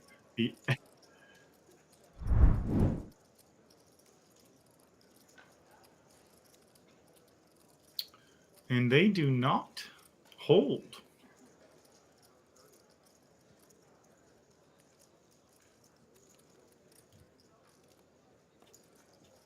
Oh, apology accepted, Nick.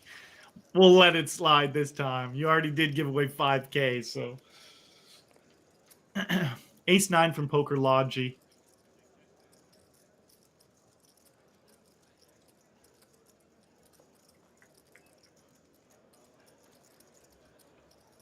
And we have a 3-bet from I'm Not Yo Bro. The King 9 off gets it through. Perfect. A couple Ace Deuce suiteds in the blinds. And a couple King 6 offs as well.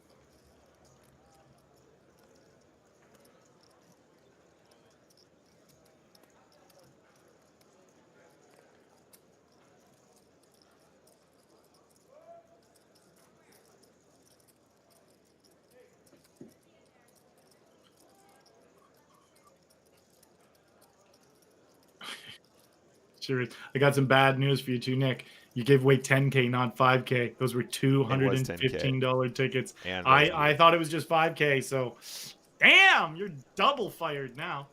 All in from Fear's Wisdom. Works.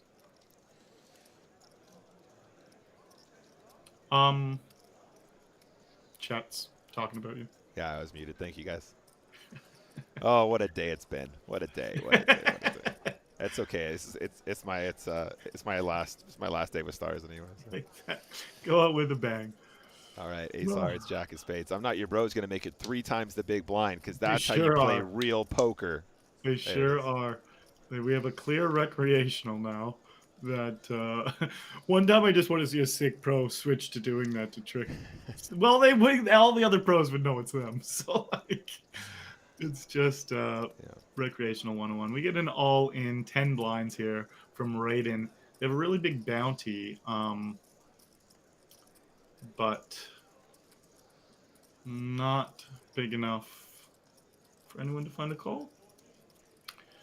This is a spot Yeah. where I think Solvay should just find the fold. It's a tempting bounty, but it is going to impact your stack so much. Yeah, absolutely. A couple King Jack suiteds out there now.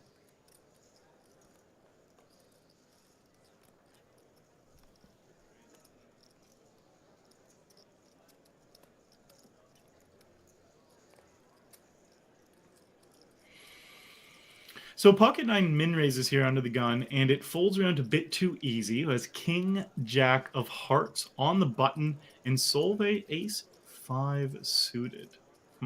So a bit too easy flats here. They flat off of not many chips. It's a flop neither player wants to see. Let's see how Poker Logi, reacts to this flop. It's a very, very. Oh wow! I guess that's fine. Yeah, because bit too easy. Only had one stack to pot ratio, and Yeah, in poker, your opponent misses the majority of flops. So yeah. As soon as SPR gets to 1, you're pretty much just going with whatever you got, right? If there's a reason why you're winning, where you could be winning, you're probably gonna go for it, you know. yep. And And that's another thing that we were talking about earlier, guys, as well. About if you're in a situation where you have a flush draw or you have a straight draw, and your opponent is shoving about SPR1, that means he's shoving about pots. You're usually going to have the correct odds to just go ahead and continue in many of those situations. So using SPR again there to understand how much equity you need, and just going to decide to go for it. We have all in from Bit Too Easy.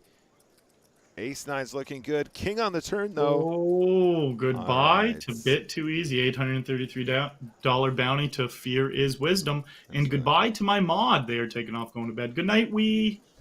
All right, we are going to switch over now to our other table, which is what I tried to do earlier, but this is the right time to do it now. And we see Azat opening A7 suited UTG. Doesn't connect, but it's one of those boards, I think, Arlie, where we can just go ahead and c-bet really small and just make lots of money. We see under a quarter pot bet, probably around 20-22%, and they get the fold. All right, sevens, ace, queen.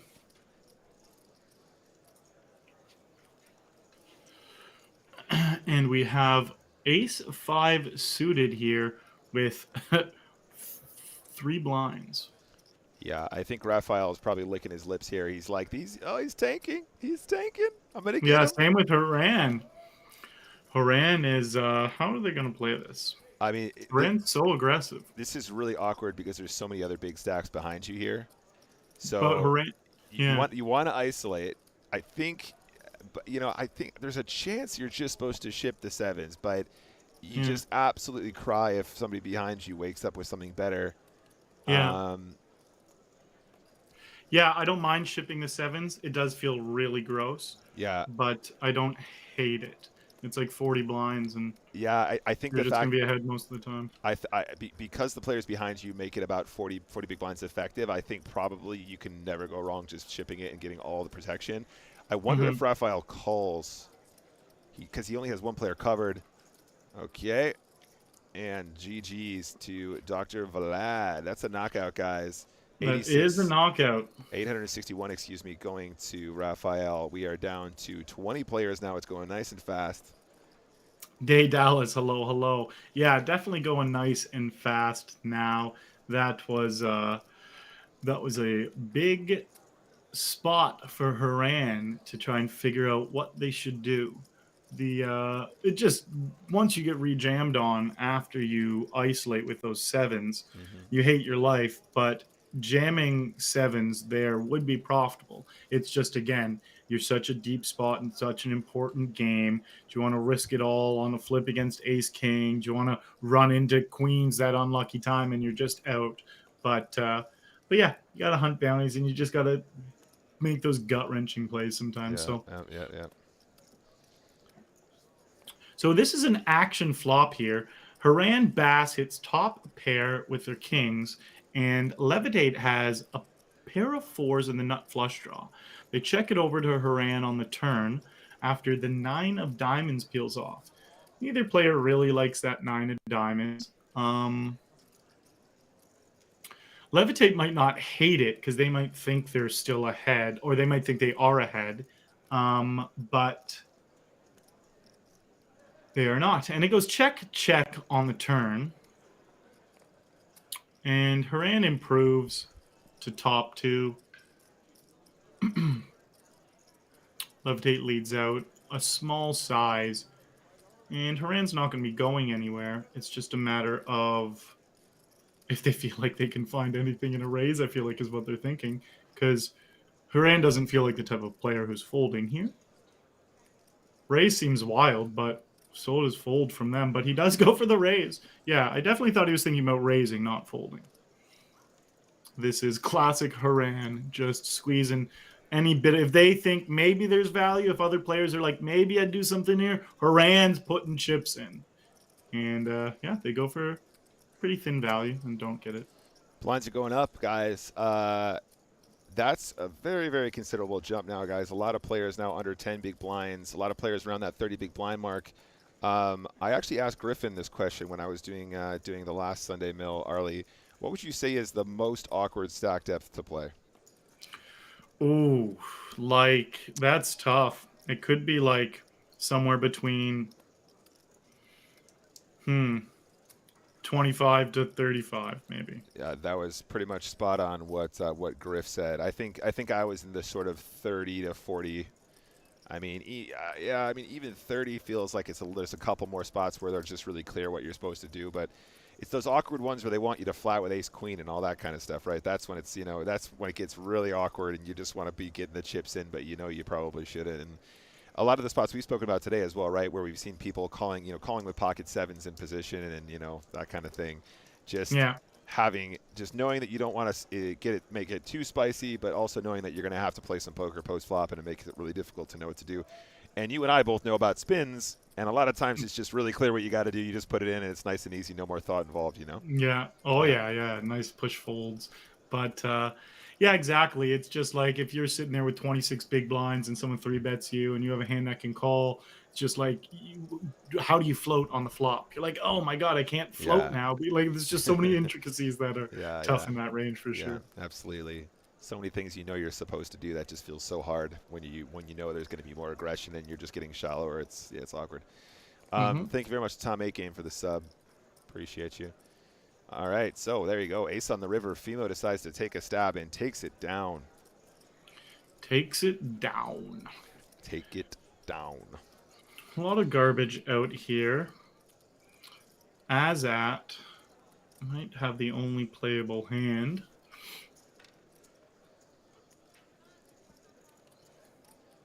Fimo folds. Azat folds. Yeah, that's fine too. It's if they had everyone covered, maybe they'd consider it more too. If Levitate was down to like a small stack and Flip was down to small stack, you can probably open that a lot more. Whoa. Whoa, what?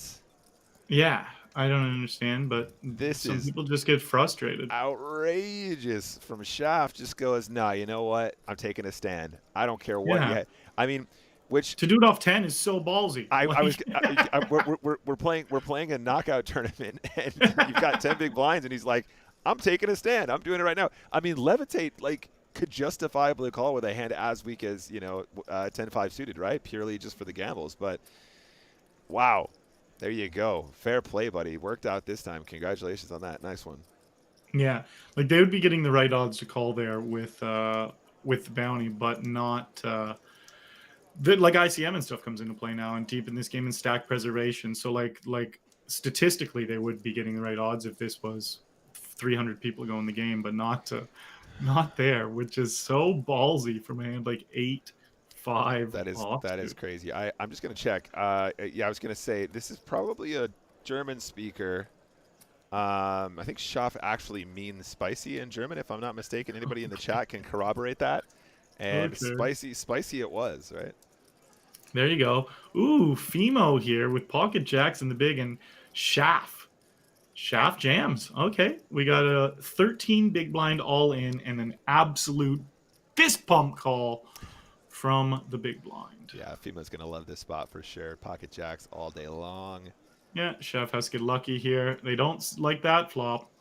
Barry? No Barry. $827 bounty going Fimo's way. Just that one just plays itself out. Yep. Neither player plays it wrong. It's an obvious jam with the ace 10. Obvious call. That's poker sometimes.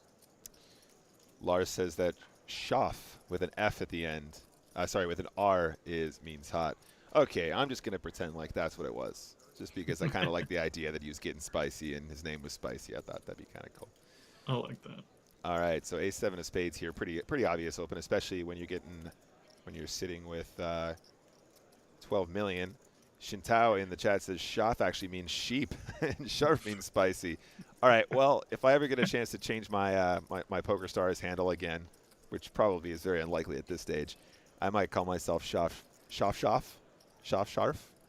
was just gonna, yeah, Shaft Sharf is the play. No, it's got to be Sharf Shaft, spicy sheep. It's the only play now. Imagine getting like wrecked heads up by a spicy sheep, man. That would be that's. I remember James used to make his he had like this list of names that he thought would be like the most tilting, and he like saved them up and he like ranked them on like which ones he thought were the most tilting, that because he was playing heads up cash at the time, so obviously like, you know, getting heads up against somebody and like making them tilt is like it's like a big, that's like where most of your win rate comes from, right? Yeah. So he just had the funniest. I can never remember what the names were, but he had some really good ones that were. He's like, okay, now just put yourself in the situation. You're playing me heads up. I just rivered a 1-outer, and you have to go home and tell your wife that you just got beat by XYZ. Yeah. And I was like, you're a genius. This That's is so awesome. Good. Yeah, Phil Galfon had the OMG Clay Aiken name for a long time, just like pretending to be a Clay Aiken fan, which is literally so outrageous. Yeah. Dankeschön, Lars. Dankeschön. Also, we had a nice comment here from Lucas Boyko. ¿Cómo estás? ¿De dónde eres?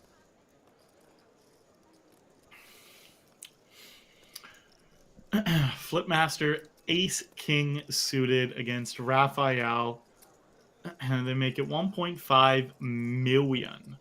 Pretty standard, almost 4x.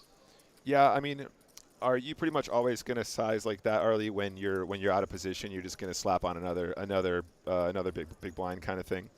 Yeah, pretty much. Seems Pretty much. Right. You put on that extra a little bit to make them fold because you don't have the position. Nice one. Yeah, guys, so what we're just saying, there's like a lot of times you're just going to raise 3x if you're in position over a raise. You're going to 3-bet to 3 times their raise. Mm-hmm. But when you're out of position, like in the small blind there, it's good to add an extra blind to make it 4 times, which is what we saw Flipmaster just do there with the Ace King. Pocket 10s here from Levitate. Not too many times we're seeing 2 big hands clashing, but it will be going down more and more as the blinds go up and it forces the action. Thor Mentor says 90 left in the giveaway tournament. That's really exciting. Oh, mate, this is when you get to this stage in a satellite. You know, it's like so sweaty, isn't it? It's like you're like I'm just gonna play it cool. I'm just gonna, you know, I could just fold to a win, and then you're always getting blinded out faster than you think you are. Yeah. You inevitably... But then you get more walks than you expect to. You're like, oh, some walks keeping me alive. Like, it's so good. It's so good. Yeah, it is nuts. It is nuts. Arlie, really quick here. We saw Fimo actually calling with the trays. Do you feel like they're deep enough here to be calling with trays here to try and just straight set mine? I mean, what's the effective stack depth here at this point? We're looking at like Yeah, so 30. I don't think they're effective enough to just set mine, but they could also be trying to do something sneaky as well. Like Okay. they might think they can outplay levitate, or they might think something like that, because it Yeah. does feel like they're stretching it a little bit. It does feel like they're stretching it a little bit. What a Yeah. turn card there. I guess because it's a knockout tournament as well. There's a little bit more of an incentive to Yeah. set mine. Because like another way to think about it, guys, is like the money that you win from the bounty is you can kind of equate to like additional chips. So if they're sitting there with 6 million and they've got a giant bounty, you can kind of like imagine or interpret it like they just are sitting with additional chips, because effectively at the end of the day, the chips are what create value at the end of a tournament. Mm-hmm. Azat just loving everything he's seeing. Isn't ecstatic that the river paired, but obviously still has the nut flush and the best hand, as we can see. They have one stack pot ratio. We're going to expect just an all in here.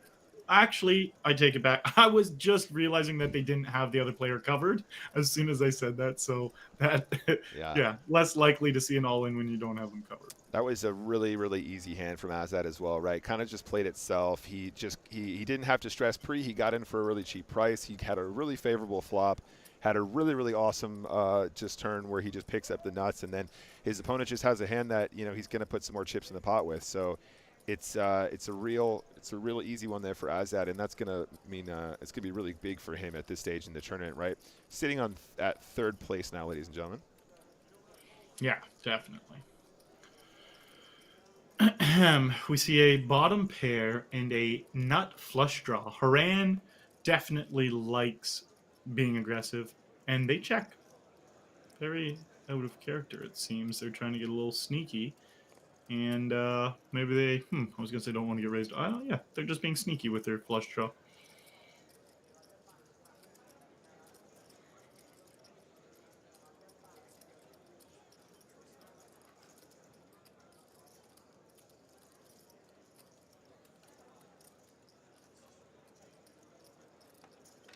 Mm-hmm.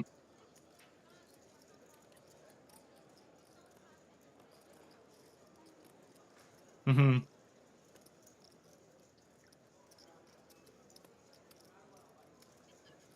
It's really tough to still win. That's the thing. Like, if you get check raised on the flop, there's a lot of times where I just run it. But yeah. Well, if they had that in there, like they still wanted to be aggressive. They just saved it. Sorry, guys, I was muted again. Oh, nightmare today, guys. Nightmare. I need to. Is it a hotkey or something that's getting you? No, I keep.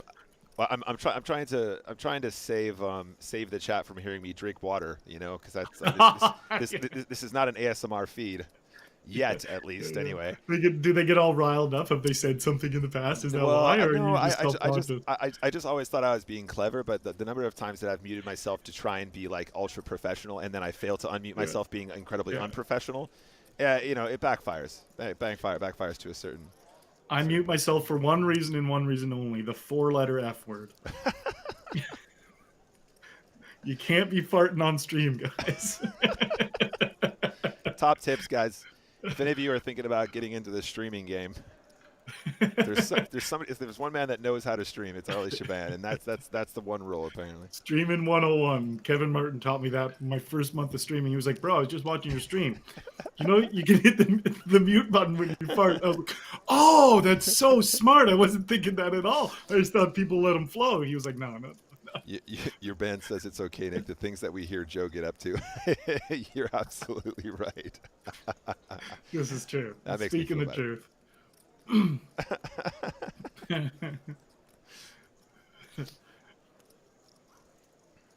Oh, Raksha thought the 4-letter F word was food, because I do mute my mic when I eat, so that would have actually fit very perfectly, Raksha, but no, that's not the one I was talking about. Ooh, ace king here. And the king 6 suited from Fimo is the open we see here. Fimo again with their big stack. They don't even have the biggest stack anymore. They're just playing aggressive. They're just like, you know what? I'm in here. I'm confident in my gameplay. I'm going to widen my range, and I'm going to try to get the biggest stack so I can hunt all these bounties. They both hit, and it's obviously much better for Raphael. They're also blocking each other's 2 pair outs, which is great for Raphael and horrible for Fimo. Continuation bet from Fimo, 33% of the pot. And Raphael, again, very happy about his hand. Goes for the check raise. Fimo's in an interesting spot here because Raphael is going to be check raising bluffs and better hands. It's not like he's really going to be, and better hands for value. It's not like he's really going to be, well, he's obviously not doing it with anything worse for value. So Fimo just has to decide if this is something like we saw earlier, 4-3, or if it's a better hand. And it is polarizing though, because it's not like you're going to want to do that with pocket nines where like you're beating your opponent Fimo, but you're just not beating enough to get value from a raise with nines. So a lot going through Fimo's head there, and they make the right fold. Yep. Blind v blind, I mean, Fimo can go really crazy in this particular situation. You're at a stack depth where once your opponent limps, you can raise with a super wide range there and just play a bigger pot in position with a wide range. We talked a little bit on continuation bets, you know, when we were in position playing against the big blind who called earlier. This effectively is kind of the same thing, right? You're in a place of position, you're building a pot in position where you've got the forward momentum to continue, and depending on your opponents, you know, there's certain individuals that you can raise like literally any 2 cards in that scenario because they're folding to like, you know, 80% of C bets, so you're just printing money. Like it's just a complete no-brainer. You can just raise, they always call, you always bet, they always fold, and it's just straight cash. It's just straight money. Absolutely. Thanks, Bovin. Good to see you. 7 deuce suited says, I'm raising. Why not? Hello, Bovin. Why not? As that, just rips it. Wow. Says, I'm not having any of that. Wow. Yeah, it's a very big all-in. It's profitable, but it's like I don't think it doesn't feel GTO in this spot. I risking too much. It's like it's probably okay to shove most of your offsuit ace-x combos there, theoretically, assuming that you have no other play, right? If it's just a straight push fold, you're gonna make money. But it's probably not as profitable as one might think. However, of course, we are looking at the $1,854 bounty, which probably tips it well into a profitable line. Just because even if you get it miles wrong, you can still flop trips. You know, even if he wakes up with aces, you can still flop trips, and you're going to have a really big bonus waiting for you if you get super lucky. Yeah.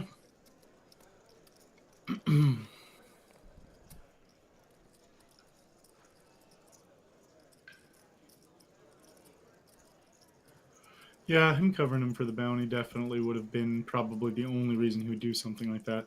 Feels a little risky still with so much up top, but $2,000 is quite a big bounty when you're looking at the pay jumps and stuff. Like that's a ladder between 9th and 8th, and that's still quite a ways away for these guys. So yeah, Raphael gets a little tricky with the check on the river and was hoping it could get in a check raise against the straight, but they just take down the pot against Fimo river in the top pair with the jack.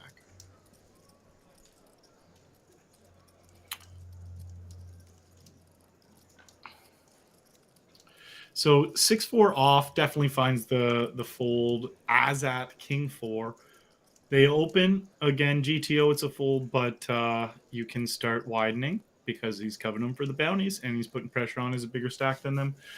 Both very reasonable to widen up a little bit. Flipmaster Jack 3 says that is my 3-bet. Spicy. It's definitely spicy. It's he's got his finger on the pulse though, right? Because if Azad is raising this wide and he's aware of the fact he's raising this wide, he certainly can open up that 3-bet range, and he takes down a very nice pot there pre. Yeah, and we've definitely seen Azat show down some hands where he's been raising a little wider than he should be. So very knowledgeable players pick up that information, store it in their brain, and then use it against other opponents down the road. And then they look down at Jack 3 suited and they go, yeah, this is a raise for sure. Yeah. I got this all figured out. Yeah. This is the one. Got him. Hey, Bartsaw, how's it going? Happy Valentine's Day. So an all in for 20 blinds here from Levitate. Just folds it. Flipmaster, King Jack. The King Jack. The old KJ. Mm-hmm. We have seen some action from Haran earlier, though, right? I mean, ace deuce off. He still might decide to put it in the bin. I don't mind a 3-bet there from ace deuce off either, right? It's one of those combos, but I think the fold is pretty standard too. Yeah, but definitely working some 3-bets. You're blocking when you're blocking an ace there. It's nice. Ooh, Wow. the all in. And again, we see one of these really, really big ones. I mean, we have to assume at this point, Arlie, you know, it's a lot to do with just the coverage, right? In both cases where we saw the 40 big blind shove from Azat and then the more than 40 big blind shove there as well, it was the coverage that we were looking for, right? That profitable jam that's probably going to win them chips anyway, on top of the fact that they could win the bounty if they get into. Yeah, and I guess they are still at a stage where like they can gamble, like it's a bounty game still. So if this wasn't a bounty game, we would see totally different plays. Yeah. But yeah, having a big stack, getting lucky for a bounty, and then having a massive stack after that is just way more beneficial than winning that specific hand. Mm-hmm. If you stretch it out a little bit and look at the game in general, that has so much more value moving forward than just winning the bounty and chip. Right. This is actually, he's touching on a topic that we talk about when we're looking at, you know, ICM, and in particular when you're using tools like ICMizer, where you can look at these ICM situations. You can run what we call FGS, which is future game simulation. So it's taking into account the value of the play after the fact, after you've won it, or after the outcome has played its part. So in many cases, you look at a spot, you'll go, yeah, it seems pretty good. You run FGS and you realize that actually taking that action at that specific time, knowing that you're going to pay you're going to have to pay blinds, you know, immediately after this or immediately after that hand or whatever, it becomes mandatory where it might have already been a little bit thin, you know, just at looking at it, just like on a you know, a hand by case basis. Mm-hmm. All right, guys. So we are headed to another break here. We are down to just 17 players remaining in this Sunday Million KO special. That means we're just 16 places away from crowning our winner, who will walk away with over $65,000, not including bounties. We're currently looking at I'm Not Yo Bro from Ukraine with 13 million chips and $2,000 in bounties in first. We're going to take a 5-minute break, and we'll be right back. Arlie, we're getting down to it now, buddy. 17 players left. How do you feel? 17 players. I feel jealous. I want to be one of them. What am I doing out here? Yeah, I played it yesterday. Absolutely, that would be a lot of fun. You know, at some stage we're definitely going to have to find ourselves on the other side of one of these streams, my man. I think that's definitely what we should be. Yes. That's the goal. That's the goal. I'm just looking at the chat now. Thor Mentor is saying that there's 11 to go in the giveaway. Just 11 spots away from winning one of those $250 tickets. Congrats to everyone who jumped into that earlier. That's really, really cool to hear. Arlie, how much are you streaming at the moment, buddy? I'm because we're kind of on different time zones. I don't catch too much of your stream, I'm afraid. Yeah, I'm streaming like 4 days a week on average, sometimes 5. Like it's just it's up in the air, just random. I don't have set schedules, so just look at the games on that day, see how I'm feeling, and jump on. You know. Yeah, no, I love that. I've winged it for a while. I absolutely love that. I mean, especially coming off the back of your epic marathon, you know, cannonball into the poker Twitch scene. You know, I still remember that, buddy. That was wild. I have to ask you, going back to that, was it 1,000 hours in 100 days? 125 days, okay. 1,000 hours. Okay, and like coming out of that, where you just absolutely like melted, like just brain melt, just, you know. Yeah, I was, but I also think it was way bigger to me than just like trying to become a streamer. Like it was changing my whole life. It was changing my whole life if I could pull this off. So I didn't care what I had to do. I had a game plan set out, and I was really tired after, but I knew that I made a mark in Twitch poker when I did that. And again, it was a long time ago and stuff, but I knew that no one knew who I was 4 months ago. And after I did that, pretty much every top streamer I think knew at least my name. I think that's fair to say. Absolutely. Yeah, no, 100%. And that was my game plan. It was a marketing tool that I was capable of doing, but I knew would be extremely, extremely hard. And I just had to flip the switch. So I was exhausted when it was done, but there was this euphoria that's hard to explain where I realized in that moment I'm not gonna have to work like a shitty job for at least a long time. Like I'm in now. Like enough people are watching, and there's enough hype. And PokerStars was in my DMs. I'm like, what's happening? Yeah, This is hey, no, crazy. absolutely, and that game plan obviously paid dividends. That's really cool. So, I don't know if you've spoken to him recently, but I actually spent a ton of time with John Party, I bring up John specifically because you guys were Oh, both in Big God. Brother, I should say. I spent Yeah. a lot of time with He that was my entire roommate squad. up until I moved into this place. Yeah, absolutely. And so I spent a lot of time with him in Vegas in November. I mean, literally, basically every single day, I should say. So that was Oh kind of God! wild. So you were just having a couple bevies Oh, and being bevies. completely responsible, and yeah.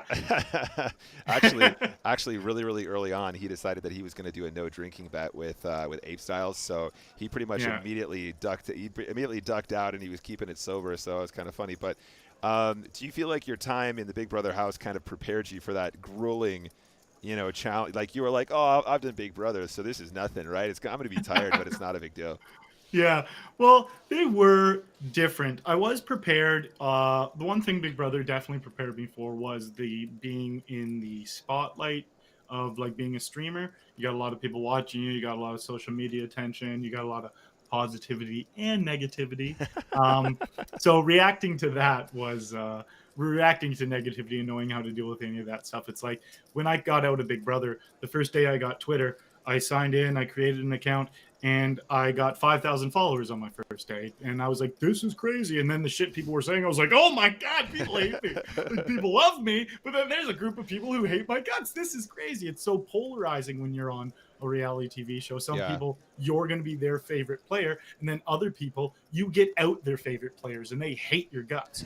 So I went through all of that, and it was really easy then in poker to know that, like, oh my God, I just don't respond to anything. When I was first out of Big Brother, I was arguing with people online. I was getting crazy. Now it's like, oh my God, I curated my feed to the point where it's like rainbows and butterflies and delicious looking food. Like I don't have any negativity. You're just gone immediately from my world if you're negative. Oh, that's really. I mean, that's definitely a thing, man. That's so cool. But it's really interesting that you and John ended up in the poker sphere as well, kind of together. Like, was Yeah. that was you guys were just poker fans anyway, or was it because how did that work out?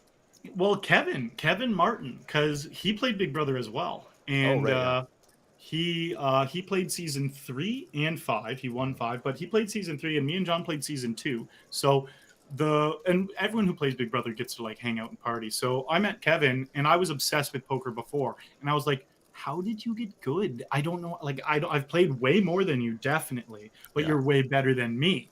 And he was like, well, like, do you do training programs? And when I was telling you earlier about Rob Tinian and Ape Styles program, that was recommended by Kevin. He was like, go through this training program, and if you study, he's like, you're a smart guy, you could get better. So that's when I created my whole plan to be a Twitch poker streamer, because Kevin was doing it, Kevin was killing it, and I was like, all right, like, I'm not saying I can like be better than Kevin, but I definitely saw the path that he went on, and I was like, I can do that. I just don't know if I'll fail or not, but I can do the path. Like I got better at poker. I started to stream, and it was Kevin. And then John saw my success and was like, oh yeah, I'm gonna try it too. Yeah, I know that was a really fun trip. I enjoyed that. All right, guys, Yeah. we've just had a table balance as we see Ace Queen take that down. We're down to 16 players. If you're just joining us, guys, this is KO Week event number 59. It's $109 no limit hold'em, 8 max progressive PKO, and Sunday at Million.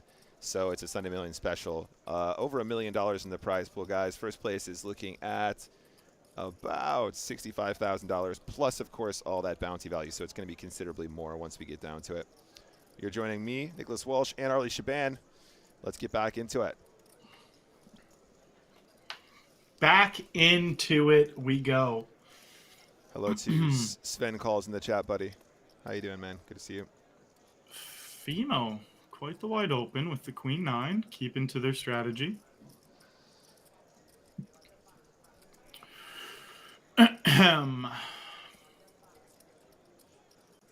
Fimo 10-4. It's going to be a little bit too high. Oh, hello, QB. Always good to see you, buddy. Hey, QB, what's up? Good old QB. Oh, cubes. Left.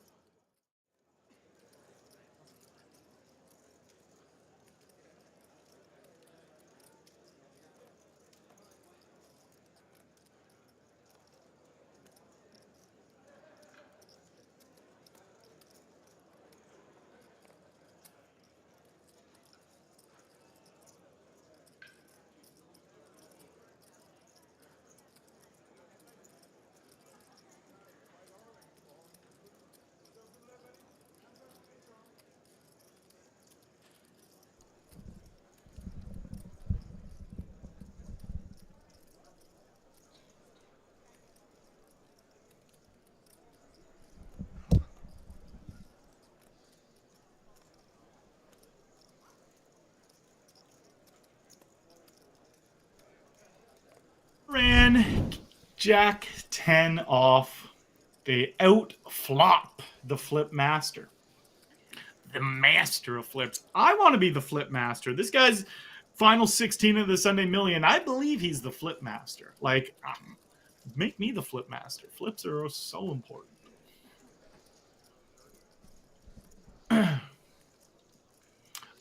So Jack at 10 off here. They do like their hand a lot, and they do want to start betting. They bet pot. Well, a little under pot. 90% pot. And Flip Master calls. Yeah, Flip Master doesn't believe. Sees a lot of draws out there. And it's a pretty bricky river. A couple of the draws for the for the big blind get there, like the 6-7, the ace deuce. Those can oh, and we see a jam. Yeah, those draws can both be there. And this is actually a great play. This is a great play because it's not just an obvious fold from the sevens. There's so many missed draws. Like the only draws I got there were 6-7 and ace deuce.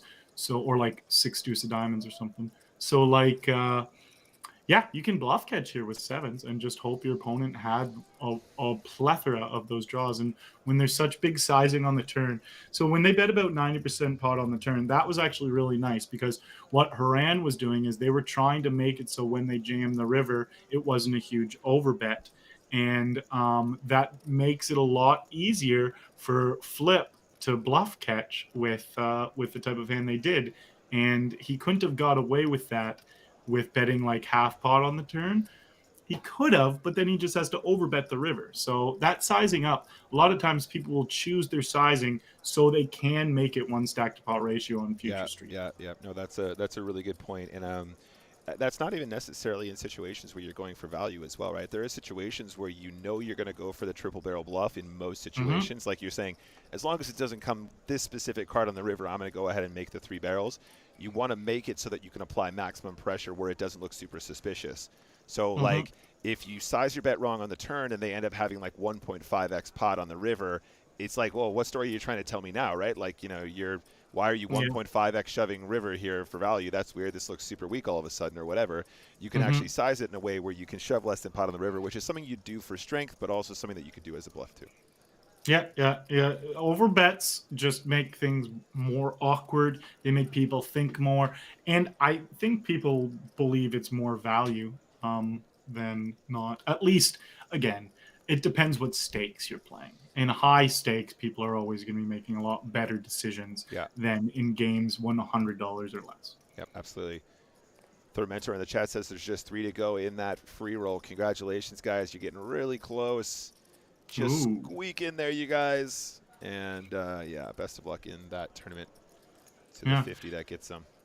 That was interesting. Raphael just did a 3x 3-bet from the small blind with king 7 off. And, yeah, that is a type of bet that I do very exploitatively with aces against players who don't realize why is he 3-betting so small. But that was, that was very interesting. Oh, we just got a massive raid from Lex.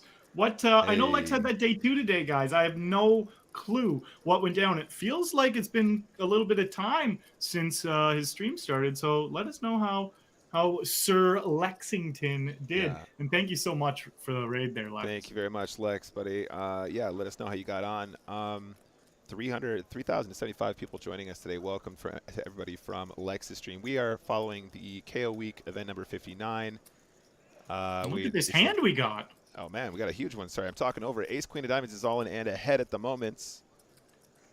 Double gutted. Can't get there. All right. Wow. I Am Not Yo Bro is up to 20 million, and he just won $976 in bounties as well. You guys joined us on a heater here.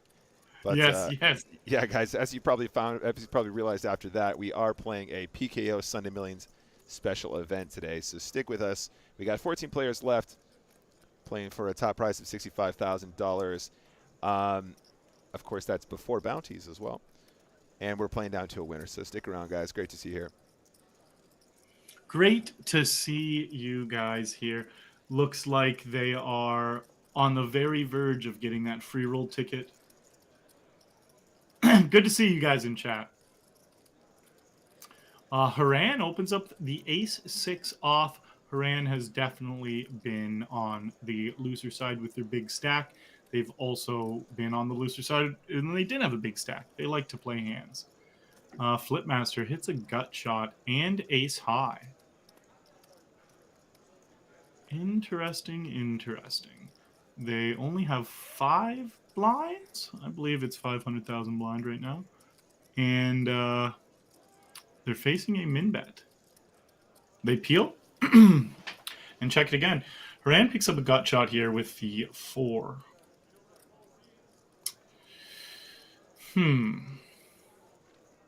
Yeah, they just go for another little bet, and that one works. Flipmaster preserving their stack, preserving it the best they can. Yep. And just after that hand, we've seen the blinds increase now, guys. 150,000, 30,000, 300,000, excuse me, which is going to put a lot of people in that sort of awkward stack depth territory that me and Arlie were talking about earlier. So I think we're probably going to see some collisions. And, I mean, I'm Not Your Bro must be over the moon right now. 20 million, that puts him well in the lead. Yeah, absolutely. By about 6 million, excuse me. And the Bounty Daddy, 2.5K. That's right. He's got the the red target there. Yeah, King Jack jams. They are behind. That's not the flop Flipmaster's looking for. Eliminated, dead on the turn. A $1,613 bounty going to Raphael. Hey, congratulations to everybody in the chat who just completed that free roll. Looks like some of our favorites here in the chat managed to get a $250 ticket. Congratulations, guys. That's fantastic to see. That is awesome. Best of luck, you guys. Thank you for supporting the stream. That's what you get. You watch the streams, you get the passwords. Get the passwords. Get the passwords and the free 10,000 from Nick's pocket. $10,000. Easy game. Azat raises up King 9 offsuit. Yep. I'm Not Yo Bro. Flats the deuces. So we see this again, the big stack flatting small pair in the small blind. And they are ahead. Yeah, I mean, Azat definitely so far has been showing he's not afraid to mix it up and play a wider range and try to accumulate some chips. And so far, apart from that one time, nobody's really putting up a fight to him. Yeah, and Azat decides to just check it back here. Probably a little tentative against the chip leader specifically, and they flop an open. They turn an open ender. Yeah, it's a really nice turn for Azat here. I mean, having slowed down on the flop, it gives him a really nice opportunity to continue now, right? Mm-hmm. Considerable reason to want to go ahead and put in a raise now. In fact, Yeah, and I'm not yo bro. Gotta be hating that. They are ahead, but would be almost impossible to know. yep. They fold. Femo here, King 10. King 10, middle position. So technically that's going to be middle position, not under the gun anymore. Like technically it's both, but if you're counting backwards from the button, which is what you should be doing, then that's middle position on a chart. All right. Flush draw against 2 overs and a backdoor flush draw. We've had quite a lot of this today, Arlie, where one player has the initiative to continue, and they've got kind of a nice blocker, but then their opponent kind of has a hand they're not supposed to have because you got the blocker, right? We've had this a couple times now where Yeah. somebody's turning the flush, and then the other guy's sitting there with a decent hand, but also blocking the flush. Just makes it really difficult to know where you're at, right? So if it comes, the 10 of diamonds on the river, Fimo is going to feel more confident about calling a river bet because he's blocking the diamonds. But so far today, we've seen a lot of these hands go where your opponent's just sitting there with the hand, Yeah, unfortunately. this is a Anyway, beautiful lead out as well because you're going to fold out so many things that are beating you. And if they have an overpair, depending on how big their pair is, they might just call. nice, very nice. Yeah, nice little 1/3 lead there. Lovely. Mm-hmm. Some pretty garbage hands here. We got I'm Not Yo Bro, who still decides to open. They changed it to 3x. I think that's the first time they've gone 3x. That is really interesting to see. I mean, do you think maybe they're just trying to, build the pot a little bit more, maybe put themselves in better opportunities, better positions to win bounties or something like that? Yeah, it will be interesting to see if they choose to do it more frequently or if it's just going to be random one-offs. Yeah, it is always fun to see how these great players kind of adjust their strategies based off of the ICM, the situation, the bounties, how big their stack is, their opponents, everything. It's so many intricacies that are going to decide which sizings they use. And Yep. the 3x is quite a rare one, though. We'll see if they do it more.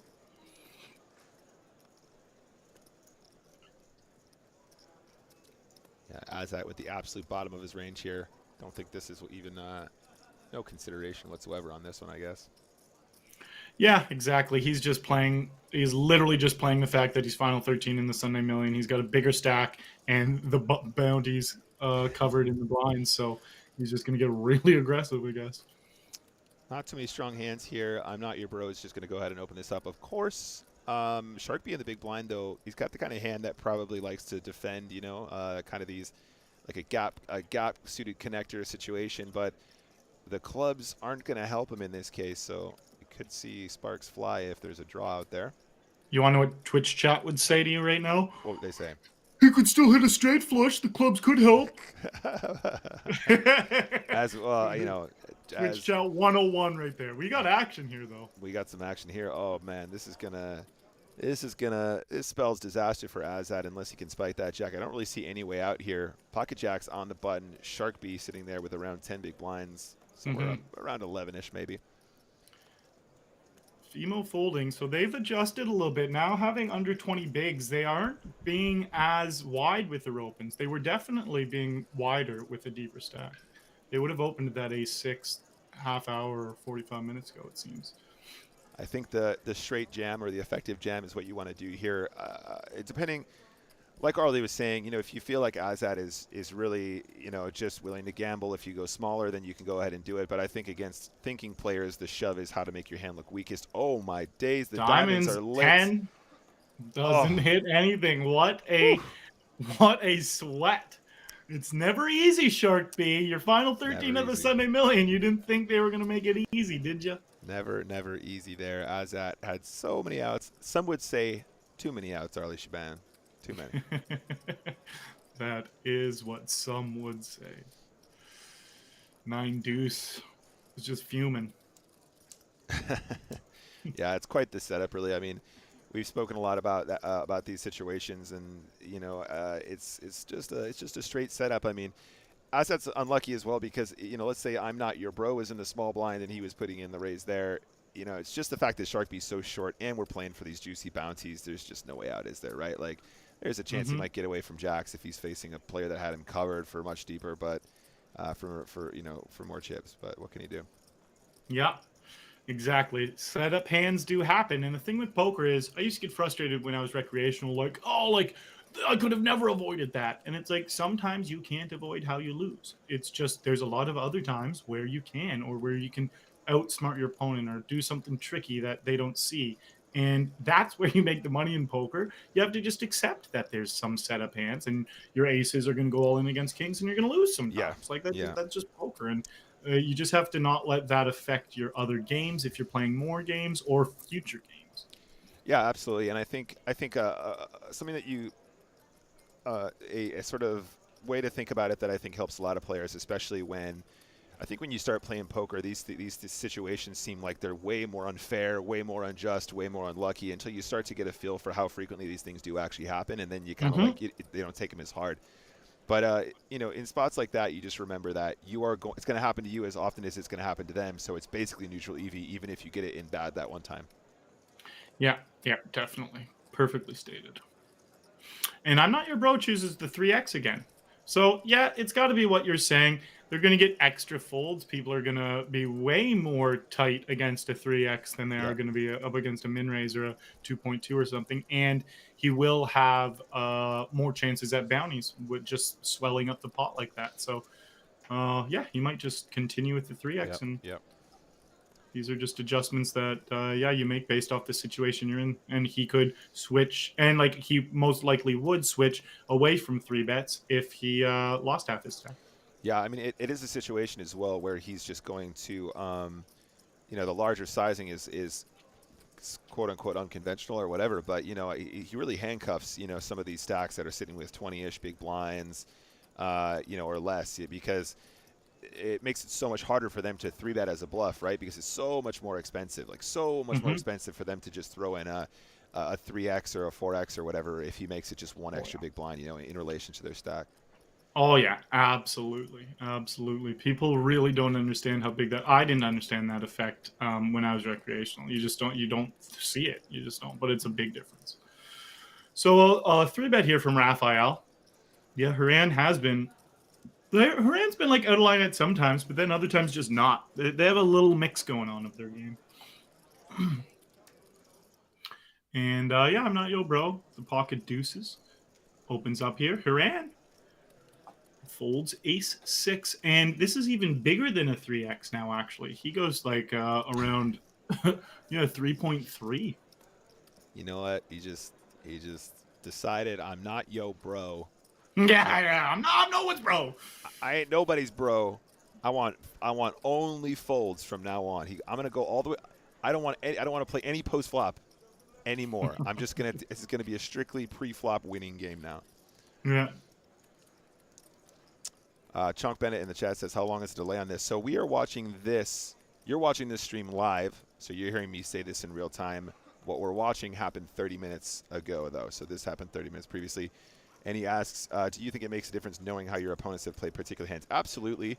But, I like to think about this in the same way that, how I think about tournaments when we do them, in EPTs and stuff like that. It's basically the same setup at EPTs, the same kind of delayed situation where we do commentary. And in those big events as well, we have you got people watching the stream and then going downstairs when there's a break and telling their friends and stuff about the hands that have played out. It does add another element, but I think it kind of adds a little bit more skill to it. Look at this hand here too. This came out of nowhere. Yeah, this is really spicy. I'm not your bro here. The check back from Raphael too. I actually really like the check here from Raphael. This board really, really slaps I'm not your bro's range, and you definitely don't want to start getting check raised and building this. And they're deep. These are the two big boys. Yeah, exactly. If I'm not your bro is sitting there with like 3x pot or something, you just go to town and just hope he's got a draw and you can get his bounty. But yeah, Oh, look at that river. Hits both the straight and the flush, and that kills some serious action. Yeah, I'm it not your does. bro has to try to figure out how to extract value here, and that's a tough one. That is a tough one. Soul Grinder says he's here to promote his new website, Only Folds. Let's go. I'm so stealing that, by the way. You got get a clip of this, guys. Only Folds is the name of my new website. That's fantastic.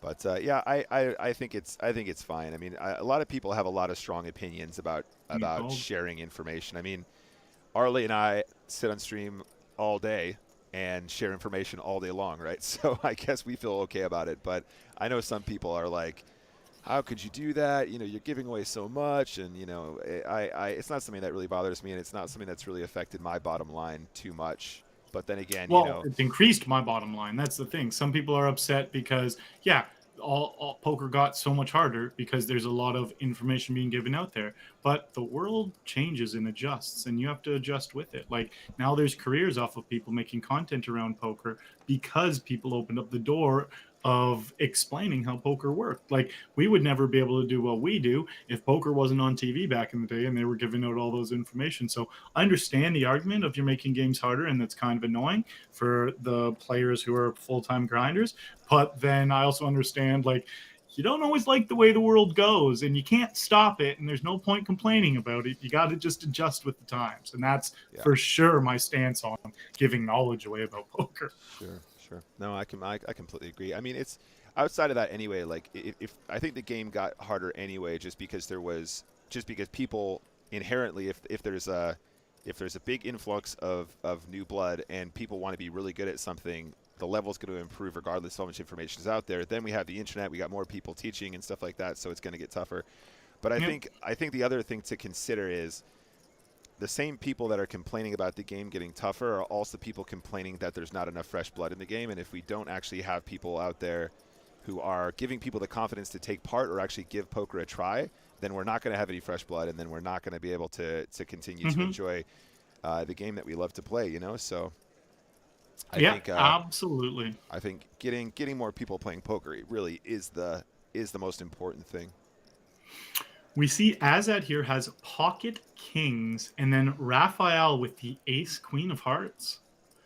Azad, not a massive bounty, 450.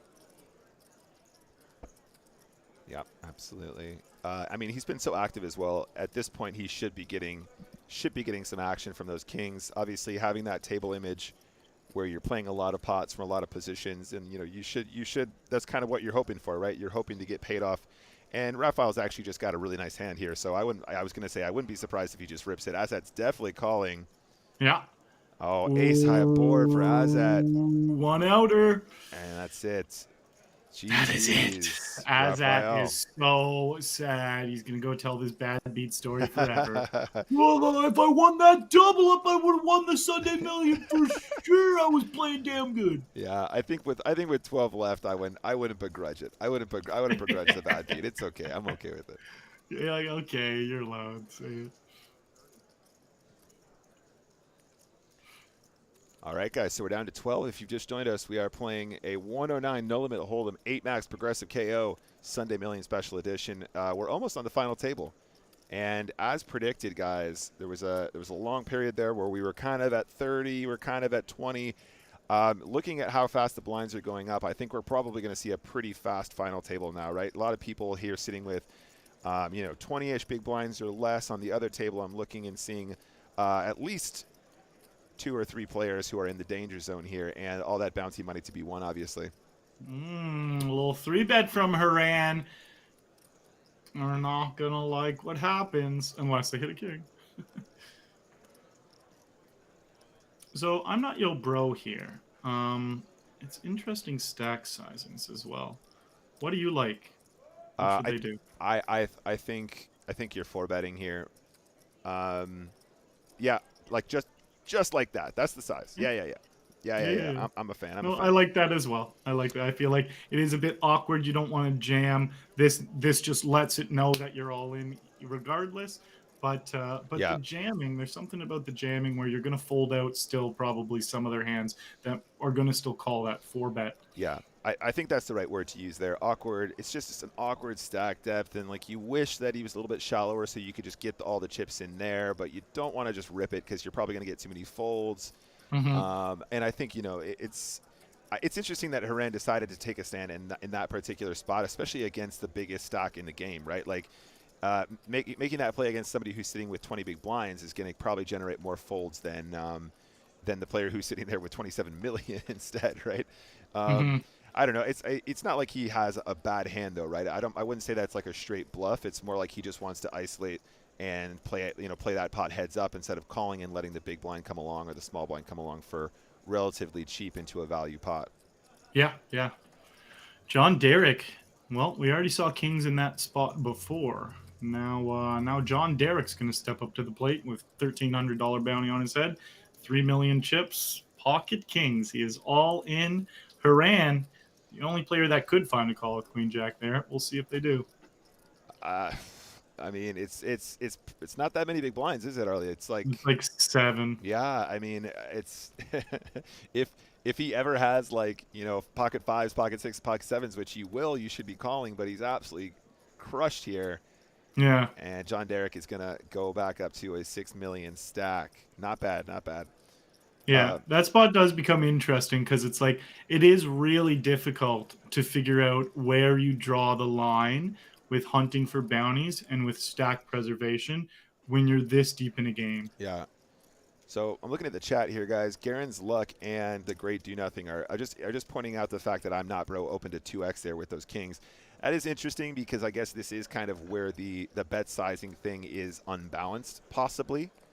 That might possibly be a tell that he has. I'm not sure if that's really the reasoning behind it necessarily, but it is interesting that that was the first time that we've seen him go 2x, and then it's also interesting that it was the first time he was 3-bet won the opening as well. So Yeah. that is funny. Yeah, chat was all over that.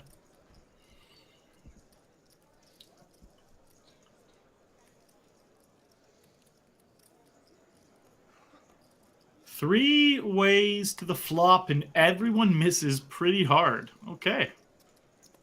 All right. So checks from Haran, not Garan's luck, and it bets from Raphael. They decide to lead out here. It's very good for their range, and they obviously have zero piece of it, but decide, let's do it.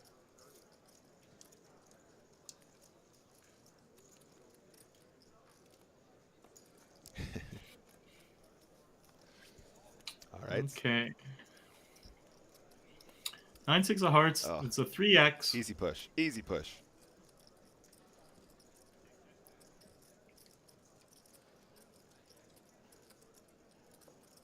There we go. Good job, buddy. There we go. Quite the big bounty with Haran there. Yeah, yeah. Very, very chunky. These guys are definitely starting to accumulate.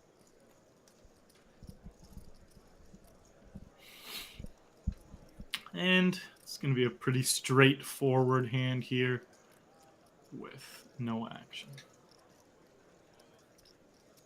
I'm not your bro, like, has a shitload of chips, but I do think that they wouldn't want to be hunting here.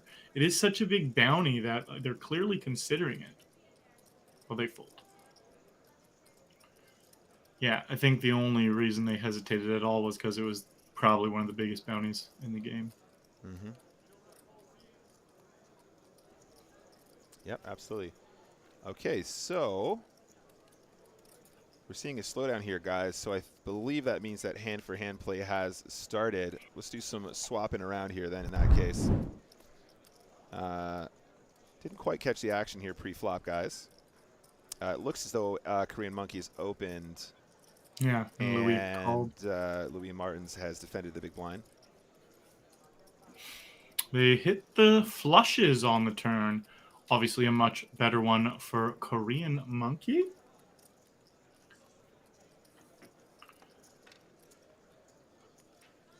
There's only 4 on this table, and there's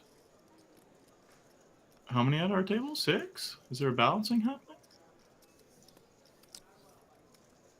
1, 2, 3, 4, Or is 5, this just one? 6. 1, 2, 3, 4. Yeah, good point. I think we're just waiting for this hand to complete, and then we might see a balance. Nice. Possibly. 9 of diamonds is actually looking pretty nice here, to be honest. I mean, once we get short-handed, ranges are so wide. I mean, it is really difficult to fold a flush in these situations. I mean, you've got quite a few that beat you here, but you need to make these adjustments late in the game, and you need to adjust for the fact that people are going to be playing wider ranges and also be willing to be really aggressive when they have the nut advantage, right? Korean Monkey, being the pre-flop aggressor here, should have more diamonds. I know he does have the king of diamonds in this case, but he should have more diamonds, which means he can represent them more effectively. John Derek got moved over to this table, and yeah. that is a tough spot for the 9 of diamonds. It's such an important hand, and if you're wrong, you're down to around 8 blinds. Yeah.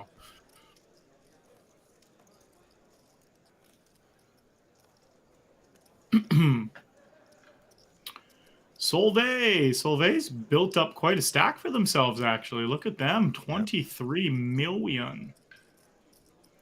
And Louis Martins has pocket 7s. 7s and 8s. I mean, again, this sort of awkward stack depth. There it is. There's the all-in. The all-in. I like it. I like it a lot. Actually gets the folds from the 8s here, which is really, really nice for him. Oh, my gosh. It's a really nice little sort of setup for him where he actually can make a play, which incentivizes John Derek to fold. Let's change tables really quick, guys. I know we're hand for hand. Straight into the next one. That one finished as we joined, but we got Sharpie on the button with pocket 9s here. And it looks like he's going to get some action here. He's all in, which is to be expected off of this stack depth, I think. Yeah. And pocket 5s definitely can make a call here. Makes the call. Yeah. Yeah, they call. Oh, it's so clean. He's looking for the one outer. One outer. People have been looking for that one outer today. Every time we see Shark B, he's just getting it in and doubling up, right? He's like, tell us about your Sunday million. Well, I was all in pre-flop and I doubled up, and then I was all in pre-flop again and I doubled up, and then it was the final table, and then I doubled up, and then I was heads up. So sometimes it just goes like that, and that's really nice, you know. So I was already going to comment on how I thought Sir Urban Bourbon had a badass name, and then they go ahead and say these 2 commentators are killing it. So it's like, bud, flattery goes very well up in here. Thank you for that. Good to see you. Yeah, Sir Urban Bourbon is an OG, man. Thank you, buddy. OG. Optimus Clang, thank you very much. I'm trying my best. I need somebody to pump me up here a little bit because so far you're hurting unit, eh? I'm pretty well known for running a decently flawless stream, but so far today it's really not going to make things worse. I was actually super prepared for this. I had everything all queued up and ready to go like days ago. I believe it. But you know, it's okay. It's okay. We learn. I think there's been a lot of really sick action here, so even if the audio is not great, we're doing all right. It's fine. Hey, Curling Master, how's it going? Good to see you. Okay. Solvay with the king 4 off. We were seeing other players opening hands worse than king 4 off from the button with the chip lead, and Solvay is as well. Again, it's a good adjustment to make. This isn't a GTO open, but it is a good open in this spot. Just adjusting to having the big stack, having the bounties covered, and putting pressure on people 1 away from making the final table of the Sunday Million. It's probably almost surely everyone's first time making the final table. Maybe someone's made the final table here, 1 or 2 people, but this is a very big spot in everyone's game here. And any recreationals, this will be one of the biggest spots they ever see in their life. So they will be getting abused by hands like 10 deuce here. He is showing no mercy raising a 10 deuce offsuit. Yeah, I love this. I absolutely love this. I mean, every time we do these kinds of streams, guys, the players that are making these kinds of adjustments are the ones that are really, really punishing in these games, right? And it just seems so outlandish, but he just gets away with so much there. he actually gets the shove on him, but I do think that plenty of players would have slow played the ace deuce suited in that scenario. So Yeah. even in the event that he opens that hand and he encounters that position with ace deuce of clubs, I think a lot of times he'll be able to see bet his way out of it as well. So seems good. Seems good. Agreed. Mike Gomez flops the nuts against 2 pair, and they also have a straight flush draw, and it goes check. Yeah, Let's see how Korean Monkey, yeah. This is gonna be spicy because Korean Monkey feels like he has to protect his hand from the diamonds, right? He's trying to get more chips in the middle, and it doesn't come a diamond, which is not going to slow him down. Yeah. So I think Mike Gomez is always going to get some more value on this river, but how much is the question? Korean Monkey might even feel like he's got a value bet at this point, right? Yeah, definitely. I mean, Mike Gomez could so easily just have like the king of diamonds and then just decide to turn his hand into a bluff on the river, right? He's like, oh, what if I just? Gross. He's like, what if I just make this $5 million? What if I just go all in on the river, right? And then Korean Monkey has the decision as to whether or not. Oh, they had no disconnect time either. They must have been disconnecting earlier, like because they. Wow. Oh, no. That's so big. Oh, that's so Korean big. Monkey has no clue and might even be a little annoyed they didn't get paid for value, but they do not understand what just happened. Oh, no. Oh, that's so... At this stage in the tournament, that could be like a $65,000 DC. Oh, my God, that's so savage. They just had the nuts. Oh, no. That's so crazy. They're back now. Oh no. Oh no, he's got to be raging. I'm waiting for chat to pop off. He's not in there yet. Like, guys, tilt management is so important in poker, but those are the things where you cannot blame anyone for the tilt. That is just so sick. It happened so fast too. Oh no, he's like licking his lips. He's like, okay, here's the spot. This is how I win this Sunday million. Yeah. I just got to pretend I'm thinking for a second and then all in, and he just not like this. Not like this. Oh no. That is oh my god. Yeah, you can call up Virgin Internet tomorrow, or you can call BT or whoever's providing your internet, and you'll say you owe me $65,000. Oh no! I mean, that's probably not fair, right, chat? Like, you got to call them up and tell them what chip chop is, right? At this point, you're like, well, those chips were technically worth this much at this stage of the tournament. All right, Taj comes in and says, "King 10 off isn't the nuts." No, buddy, that was the hand after. He folded the nut flush on the river with a bet into him. It was horrible. All right, guys. So we are back over on I'm Not Your Bro's table. He's going to open King Jack from the button here.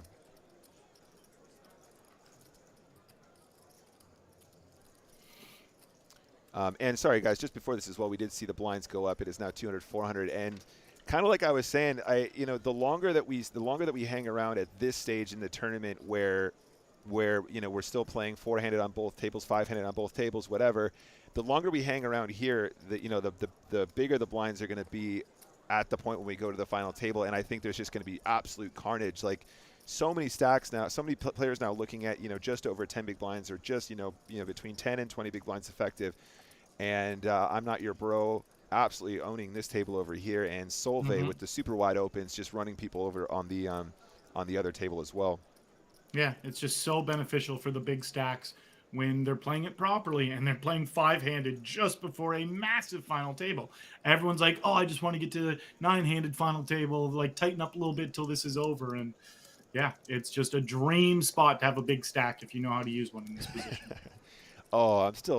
I know we're supposed to talk about these hands, guys, but I'm still reeling from Mike Gomez. I'm just like, I don't even know. I don't even know if it was DC. It looks like he just didn't have time bank for some reason.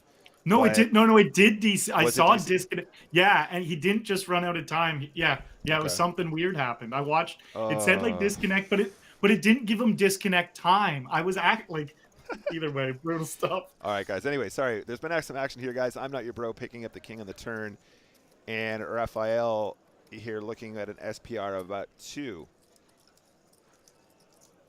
Yeah, I'm Not Your Bro. Really liking. This hand really likes the turn, and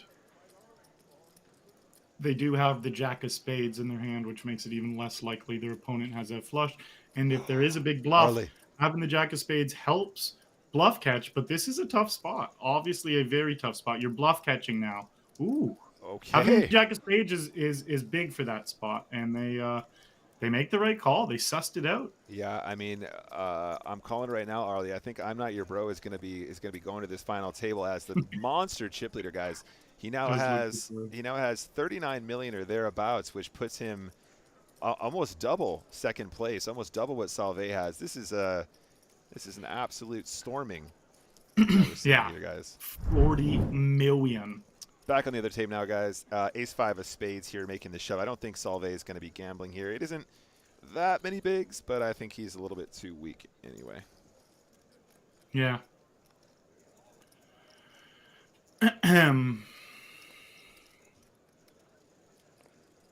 Solvay, now the 10 deuce. No, they say not this time. 10 deuce off, I think they opened from the exact same position now. So That is funny, isn't it? That is maybe funny. they were getting 3-bet a little bit lately, and they're like, okay. He's got the most expert level notes on the players that are behind him, and he's like, this isn't the spot. No.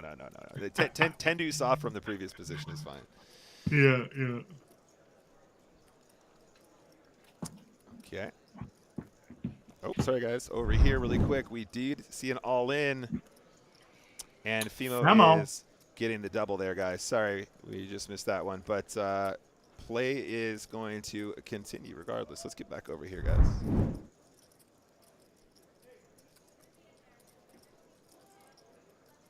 Okay, still hand for hand. Still hand for hand. King, queen from Mike. They're back. I wonder how many things are smashed around their house. Okay, over here, guys, we do have an all-in. Just a blind v blind situation. Pretty standard shove from I'm Not Your Bro.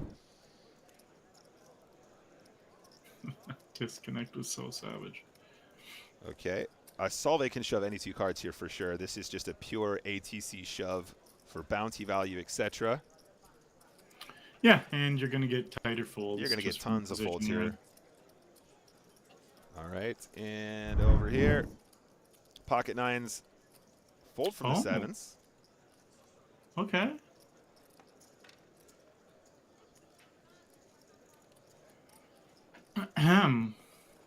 People definitely playing snug. Yep, looking at that final table money. I'm Not Your Bro with a legitimate hand.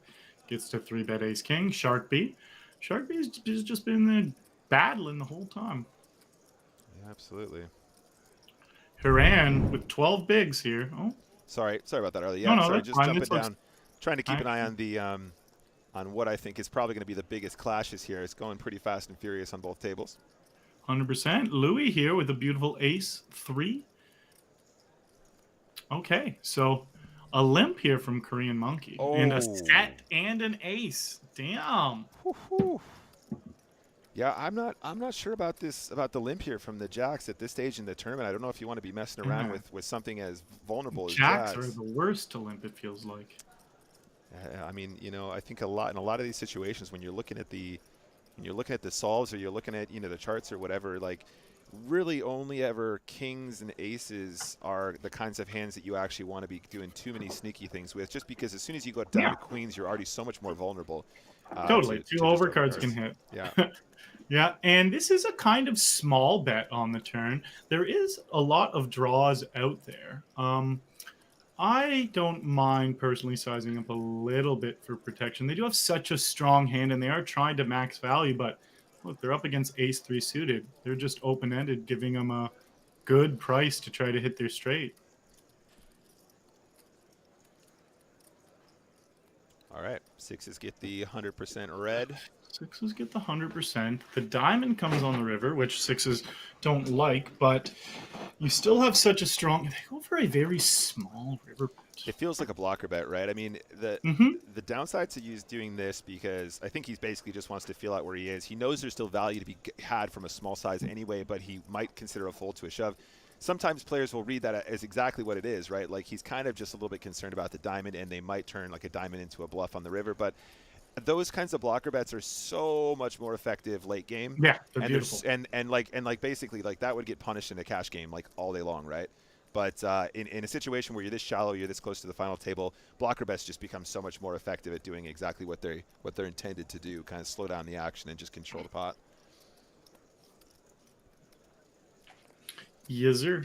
Yes, sir. Okay, blind v blind action here. Jack 6 off is probably just going to be a fold. Let's jump over here really quick, guys. Queen 10 of spades is all in. King Jack. I mean, it's very tempting. It's only about 12 big blinds total.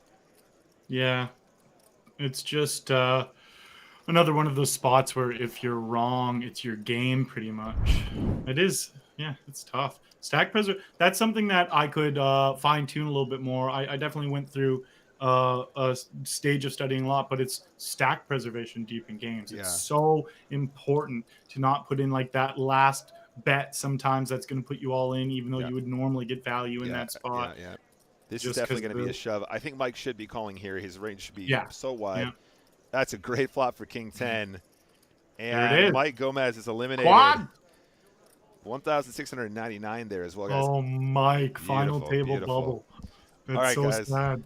There's going to be a final table now. Let me just get that loaded up for you because I know that they're going to close these tables. So just give me a Arlie, entertain everyone just for a moment, please. Are you not entertained? Oh, wait, I haven't done anything yet.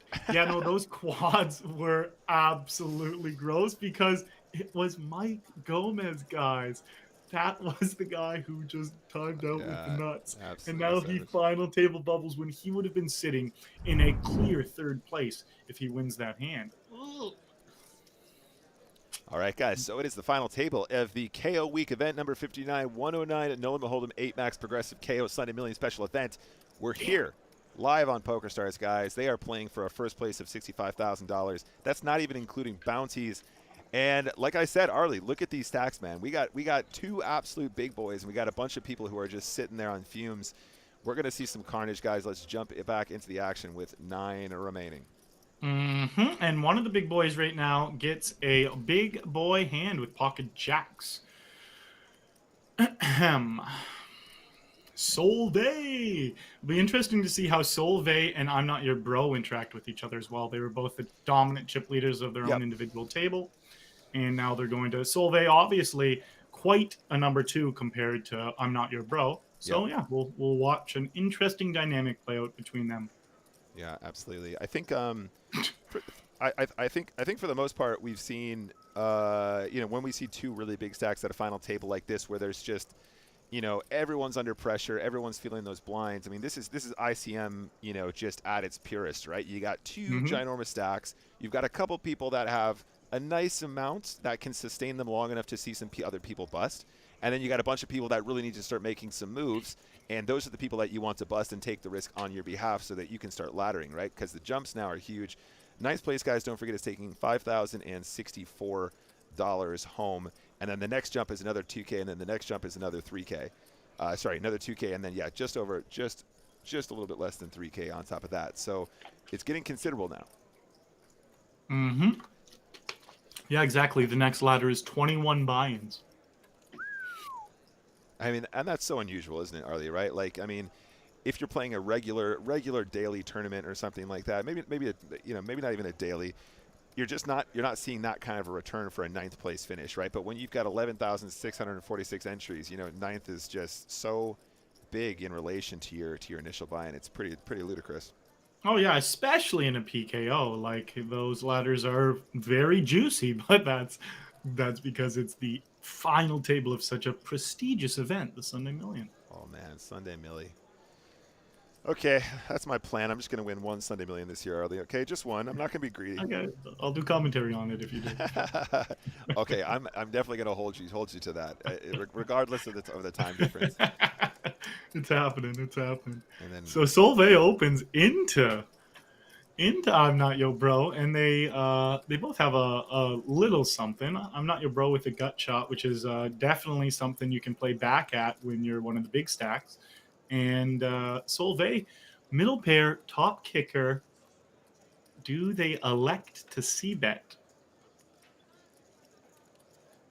Sometimes maybe even a little pot control up against a big aggressive guy. And they c-bet big. See, that's nice. They did want to slow down check raises. And this is actually an interesting way of playing this hand. Yeah, no, I'm a big fan of this, and I think that we were talking specifically earlier about how to size an effective stack depth situations, and like the only two guys at this table that are deep enough where they probably should be using closer to like a cash game sizing, which is chunky, like exactly like that. Whereas if he ended up in a situation where he ran base was the big blind, he can just go ahead and make that 1/4 pot all day long or less and just punish him. And it has it's like the same effective pressure in relation to stacks as he's doing to I'm Not Your Bro. Additionally, when you're this deep against another opponent who has you covered like that, there's so much more reverse implied odds. There's so much more to be lost by not protecting your hand.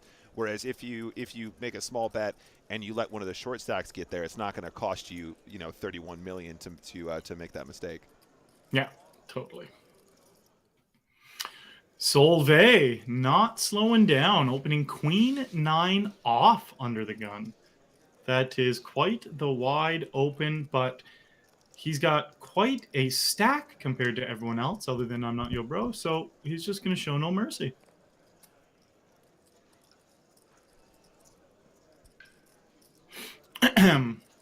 Mentor, thanks for keeping me updated on the free roll, buddy. Have a good one. Enjoy the rest of your night. Raphael gets a happy all in. A happy all in for just under 9 blinds. Yeah, I mean, it's pretty cool to see Solveig stacking up here pretty quickly, right? I think he came to the table with 22 million or something like that, if I'm not mistaken. So already managing to pick up, cheeky 10 mil at non-showdown feels pretty nice. I mean, it just goes to show you how big these blinds are, and it's like, I think a lot of people feel really, really uncomfortable about playing stacks that are sort of this short, and it goes to show you how much you can accumulate if you know how to navigate these situations and do it aggressively and do it well. And it's, you're cruising, you're under the last couple tables and there's not much going on, but if you change gears at just the right time, you can suddenly just find yourself chip leader, at the final, and you've only stolen a couple blinds, or you've just played a couple nice pots post or whatever, and there you go. Yep. Half the stack in the center here from Haran. Pavlaros in the chat says that he wants us to look up the countries. Absolutely. Let's take a look. Solveig here. Solveig here from Belgium. Korean Monkey from South Korea. John Derek from United Kingdom. Lou Martins from Brazil. Rafael from Brazil. 2 Brazilians. 3 Brazilians. I'm Not Your Bro from Ukraine. Sorry, Hiram Bass from Brazil as well. And Sharkbee from Philippines. Fimo from Austria. So pretty good mix there, guys. Let's get on to our break. I'm not sure. But we're gonna go on a break anyway, guys. We've reached our 4th break, I believe. I can't remember. We're down to 9 players, which means we are 8 spots away from crowning our winner, who's going to take home $65,000, not including bounties. Currently, we got I'm Not Your Bro, who's way out in front with 40 million chips. 5-minute break, or possibly a 1-minute break. I'm not sure, and we'll be back in the action. Oh, Arlie, what a stream it's been, buddy. I'm so glad that you decided to come and join me though today, man. This has been a lot of fun. It's really, really nice to bounce around and do commentary with you, keeping it fresh, bringing the energy where I didn't have very much today. So I appreciate you, man. Oh, I'm having a great time. This is super fun. So Arlie, what are your plans for the next couple weeks? Are you going to be streaming a bunch, or do you have any trips planned by any chance? Are you planning on maybe attending EPT Prague or anything exciting like that? Not going to EPT Prague. I may have a trip coming up beginning of next month. I'm not exactly sure yet. Yeah, I'm going to be streaming a good chunk the next couple of weeks. I kind of took it pretty chill the beginning of this month, so I'm going to go decently hard. And yeah, just grinding poker, hanging out with my friends. I live in Toronto, Ontario now, moved back to like my hometown. So I've been just reconnecting with all my friends, all my high school and university friends. And it's actually been a gong show. Just it's like everyone has a birthday the last 3 months. It feels like, and I've just gone Oh to man. way too many birthday parties and way too many shots of whiskey. Let's put it Oh, that way. buddy, I feel that. Yeah, this week in particular as well. I knew that I had this stream coming up, and I was really prioritizing that. But all of last week, it was pretty gnarly. There was a lot of events going on, a lot of birthdays, a lot of people visiting. I'm actually planning on going to Gibraltar later this week. I think I'd leave on Wednesday, and then I go stay till Friday. But I've got a friend that moved out there. And I think we're going to go check it out. Has anyone in the chat ever been to Gibraltar before? Any recommendations? I really don't want to go see the monkeys. I know everyone's like the monkeys in the mountains and all that stuff, but they look terrifying. And I had a friend that actually got bitten by one of them and like had to get like rabies shots and stuff like that as well. So it's not really ideal, is it? No, it's not. My sister was living in Thailand for 3 years. She was living at an elephant sanctuary, and she was actually in charge of 6 baby monkeys. She became like their mother. It was wild. That's crazy.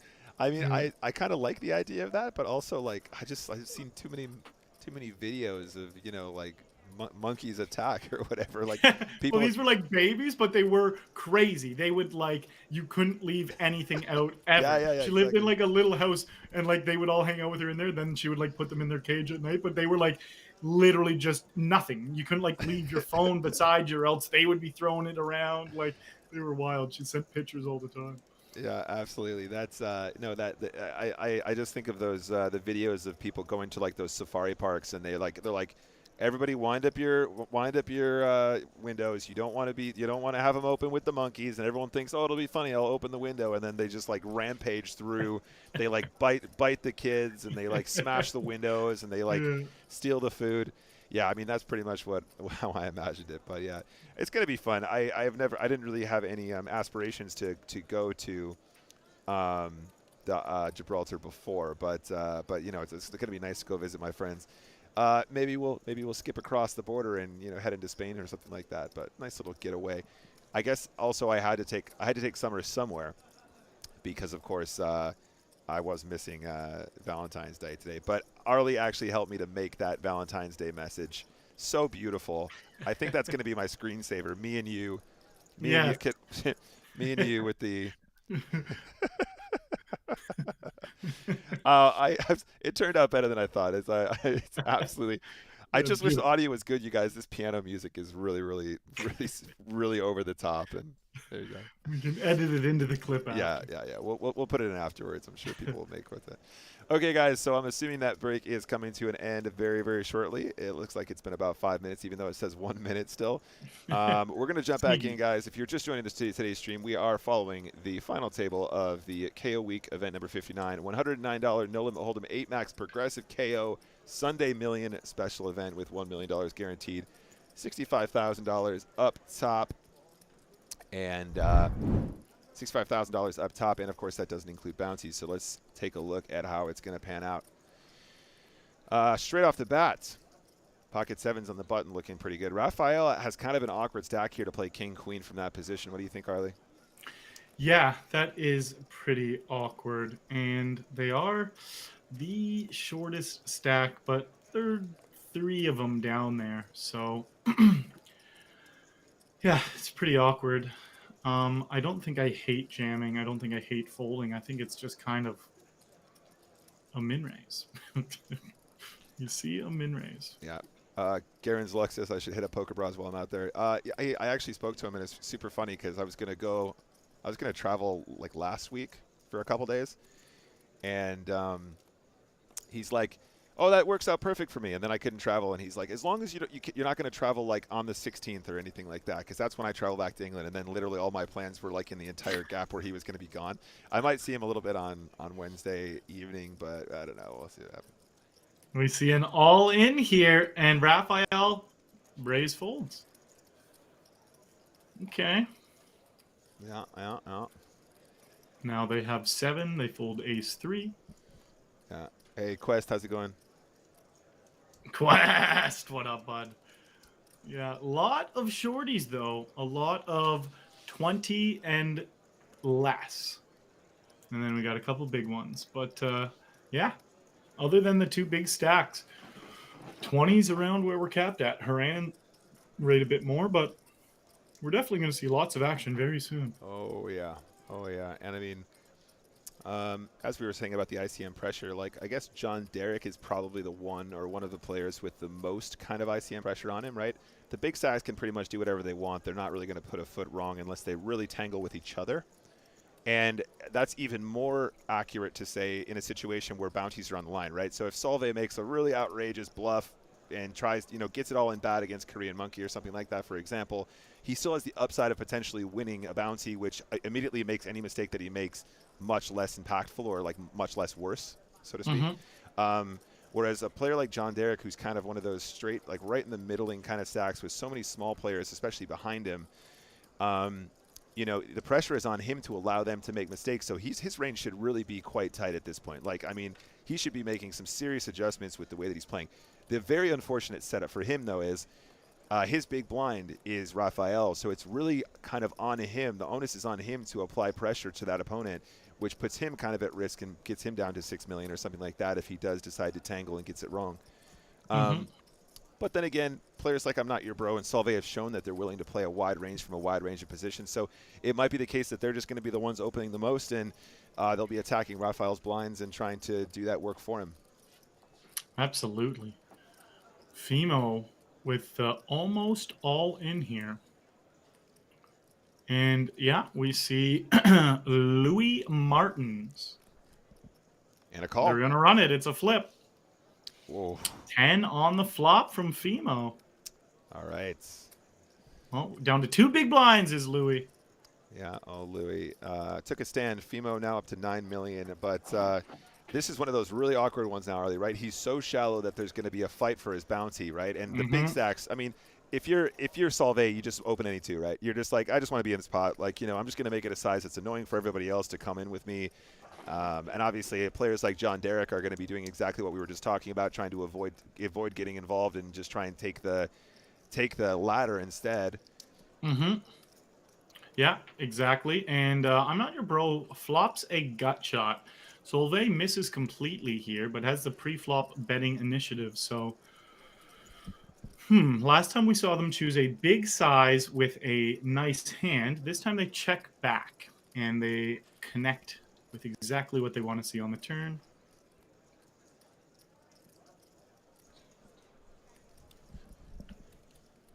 Yep, as predicted, these guys kind of playing cagey. Just hey, like, what was it?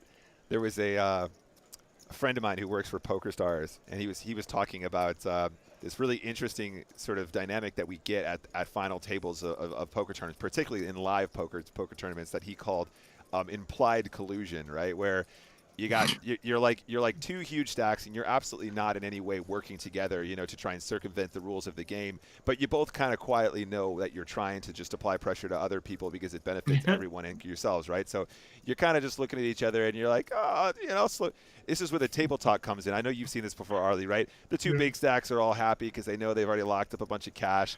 They're smiling at each other, and they're going, "Oh, we'll keep it friendly, won't we, John? We'll keep it friendly. Check, check, check. Yeah. Oh, there's no reason to get out of line, is there? Oh, come on, guys. We're all having fun here." And then, like, for every other pot where they're against the short stack, they're just all in every hand or whatever, right? It's just the least friendly ever. While saying, "Let's keep it friendly." Yeah. Like, it's me. It's me and John are friends. We're just, we're not going to get too crazy. Why are you 3-betting for? There's no point. Don't do that. No, none of that.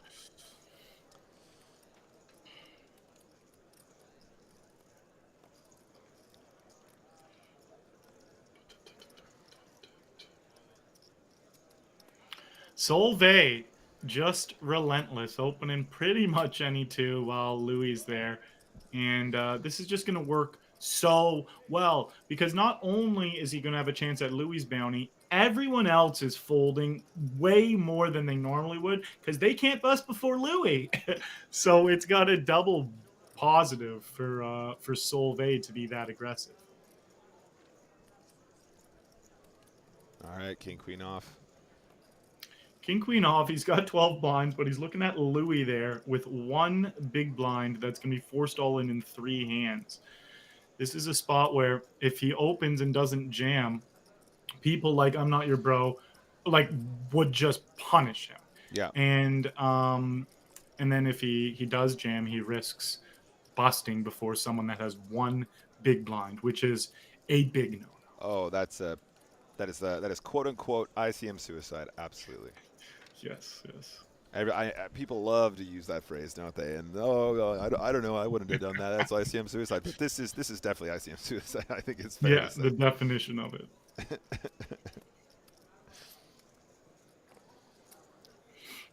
He's just going to take this 120 seconds and just little prayer. Dear poker gods, Yeah. please give me a hand I can play with here. Oh, no, never mind. I'm going to do it 9-8 off. There's a lot of 8s and 9s out there. He's only got 1 8 and 1 9 live. I'm not your bro should be raising here, right? He should be isolating this probably. Yeah, I like For it. sure. I like it a lot. Yeah. I like the size too. He's not getting too out of line. Fimo's gotta be raging. He's like I know what you're doing, but I just can't do anything for all the reasons that Arlie was saying. So he handcuffs him. Having this game awareness at this stage is so important, and he is ahead. King 4 spades, currently the best hand, but on the flop 9 turn. on the flop. All right, Louis Martin. Everyone at the table hates that, except Solveig might be the only one at the table that's like, yeah, that's perfect. Solveig is now, of course, the chip leader, ladies and gentlemen. So after that, he's taking control of the table. Taking control. He gets a shot at that bounty still, only 4 big blinds. And he knows having that really short stack, he can keep applying pressure to John Derek and Korean Monkey and other players like that. Yeah, just the straight jam is for sure the play from Fimo. You don't want to min raise and then have to call off if Solveig puts pressure on you when there's someone with 4 blinds and another one with 4 blinds. So you definitely want to jam there. Here you go, Arlie. This will really test you. What is the best pocket pair that you would shove in from that position? The best pocket pair. Well, sorry, excuse me. Yeah, your worst pocket pair. Yeah, you're like, well, ace is yes, it's my best pocket pair. What's the weakest pocket pair you would shove with? I thought you actually meant best, because aces I would min raise probably as like being a little sneaky. Might be one of the old aces and kings, but the worst one. And how many blinds was he? I don't know. It was Fimo. It was Fimo, and he shoved into John Derek. Yeah.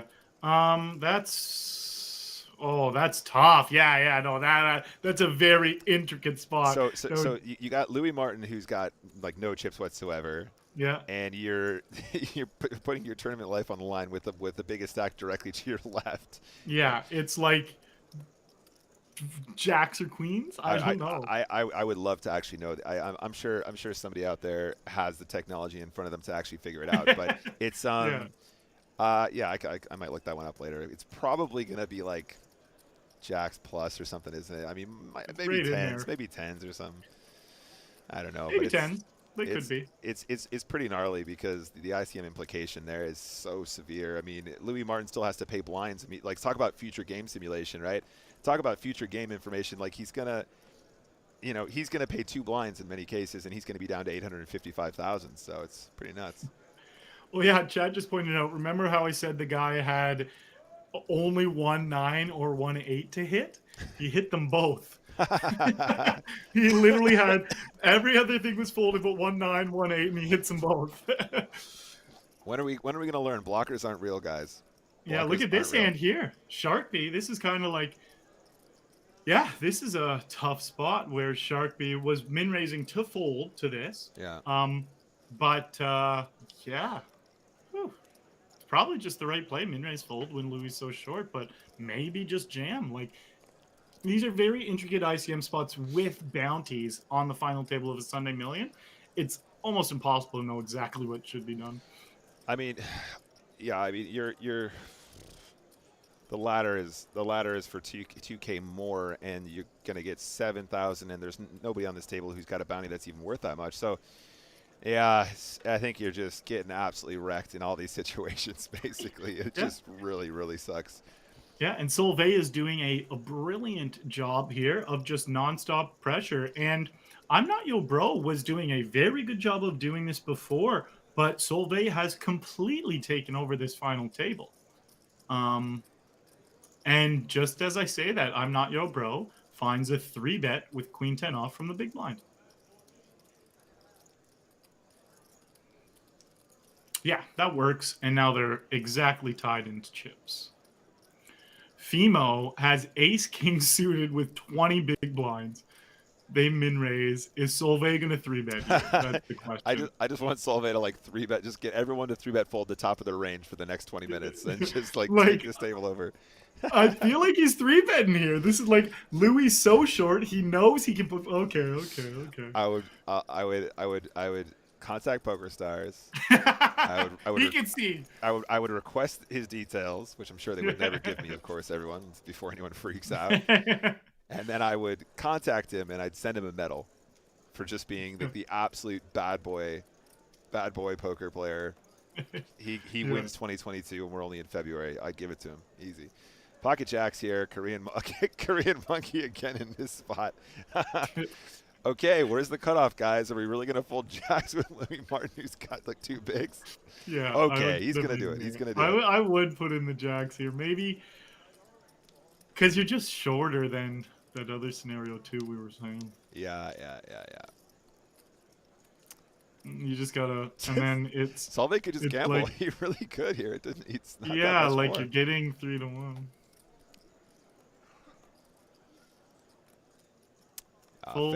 Fair enough. Yeah, very reasonable too. He's fine with this dynamic staying the same at the table for a while. It's just really funny because we got so many guys here who can be getting it in, but the fact that Louis is so short suddenly just slows the action way down. Like he's just killed everything. It's so fun. Just really kills the action from the other short stacks. Yeah. So we see 2 big blinds here from the Bounty Daddy, knowing that if they put in their chips, they're 100% getting called. I mean, but he should probably gamble with Jack 10 suited here, right? Because this is like I would think so. He has a hand that has great equity in pretty much every situation, right? And he has the opportunity to win a bounty, which just doesn't exist anywhere else on this table. So Sharkby's going to probably pump it in here. In fact, I'm Not Your Bro might pump it in and just get both players. Yeah, I think I'm Not Your Bro is going to put chips in. And then Sharkby should always call because I'm Not Your Bro could basically just raise here with any 2 and just try and isolate 2 extremely short stacks. So this is a crazy setup hand. This is nuts. Yeah. But then Sharkby also risks somehow going in 9th if he does that too. But I still would. That was Sharkby.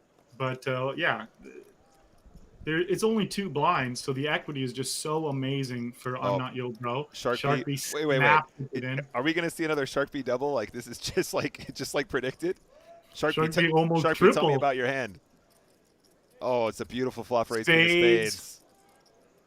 Oh! Jack on the river. They both stay alive. Oh my days! That's Wait, oh no, so there crazy. was an elimination. Yeah, there is one. Okay, there you go, guys. 9th place, Louis Martin is finally busted, and he gets the bounty. Raphael, look at him. That's actually sick. Well, I mean, again, this is why we were talking about why you have to gamble with Jack 10 suited there, because there's such a big upside with a hand that just has tons of equity no matter what. And Ace Jack straight in here as well. I think he's probably gonna get this one through unless Solveig decides to come along with Ace 9 off. Congratulations to Louis Martins on your 9th place. Super deep run. The total that he took home, guys, this is including his bounty value, is $8,150 and 18 cents. What a hand. That was a sick one. I like that one a lot. That was a sick one. And Raphael now with just over 10 blinds. Yeah. Tempted by Queen Jack suited there, but I kind of get the fold there for sure. Yeah. Exactly. Now that he's got to a point where he's equal with a bunch of other people, yeah. Now you guys play the game of who's next to go out. Yeah, I mean, it's so hard to play 10 big blinds well from that position if you're not just ripping, and I feel like ripping Queen Jack there probably is okay, but it's probably better in a situation where you're playing for chip EV rather than actually for bounties as well. He's got $3,671 on his head. He's the chip daddy and the smallest stack. He's going to get, like, omega hunted. Absolutely. I mean, Solveig should just be pumping here, right? Just absolutely. I mean, he could just ship here every single time. Shipping King 7 off here probably is, like, you know, GTO. I mean, it's definitely going to be plus EV when you take into account the bounties. Yeah. We saw Sharkby there just fold the Queen Jack of Diamonds. They're not going to be folding their pocket queens, though. All in, and no one wants a call. Yeah, I mean, he's got it in a spot where the second biggest stack here, I'm Not Your Bro, is already folded, and then the biggest stack is in a position where he's just not going to be calling with anything other than, you know, big hands, really, really big hands, very narrow range is what I'm trying to say. And Yep.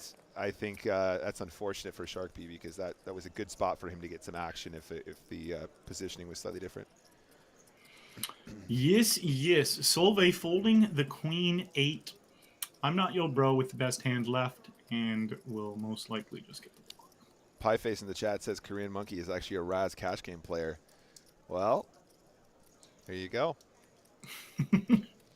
There you go. Now you know. Mixed game movement, unbelievable. I actually played one of my first live cash mix games in Vegas this past trip. What was I playing? Fixed limit 08, and it was absurd. It was. I'm sorry that happened to you. It was absurd. I had a nice time, and the game was like ridiculously soft. Like I didn't realize people could lose that much money like one bet at a time. But it was quite the experience. It's definitely a different breed of people that sit and play live FLO8. And they give you all the singles, and you just have these towers of singles. So silly. It does sound silly. Okay, these two clashing now. I'm not your bro defends the button. I love this, by the way. Yeah, I mean, Jack Nine of Spades. It's just so pretty, and you're just in position. It's just like I realize these two don't want to get too out of line with each other, but it's pretty hard to mess up Jack Nine of Spades in position, right? It's just like you connect in a big way, or you don't, and that's about it, right? It's not one of those hands that gets you into loads of trouble. Like if it was like Ace 7 off, and then there's some hands here. Oh yeah, oh my days! Look at this, guys. Fimo is like, here we go. Yeah, Fimo's pumped. He's like, oh, time to hunt the bounty. Oh, this is the worst when you see they have aces. And you're like, not even kings, so I can hit my ace. It is aces. Like, Solveig's like, this is weird. I think he should be folding here every time. I know it's a double booty, but it's just, you know. All right, 6.5%, 2.7%, 4.5%, and that is a full double for Korean Monkey, up to 10 million. Not too shabby. There you go, repping the mixed games movement pie. Yeah, so they're definitely starting to grow some chips, some of these littler guys. Solveig, just a jam. Just a jam. Because they do know how handcuffed Korean Monkey is going to be when there's under 10 big blind stacks left, right, and center on the table. 4 of them.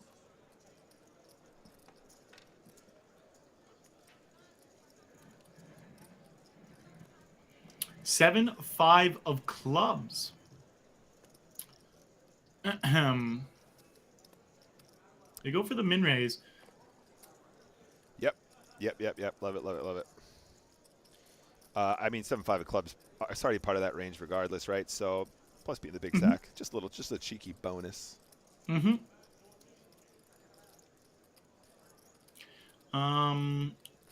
4 seems like a beautiful open for Solveig, the way they've been playing, and just in general putting pressure on the smaller stacks. Yeah, you should just be playing any two here, pretty much. You're just in such a beautiful spot here. Korean Monkey is handcuffed. The other two are so short they just can't play back, and it's magnificent. It's utterly magnificent. Now you're going to make it really small on the flop, like so small, like 800,000. What? It's just extra sneaky. I'm not mad at it. I think it's fine. Yeah. I think he's recognized that SPR is so low. It's not like he has to bet the flop to get all the chips in by the river. So I really like this. The ace of clubs actually is going to kill the action in many cases, though. So that's a nice run out, right? Because now he can still get called by a 10 or a 7 or like stuff like that. So on the river, he might just jam this river. Just jam river and hope for the best for sure. Yep. Yeah, definitely. At this point, a 7 or a 10 looks so much stronger. And it's Solveig. You know they're going to be putting pressure on even if they missed. So, my man, let's go. He is absolutely mopping this table up to 45 million chipperinos. Yeah. Just and I'm not your bro. Just kind of sat back and let Solveig, like you said, the two big stacks kind of know it's not great for them to clash. And sometimes one big stack takes advantage of that just by going really hard and letting the other big stack know it's not good for us if we should clash, but I'm not backing down. So don't clash with me. Yeah. giving him the nod, Arlie. Oh, Yeah. we go way back, me and John. Like the week before, like cussing him out for giving him a bad beat, and he's like, "You've been doing this since 1982, you." Then they're best friends on the final table. Easy game. Exactly. Live poker is so funny. Solvay. Live poker is so funny. I definitely don't play enough, but I do enjoy it. Small little bet here with the Jack 3 off. Gonna work. Yeah, they are all doing this ICM dance now.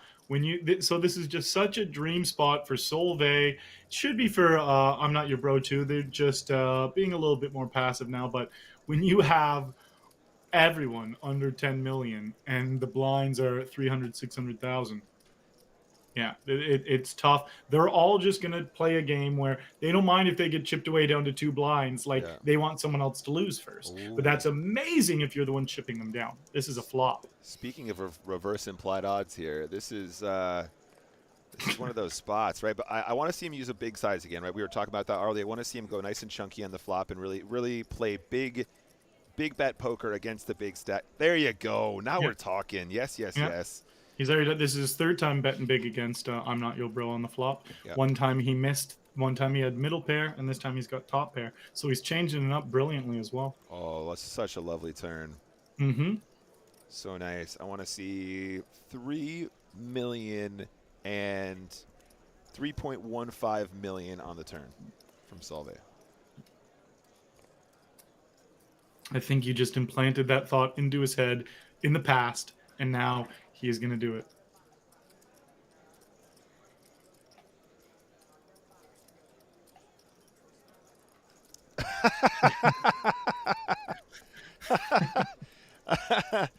Okay, I was way off. The slight overbet. Oh, the open-ender is just not seeming too nice anymore. Could not have been further away. All right, pocket nines for Fimo here. Mm-hmm. Effectively an all-in.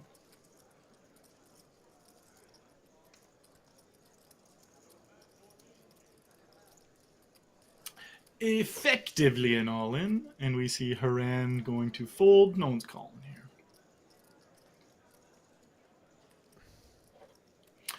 Fimo needs to try to build the stack back up after that. No, why would you do They don't this? even have them covered either. No, if you had him covered, I mean, fair play. It's Haran though. Haran's recreational. They he's been playing a pretty unconventional game so far. Absolutely. So 9's way in front here, guys. We can see a bust out. Holding. And a $2,500 bounty. Wow. All right. And there you go, Fimo guys. Just pumped when he sees Haran flip over his hand. That's like for sure thinks he's behind. Yeah, or like best case flipping. Yeah, absolutely. But yeah, wow. That was actually a very significant pickup. So about $2,500 bounty. Fimo back up to around 10 mil. And congratulations to our 8th place finisher who takes home a combined $11,957.84. That's actually, it's just such a big payout for an 8th place finish. That's so sick to see. I know 8th place feels sad, but congrats on your deep run, buddy, and GG's. Yeah, GG, 12 Gbos for that. Korean Monkey just always put in the tank from Solvay. These spots are so tricky with the other smaller stacks. Oof. Yeah, I mean, I think Fimo's sweating there, right? He's like, "Uh-oh, this is not looking good." And then he's actually got the dominator. That's amazing. Yeah.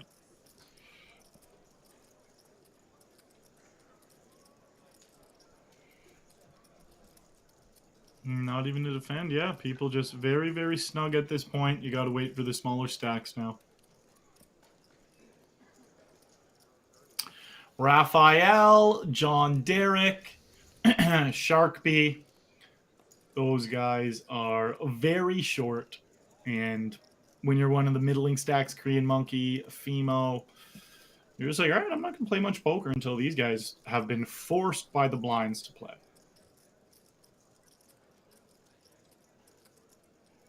And Sharkby with 10 big blinds and pocket fives. I see him as such a wild beast. All these spots that are so standard become so difficult when you're on a final table. And he folds the fives. He folds the fives. Yep, absolutely.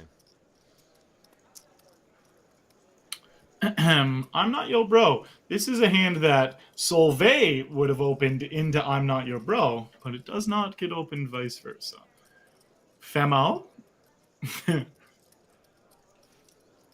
Ace 10 is okay. They just go for the jam to not allow Solvay to Yeah, attack. I was gonna say I feel like if you're in Solvay's shoes, you just always bang it in, right? Like 100%. Yes. Yes.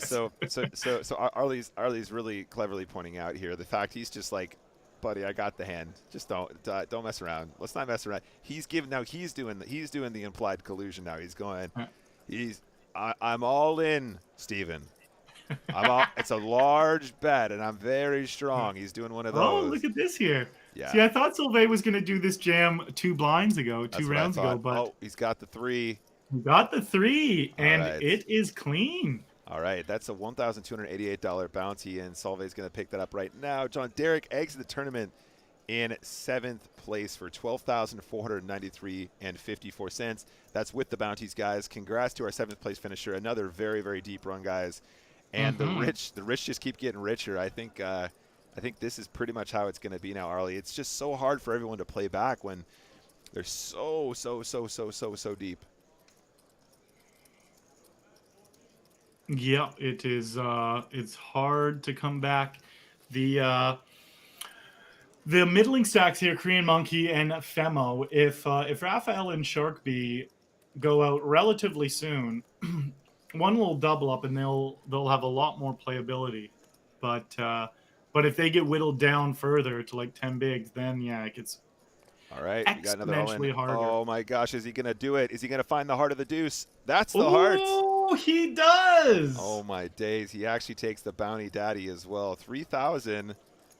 How much was the bounty? $3,500, something thereabouts. That was a big one. Oh man, I mean, what a great spot. Obviously, you can see exactly what Solvay is thinking in this scenario. He raises a very reasonable hand. It's not much more to call.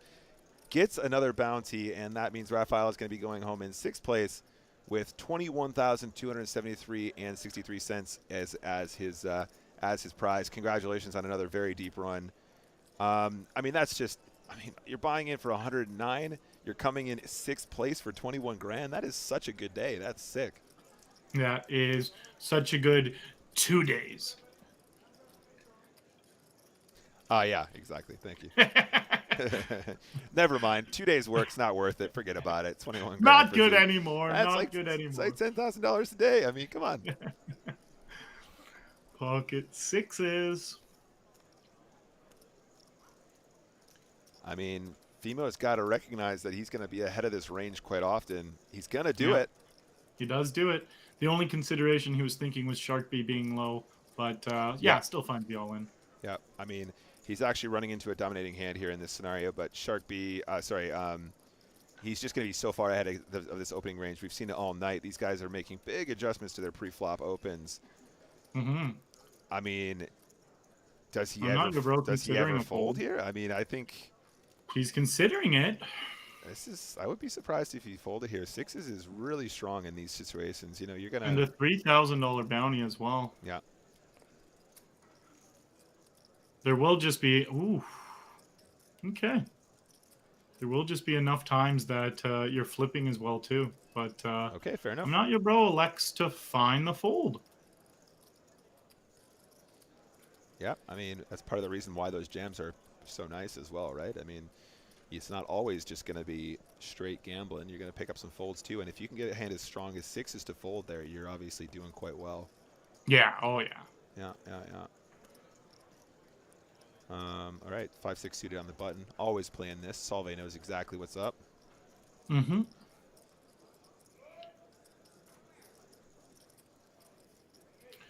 Korean Monkey folds. I'm not your bro. Gonna check out a flop. Middle pair and a gut shot against a gut shot, the ass end of a gut shot, and a backdoor flush draw. The ass end. Solvay, it is on you. They've been sizing up a lot on flops against I'm Not Your Bro, but they just Yeah. check. Yeah, this is fine. I like this a lot, especially with this sort of awkward gutter. Mm-hmm. Juice Man in the chat says, would Nick call with pocket sixes? Probably, but I mean, I actually don't even know. I'm not sure how much ICM would affect that call, and obviously, you know, you're not super excited about sixes, but I mean, if you think Fimo is going to be shoving deuces, threes, fours, fives, which he probably should, then I guess sixes it should always be a call, just purely because those are such high value situations.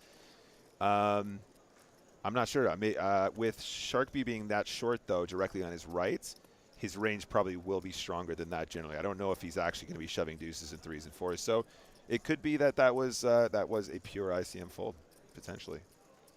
Yeah, ICM is very finicky, but I would be leaning towards the call as well. It's, you know what's really funny about that, Arlie? It's one of those spots where you go to an ICM calculator and you put the spot in, and then it gives you the range, and then you realize that you don't know if Fimo is actually going to be shoving the correct range anyway, right? So yeah, and you're like, so you really don't know what to do, because if Fimo's always shoving all of his small pocket pairs, if he's that guy, then it's a snap call. If he's not, then and that's what the calculator is using, then you can obviously use it as a tool. But if the tool doesn't have the right inputs, then you know what are you gonna expect to get back, right? That's the dance you got to do when trying to study poker. Exactly. Yeah, right. They're like, here's the answer, but sometimes that is so poker, isn't it, Arlie?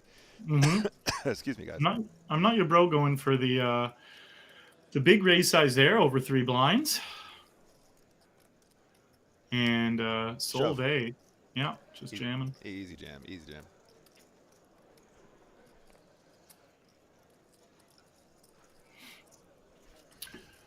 Oh, some more just straight Garbaggio Korean monkey. Just keep raising, buddy. Don't quit. Don't quit. Yeah. Don't quit. Don't stop. Solvay raise for sure.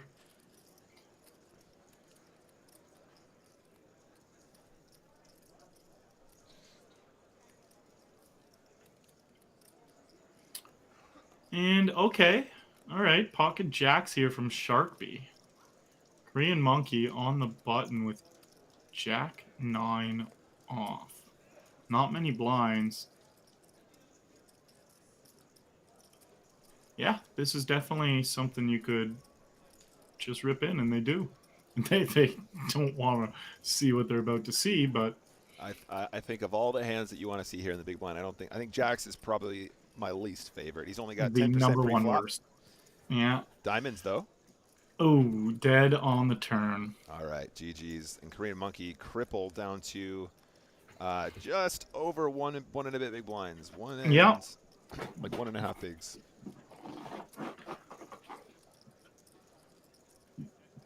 Solvay not stopping, especially with Korean monkey being super short and him raising into people who aren't Korean monkey. Okay.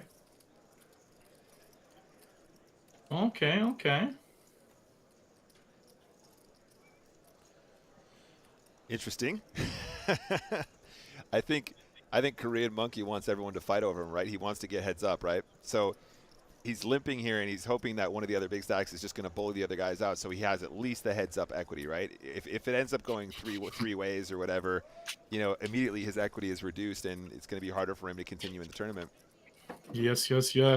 And we see a flat here. I'm surprised Fimo doesn't get it in there to try and ISO, but it looks like he's done the right thing regardless. Solvay now easily can just put the rest in, no problem at all. Yeah, and there you have it. All right, heads up. Ace 10. King on the flop. And a 6 doesn't need it. Okay. Double up for Korean monkey. They are still on life support, but not eliminated. Yeah, just a few more double ups and back in the game with some of the other shorties. And just a clean 3x from I'm Not Yo Bro. Are they going to get punished?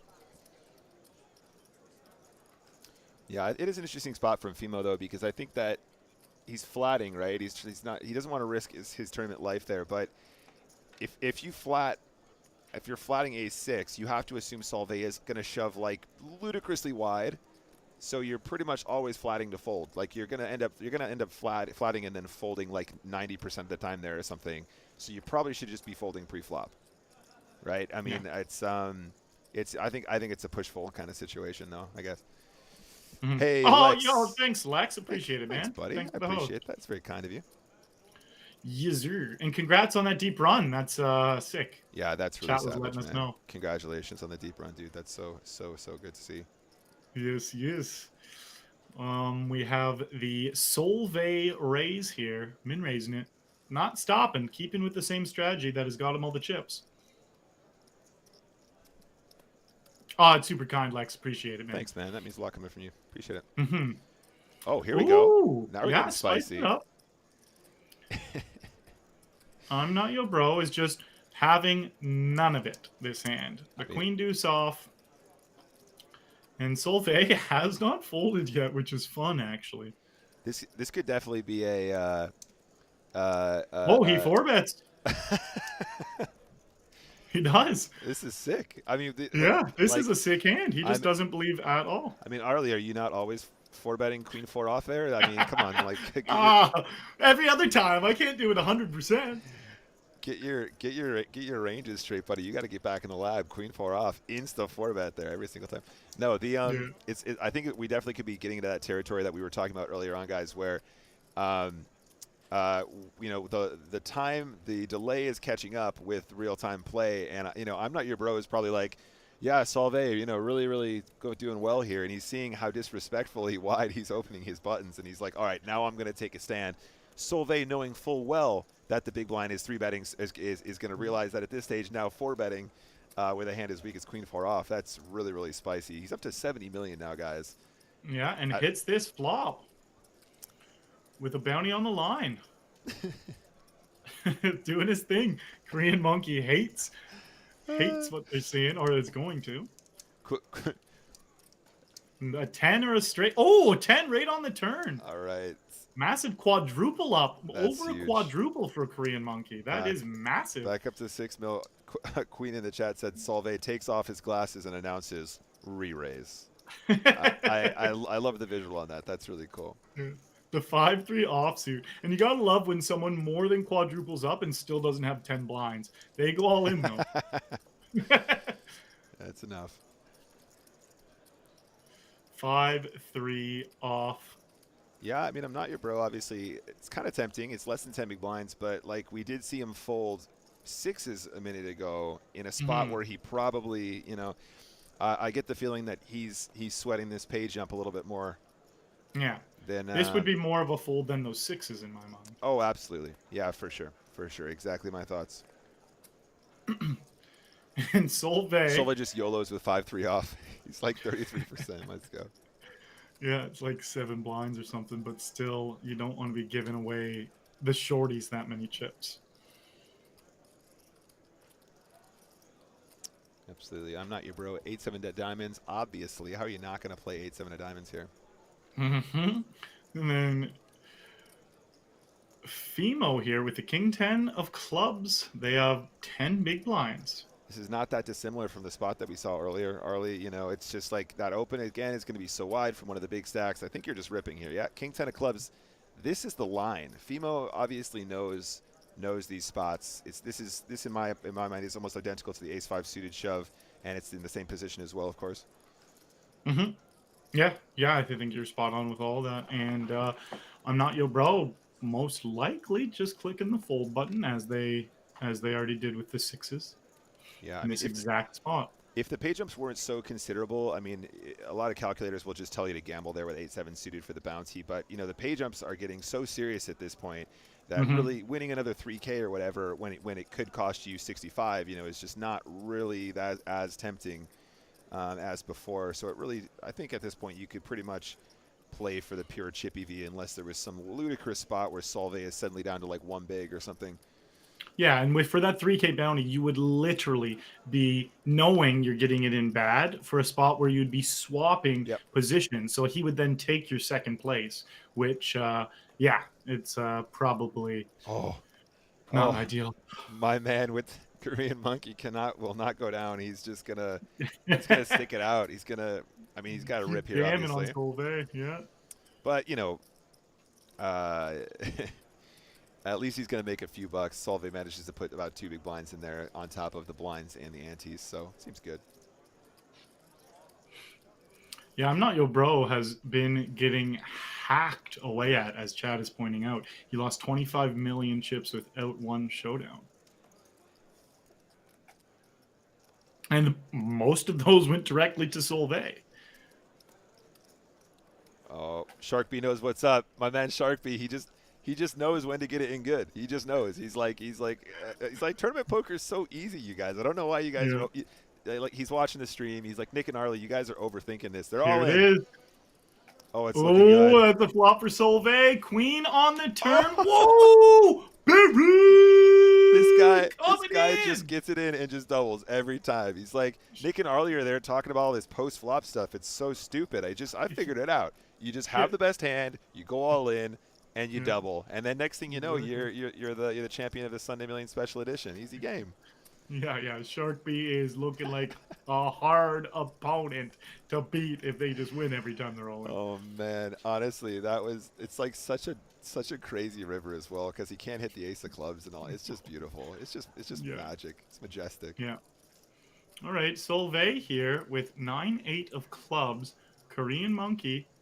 Yeah, has him dominated. He should be calling here as well. Definitely, because he's tied for short stack. Yeah. Oh my God, he's gonna. Wow, top 2. He's done dead it again. On the turn. Korean Solvay. Monkey back from the dead. 20 million. Yeah. They had like literally one blind, 1.2 or 1.4. Chip in a chair, baby. All right, I'm rooting for Korean Monkey now. I've decided. Yeah, well, it's definitely either Korean Monkey or Sharkbee that we want to win. Our unbiased opinion. Of course. I mean, I feel like Solvay deserves it, but poker isn't about who deserves any. It's not a deserving game. There's no justice in this game, really. Let's be honest, guys. None. Zero justice.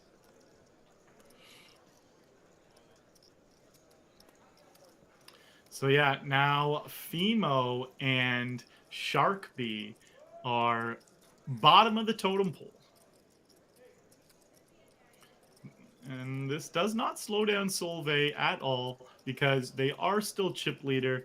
They're not getting upset that they just lost a lot of chips. There's another scenario in alternate universe where they just won a big stack to get up to this exact spot, and they're super happy mentally, and then they're going to still play like this. So you have to erase all of the past. You have to erase all the past. That's why I drink so much, guys. It hampers the memory, and then I don't remember the bad beats. So like between hands you can forget really quick. We got some hands here though. I'm Not Your Bro raised it up ace king off. Solvay queen jack suited, deciding in the small blind. Oh man, this is so sick. I can't believe it. Wow. Korean Monkey folds. Yeah. Knowing that Solvay is super aggressive, but still it's such a tough spot with 2 shorties there. Yeah, I mean, so Solvay just does him such a favor here, right? Like if he plays his hand as a call, it's so hard for Korean Monkey not to just go crazy in this situation, but he just does the perfect thing to get Korean Monkey out of the way. Yeah. Oh man, it's not that much more to call, but he just knows he's never good there. I mean, I'm Not Your Bro has already been quite controlled. He's been quite conservative, so he's just not going to have anything that you want to see in that situation, really. Like, it's not like he's just going to go, yeah, I'm just deuces, let's go, sure, whatever. He's going to have a really strong hand. He's going to have the very top of his range. Yeah, and now Solvay raises into 7th. So what we're seeing, though, is every single decision Solvay made for so long worked. And like the last 10 just haven't. Just literally poker. Everything worked before, and it's just not working anymore. The 7 should be a shove here. This is absolutely correct. I mean, if he's got a bigger pair, whatever, it's fine. It's just like 7s are just unbelievably strong, and it's almost impossible to play them alternatively, right? Flatting here and being out of position is just it's such a bad situation. It's going to be profitable, so just get it in. It's all good.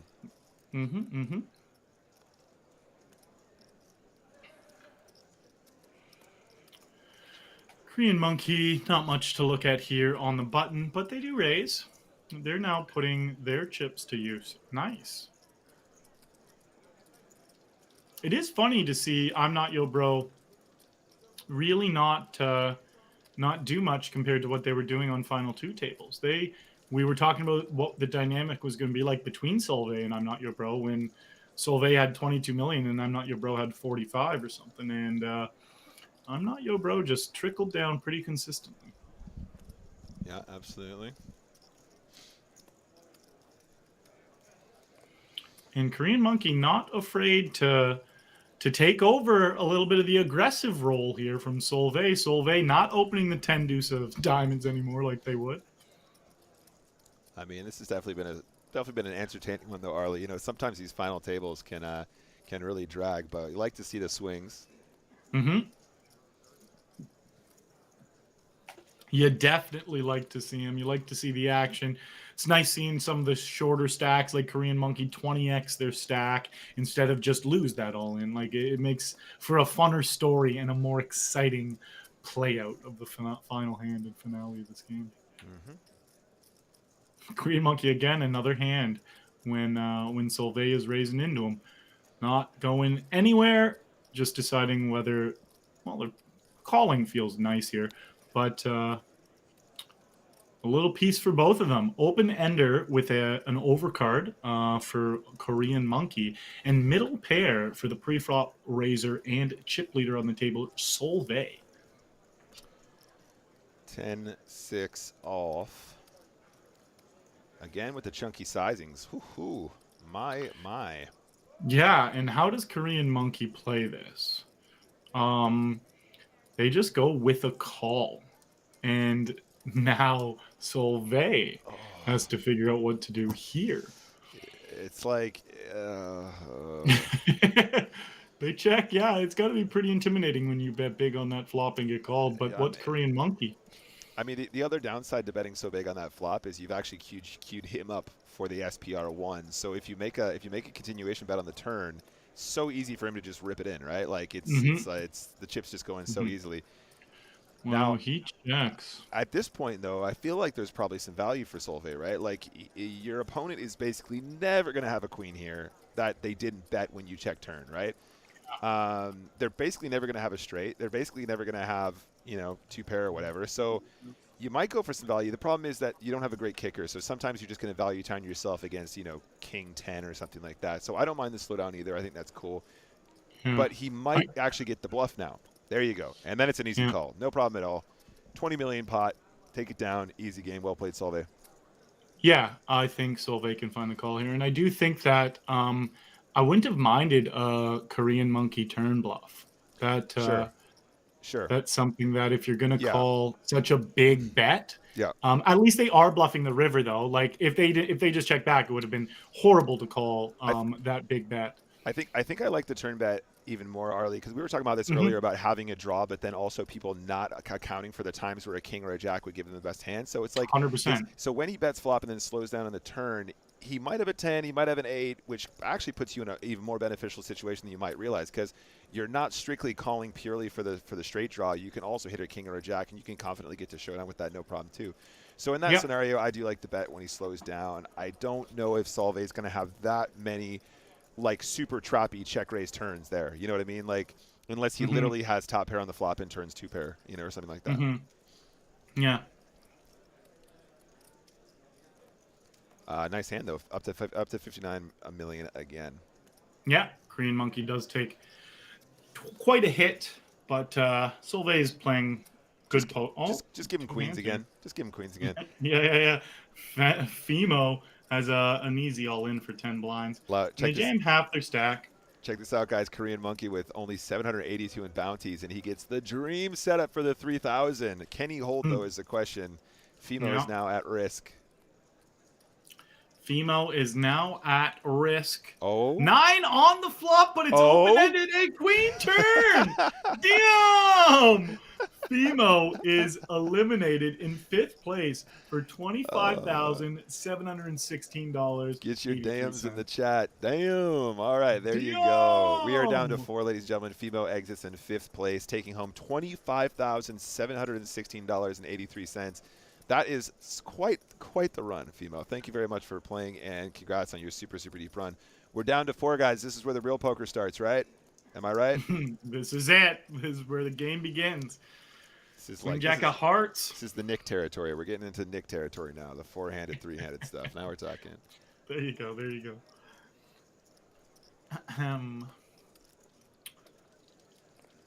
Well, you're not my boy.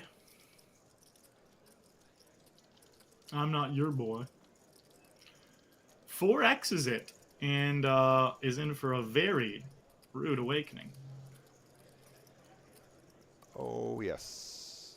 I mean Sharkbee again, just like, okay, got another hand, we're going all in. It's just it's incredible, honestly. Like also if Sharkbee, if you're watching this, absolutely no shade, buddy. I think you've played really well. So it's not that, it's just really funny you've been in so many spots where it's just let's get it in pre, see how it goes.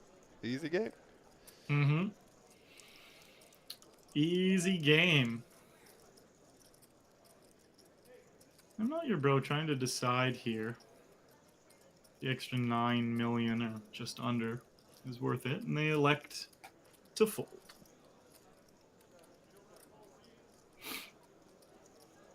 Six-4 off here from Solvay. They have been super aggressive in these situations, and they don't slow down. Now, the table has evened out, though. All the other three stacks are 16 to 19 million, so they are right in the same territory, all trying to get that next ladder before someone busts.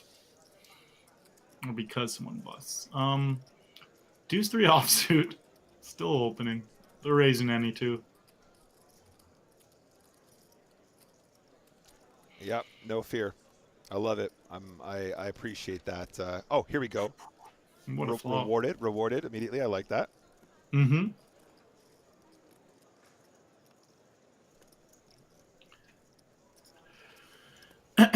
Solvay, little third pop bet. So this is one of those situations where I really would prefer to see a like 1/4 pot sizing from Solvay, just because, well, first of all, we're in that nice shallow zone that I was talking about, where you're still not going to struggle to get chips in the pot, so you're not worried about building a pot to like take down somebody who's got like 100 big blinds or something like that. But also, it's interesting how often people need or should continue with a hand as weak as like a backdoor or flush draw here. Like ace jack, obviously being ace high, it's a bit easier to call. But if he's sitting here with a hand like queen jack of spades, for example, I think he's basically always got to come along for that sizing. So you get a little bit more value, but also you get that really cheap bluff, like that ridiculously cheap bluff on the king 3 deuce rainbow, super dry texture. That's going to make you a lot of money as well. Mm-hmm. Yeah, definitely. Yeah, I mean, awful turn though, right? When you got bottom two, you know, seeing the board pair really sucks. Ace jack is just going to get to showdown though, so GG Solvay totally. Back up to 65 mil. Yep, exactly. Solvay hated the turn, but was still very happy to win that pot. It could have easily been up against a hand like sixes or something where they're just crushed by that turn. Uh-oh, Sharkbee here in the chat. He looks like he's asking for a deal. That's interesting. I mean, it's actually not, I think given the distribution of chips, it's an interesting proposition because you got three players who kind of have the same, and then Solvay with the 65 mil ball. I get the impression we're not going to go to any kind of deal conversations, though, guys. I think Solvay's going to try and take this all the way.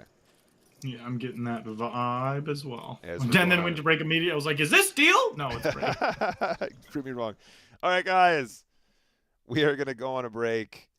There are only 4 players remaining in this Sunday Million. We're just 3 spots away from crowning our new winner, who will walk away with $65,000, not including bounties, of course. Don't forget that. We currently got Solvay way out in front with 65 million chips. It's looking really good. We're going to go on a very short 5-minute break, and we'll be back right after that. Arlie Shabanimal.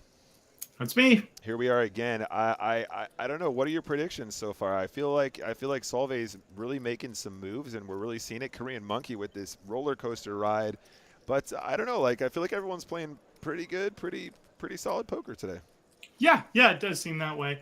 And Solvay does have a stranglehold over this final table. They have from the very beginning, even though they came in second place, they have been the most aggressive. They've been accumulating chips the best. And they do have the other 3 players in quite a tough situation when they're all around the same stack. They're going to be a lot less inclined to be 3-betting against them and to be trying to play big pots against them because there's no clear-cut last place that's going to not mind gambling. So they could all get pushed down, or obviously there's a million ways it could play out. But I'm leaning towards thinking Solvay can navigate this field. Yeah, I think so too. Speaking a little bit more about what you've been streaming recently, I know you like to mix it up. You know that I play a ton of spins. It's like basically the thing that I do pretty much. Yeah, It's yeah. my primary content. I think that's one of the. We're getting to the stage now, guys. I made the joke about four-handed, three-handed being the real poker, but like I think people tend to underestimate. I know you'll appreciate this too. How much value there is to knowing how to play short-handed, right? Because that's where all the money is made, right? You've worked on your game super hard to try and become the kind of player that's going to get to final tables frequently. And then once you get four-handed, you're just not playing enough. You're not defending wide enough. You're not playing a wide enough range. You're getting run down, and there's just no hope for you. And in situations like this where there's a big stack as well, knowing how to play out of like a 15 to 20, 25 and less, big blind stack is just going to make you so much money. Are you playing many spins at the moment? Are you mixing that in, or are you kind of sticking to the MTTs at the moment? Way more MTTs than spins, but I have been playing some spins, yeah. Just a lot less frequently than I was back in the day. I understand. That's awesome. All right, chat. So, yeah, we're going to jump back into the action in just a minute. If you've just joined us, this is KO Week, event number 59. This is the 109 Sunday at Million 8 Max Progressive KO Sunday Million special event. It looks like we are going to be wrapping things up very, very shortly. If Solvay has his way, he's going to keep applying that pressure. We will get back to the action in just a moment, but stick with us. Guys. Let's get back to the table. Stick with us. We love you. Don't leave. Yeah, I mean, just looking around the table right now, I mean, when we come back, is there a blind increase? That's a good question. Last level. Okay. Where are we at right now, guys? So blinds are currently level 52. We're 400K, 800K with an 8K ante. So, yeah, pretty much everyone's sitting there looking at about 20-ish big blinds like we were talking about. Definitely knowing how to play short-handed is going to be beneficial in these situations, Arlie. Yes, yes, yes. We are going to see who knows their ranges, who knows what they can go with, and the intricacies of ICM are going to come into play a lot. And, yeah, we'll have a field day picking apart all the spots. Is there any live poker near your new digs, Arlie? No, that is one of the horrible things about Ontario is there's not like there's some good spots maybe like an hour away from where I am, an hour and a half away, but there's like nothing in Toronto, and Toronto's massive, but there's some weird thing about no casinos in Toronto. I actually don't know. Now that you mention it, it's like there might be something that the city agreed to a long time ago where they wouldn't have a casino in here because it doesn't even make sense that there's not one. It's Toronto. Yeah, that is crazy. How far is Playground Poker? Is it Playground Poker? That's a Canadian one, yeah, right? Yeah, it's in Montreal. That'd probably be 6 hours or so. Oh, dang. Yeah, I mean, can you imagine that commute? You're like, oh, I want to play some live poker. 6 hours there, 6 hours back. Yeah. Yeah. And then in Calgary, they have amazing live poker, and like Kmart's always playing in Calgary where he's from, and just like literally making the most money. And he's always messaging me like, bro, these games are so soft. I'm like, cool. They just don't exist where I'm from. But like everywhere else in Canada, people are printing money. Yeah. Tell me more. Yeah, I mean, it sounds like a really, really good gig out there. I've heard good things anyway. Like, isn't like Jamie Stapes and all those guys from? Didn't they spend a lot of time in that area as well? They did spend time there, yeah, definitely. Yeah, they're not from there, but it does sound like a really good scene. But all right, guys, we're jumping back to the action now. As I've already said, we are playing the KO Week event number 59, Sunday Million Special. So let's stick with it. Korean Monkey straight back in there with the all-in with the pocket tens. I love Solvay though. I'm loving the play here. I really appreciate the 10-4 off open. I think it's just gonna, it's when you're picking up so much in dead money, it's really difficult not to just do well if you're just this aggressive, right? Yep. Exactly. The other players aren't going to be. It's so hard to know exactly how to play back against a super aggressive player when you're in an intense ICM situation. It's like this is probably one of the situations where people make the most mistakes, like even skilled players. So it's Solvay understands that and is going to continue to put pressure in that. Korean Monkey with ace 5 of hearts.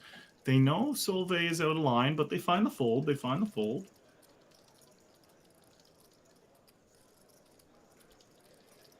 And Korean Monkey with the King 9 off. Folds. I'm not your bro. Down to 21 big blinds. And I'm not your bro Chip graph would just be a steady decline on this final table. It would be shooting up until this final table. But yeah, they have lost about 65% of their stack. Yep. I wonder how things would have looked if he called with those pocket sixes, Arlie, eh? Exactly. It's always the way. It's always the way. It's always the way. All right, so Queen 10 here.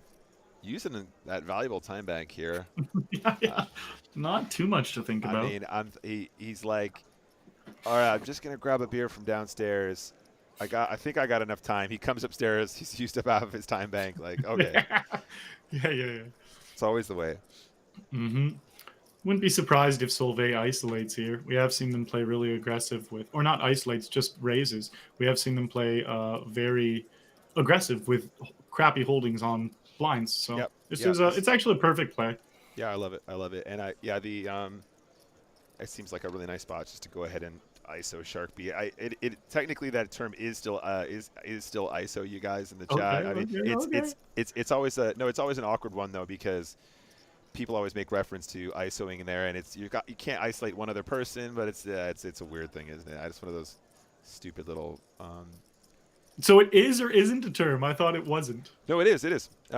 So you can isolate one person. So you in most cases, well, you know this, right? But in most cases, chat, when you raise pre-flop in order to isolate one other opponent very frequently from the blinds, right? You raise and then you isolate or even if somebody limps in front of you, you can raise to isolate the limper so that the blinds fold or whatever. When you're blind v blind like that, or even if you're heads up, it's still called an ISO in so many different places that I've studied. Even though you are playing 1v1, but it's a weird one. Queens for Solvay. No pickup though. Another pickup indeed. Yeah, Solvay up to 69 million. And gets a walk up to over 70. Yeah, and as you guys see, there's a lot of times where everyone just has horrible cards like this. And this is why Solvay's pulling away so much, because they're not going to limp, they're not going to fold, they're going to put pressure on here. This is what they're doing, and it's working. It's working brilliantly, and it's a great game plan.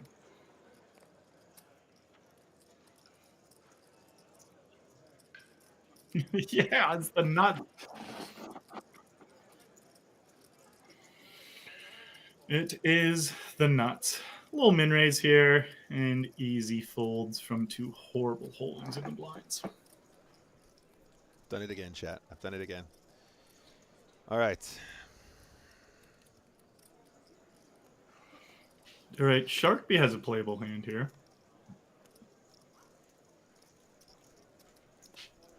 Shark B, I think, is going to get to do what they love to do. I mean, look, I think Solvay's playing really well, but Shark B has the perfect. He's got the perfect game plan. Just always have a good hand and just always be going all in. Yeah, exactly. Do not play a flop. Ooh, ace king. Man. But these are the spots too. Like, he's just been so aggro. He's just gonna get no respect. But it looks like nobody wants to tangle with him there anyway. Mm-hmm. Same thing again, guys. 4 horrible hands. Let's see who wins this one. This is a big deal in poker. You can't just do this at will, though. You have to do it properly. And Solvay has muscled his second place stack into a dominating first place stack. Yeah, absolutely. By this exact plan. Absolutely hench.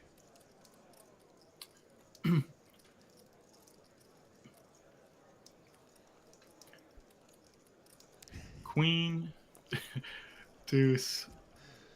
Love you, Twitch chat. Thank you, guys. Thank you for being so understanding. Ace King is all in here, guys. Here he is. Shark B's plan works again. I'm not your bro. It hasn't really shown us any indication that he's going to be calling that wide so far. He's been playing pretty. He's in fourth now. Yeah, he has trickled all the way to fourth place.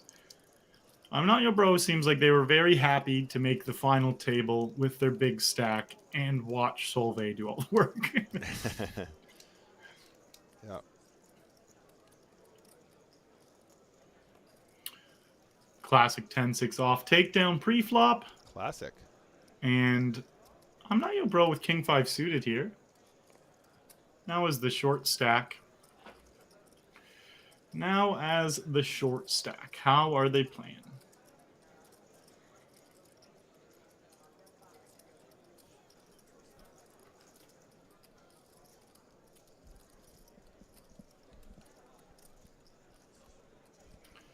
Ace 3 and Ace 4. I don't know, your bro might just fold here. So they have been a little bit on the snug side. Yeah, they have, absolutely. This is a hand that is definitely like even money opening.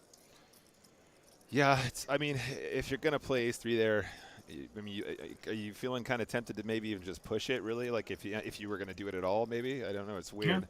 Yeah, that's the thing. Like it is profitable to jam it there, but then ICM comes into play. Yeah, I really can't even see that being an open. Really, I'm not even sure if it technically should be an open, even if we were playing purely just for the chip EV. I think it's like actually pretty close to even money or slightly losing, but I start opening it if the blinds are weak. Sure, absolutely, I like that. So Solvay not being a weak blind, I wouldn't have opened it into him. Yeah. I'm Not Your Bro. He tried to get rowdy that one time, didn't he, Arlie? He got a line one time, and he was like, "That was so stupid. That didn't go well at all." I could have had those extra millions of chips if I didn't do that.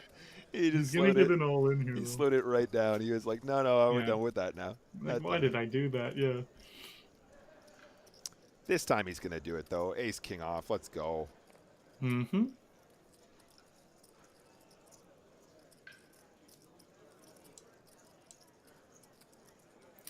Solvay not seeming like they want to be doubling up anyone with 10-3.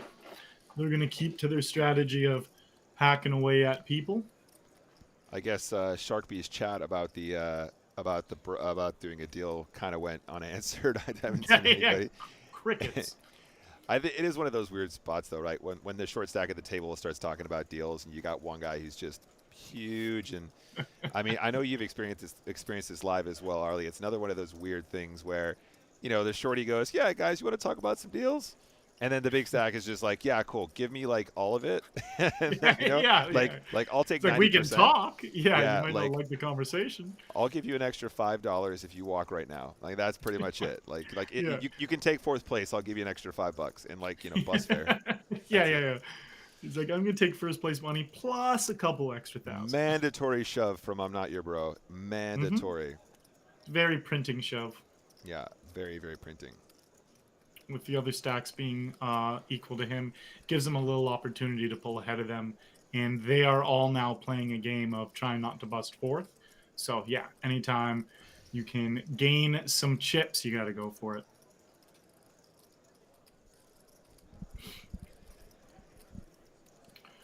The Jack 7 off is going to make the Jack 7 suited fold. You love to see it. And 9-8 diamonds. Or Jack 9 of diamonds. Yeah. Snap it in. Yep. Sharpie. I mean, Sharpie. He knows what's up. Yeah. 11.5 blinds. Like, let's go. Yeah, I mean, if you guys are looking at some Nash equilibrium push fold charts there, Jack 9 suited is just you can do no wrong, really. If you're playing strictly a push fold game, it's just so powerful. I mean, you'd expect it, right? Everyone loves Jack 10 suited, that kind of thing, just because it has so much opportunity to make a good hand. So that seems reasonable, and I don't think anyone is shallow enough for him to want to kind of divert away from what would just be a pure printing shove there. Absolutely.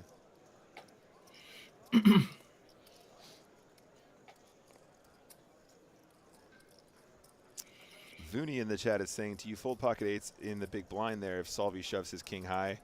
You shouldn't. No, like I said, everyone's too similar in stacks for you to want to make any really big adjustment. And pocket eights is just going to dominate, like absolutely crush what the big stack is shoving there. Like that's one of the situations where Solvay will have all of his small pocket pairs, And so that means you've got 2, 3, 4, 5, 6, 7.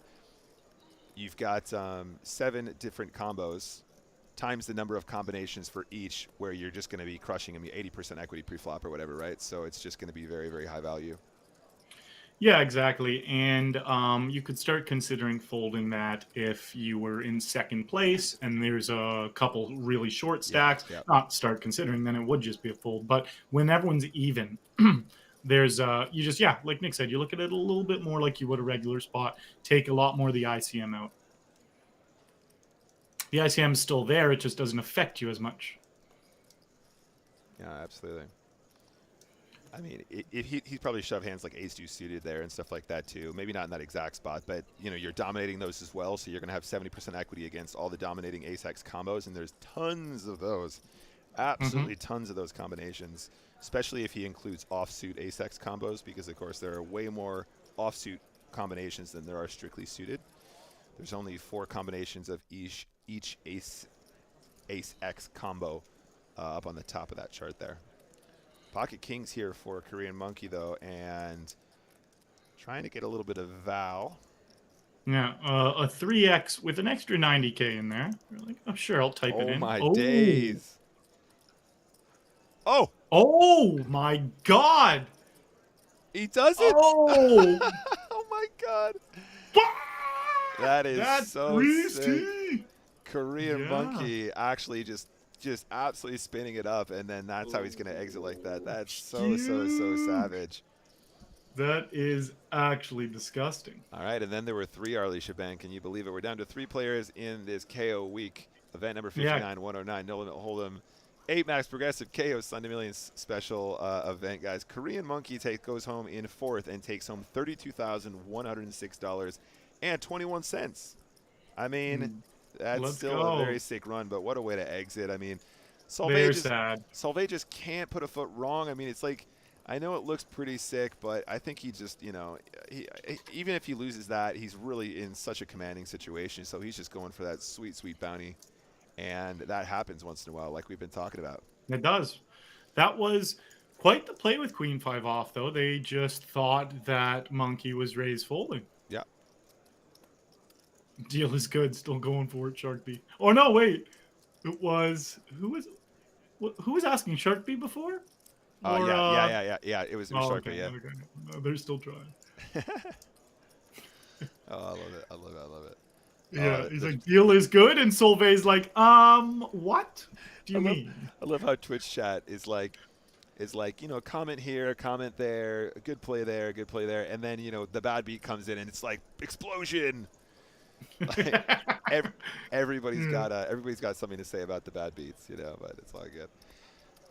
All right, so at this point, Arlie, I mean, it wouldn't be completely unreasonable to just see Solveig shipping every hand, right? Like, it's just there's basically nothing. There's just nothing he can do at this point that's really going to be a ginormous mistake. I know that sounds kind of absurd, but like I've been saying all along, if you're in a situation where you can apply maximum pressure, generate maximum folds, and you have the upside of winning a bounty if you get lucky, like with Queen 5 off, for example, it's like, it's very difficult to make a mistake at this point, right? Very, very difficult. Now, he doesn't have to play strictly a push-fold game because, of course, poker is more complex than that. So he can just continue to do this sort of min-raising. I'm Not Your Bro could even ship here. I mean, he should be miles ahead of Solveig's range with ace-8 off. Yeah, because he's opening 100% here. He's going to literally be way ahead of his range, but he sniffs out this specific hand.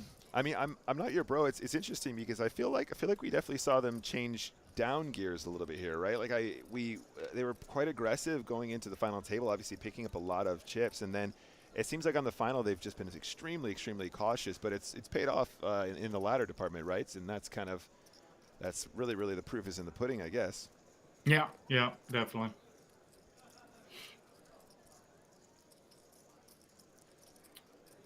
A king on the river. Sharkby is playing post flop. What's happening here? What's happening here? He's like, I have no idea what I'm doing. Yeah, I was a misclick call pre-flop.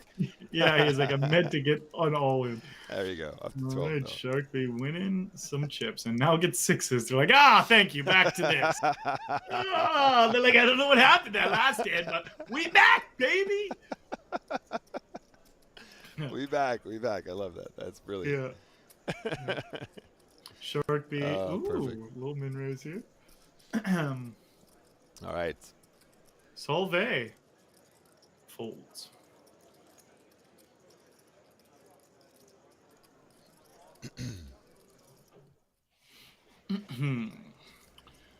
Okay, so a little Jack 6 offsuit, obviously opening because you got to keep that pressure on as the big stack. And like, if you fold this Jack 6 offsuit, one of those two guys wins the pot. That's the thing. You don't want them to get chipped. You open What? everything. What? And he jams ace deuce now. Sorry, Jay. Oh god. After not jamming the ace 8. I was choking because you didn't jam ace 8. Now you're jamming ace deuce. Yeah, yeah. The Okay. ace 8 was a definite profitable jam. Okay. But I guess they clicked in a little bit more now with ace deuce. Yeah, Well, it was, well, we were touching on it earlier. Ace deuce is a better jam than ace 8. Wait, Yeah. It's interesting if you're getting called, actually. Well, if it's a right, better right, jam, right, right. because So- there's not as much playability with the yeah, I mean, wheel. if you're getting called, it might perform better if you're dominated, right? But it's also like if you're getting called there, yeah, it's just a weird spot. It's funny to think about. All right, here we go, guys. He's decided now that he's going to be shoving his ace-x combos. Maybe he heard us through the through the sands of time. Yeah, we went back in time. Like you tried that one time. You tried hard. Maybe it was delayed, and that went through to this guy. You know? Oh, see, I telepathically reached him, but there's a delay. I forgot, so it took. Yeah, okay, I got it. You forgot about the delay. I forgot about the delay. Yeah. The telepathic delay. All right, blind v blind action, 10-9 off. He's just gonna rip it. Oh my god, Yeah. punishing. Yeah. Yeah, it's definitely way more punishing to rip that into the guy in second place now that there is a difference in chips between Shark B and I'm Not Your Bro.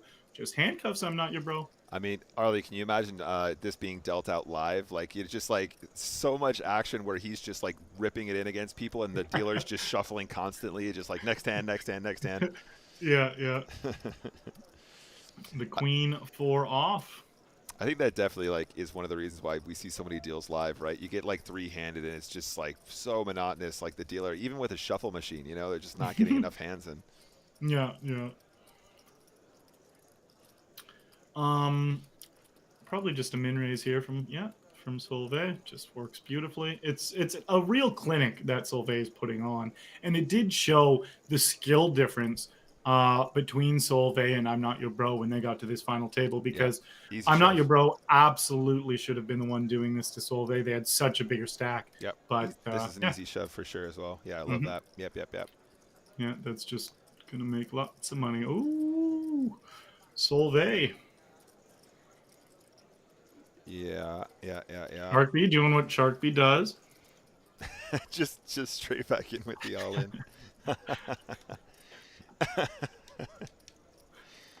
Oh man, it's so funny. Yeah, and Solvay folds. I like it. The thing is, I don't think it's horrible to call there, but I do know that what they're doing is working so well. They're getting zero resistance, and sometimes you just like, okay, even if this isn't a horrible call, what I'm doing is better than me calling. I totally agree, and I think this is also, it's interesting to see how Solvay is playing the majority of his buttons just as a straight min raise, right? Like it's a spot where the shove is absolutely fine, like it's gonna be making money, but he's just choosing just to apply the minimum pressure, and it's having such a profound effect that he doesn't need to be at risk. He can just risk two big blinds, and he knows that they're going to be really honest every single time. Now this should probably always be a shove this time. Just because the small pocket pairs play so bad post flop, right? Yeah, I would just rip this. Yeah, that seems good. Yeah, he's making all the right adjustments in the right spots, it feels like.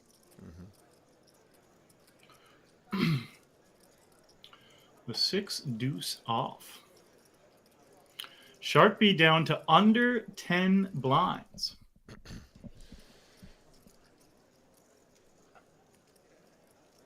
Although it would be cool to sit there with 93 million chips. That does sound like that would be pretty dope.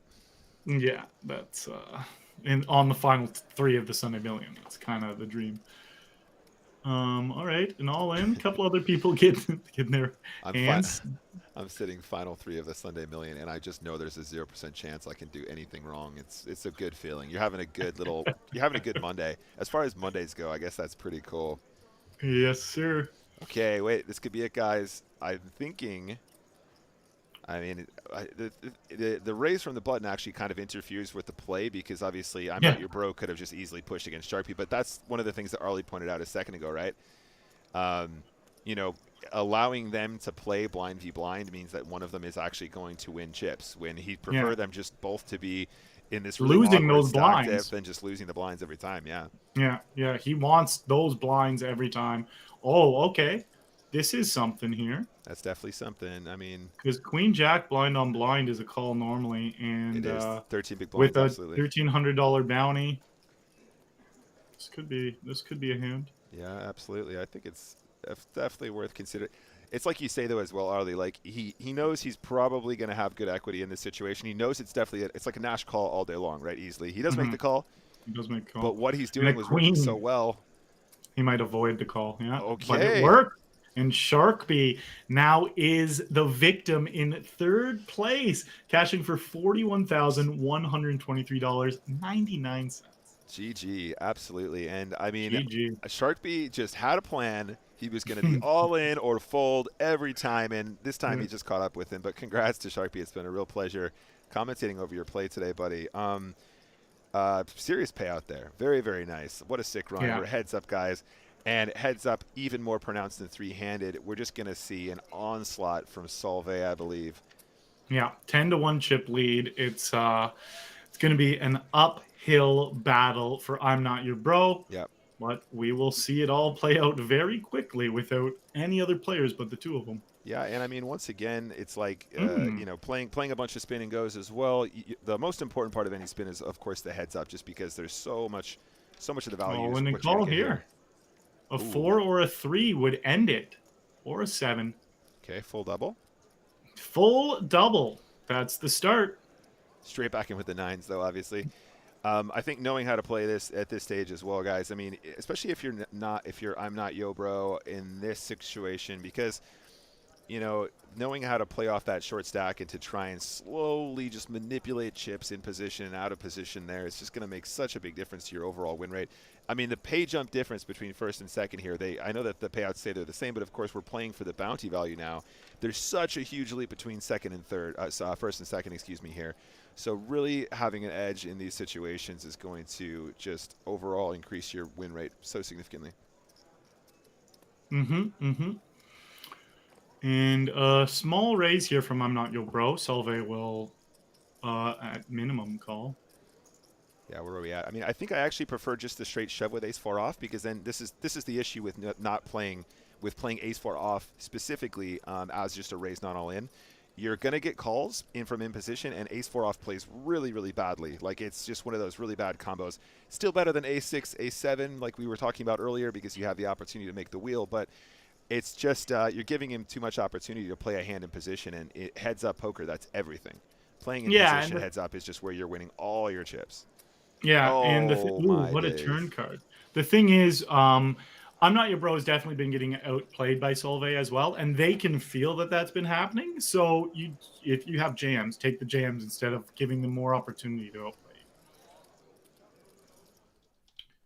outplay. So a turn bet here. Solve definitely doesn't like that turn after there's a limp raise pre-flop. And it's interesting to see what sizing I'm Not Your Bro is going to choose here. Are they going to go for the jam, or are they just going to go for like anything smaller? I think you just 5 million. I think so too. I agree with you. I think that was a time bank check. That was really interesting. I think probably I'm Not Your Bro would have gone for it there if they had more time. I'm not sure, but they can't be worried about too much at that point. Their hand is kind of, it's kind of the perfect situation for them, really. I agree with you, though, Arlie. It's one of the spots where, like, you have less than pot, and jamming is cool because you can still get called by a queen, which he's going to have quite often. But it's also, like, it's such a scare card on the turn. So on the river, it's not getting any better when you're just going full pot. But then if you go less than that, are you really telegraphing that you're super strong? I'm not sure. It's a weird one. That's the leveling. Like, it is tough because sometimes that little bet is a bluff, like we were actually talking about earlier. Yeah. But a lot of the times you're just going for value with that ace you hit on the turn, Yeah, and you're yeah, trying yeah. to milk the type of hand that Check your raise. opponent has. Check raise. This is always a check raise. Yeah, I think Solvay is going to keep putting the pressure on. Make it They even have the backdoor spade. 4,900. Okay, that's fine. I'll allow that. That's fine too. I actually like it a little bit smaller. In fact, that's really nice. Mm-hmm. And I'm Not Your Bro hates this. They're still going to be ahead of hands exactly like this, and some spades and stuff. But yeah, they just fold. Yeah, very nice play and approved. That's Nicholas Walsh approved. Good job, Solvay. I really like that specific combo as a check raise there, especially as with the spade in your hand. You can check raise there and then just barrel off on spades so hard if you miss. It's really, it's actually a much higher value situation than some people might immediately, put it as when you're looking just at a straight, boring old gut shot, you know? Mm-hmm.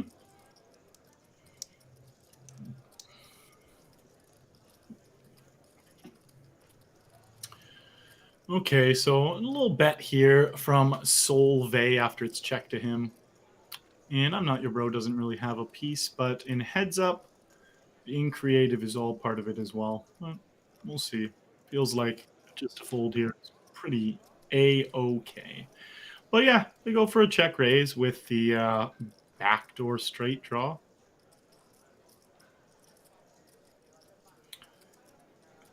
Pretty close to a no equity raise, but not exactly. But maybe they would still do it no equity. It's just one of those times where they know they're getting run over and you have to find ways to play back.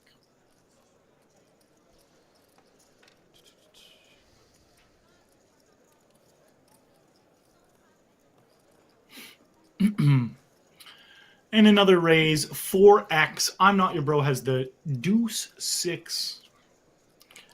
Takes their time on all these decisions still. Yep, doesn't want to give away any information with the timing tells it seems. Yep. I mean, Solvay's still got all the chips, so I think being really, really aggressive here is still acceptable. Jack 3 off, I think, is best as a limp. I prefer this, yeah. Again, I'm almost positive ace queen off is going to be somewhere between a 50% frequency of all in and raise non all in this situation, but it's obviously a much better candidate for the raise non all in than ace 4 off like we saw earlier, which put him in so much trouble, even though he did manage to spike it. These small sizings though for the raise, like he's just making it an extra blind and a half. I completely agree. I think he needs to be making it at least 3, if not 3.5 there at 25 big blinds effective or 24. As soon as you get to around 20 big blinds effective heads up, it's almost 100% shove any offsuit ace-x combo except for ace-king off. And even that, it's going to be some frequency of all in there versus the limp.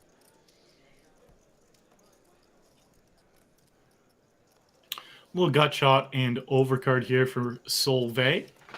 I like a check raise here again, Arlie. It's like, you're blocking queen jack, queen 9, queen 10 as well, which is even more reason for you to get away with this one.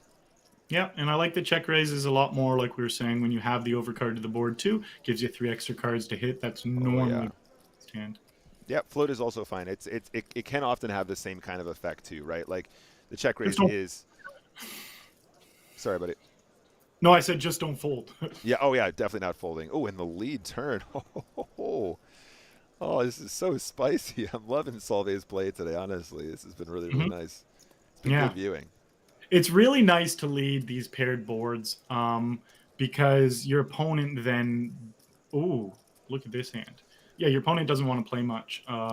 That's not strong. They don't want to do many floats. I mean, I'm kind of interested why I'm Not Your Bro played 7 deuce off there as well. Like heads up, you're going to be playing like almost 90% or more. I don't even remember what the specific number is, but it's a lot. It's pretty much every combo. But you're going to be folding 7 deuce off, 9 deuce off, stuff like that. And I just don't think there's any reason to be in there with that hand.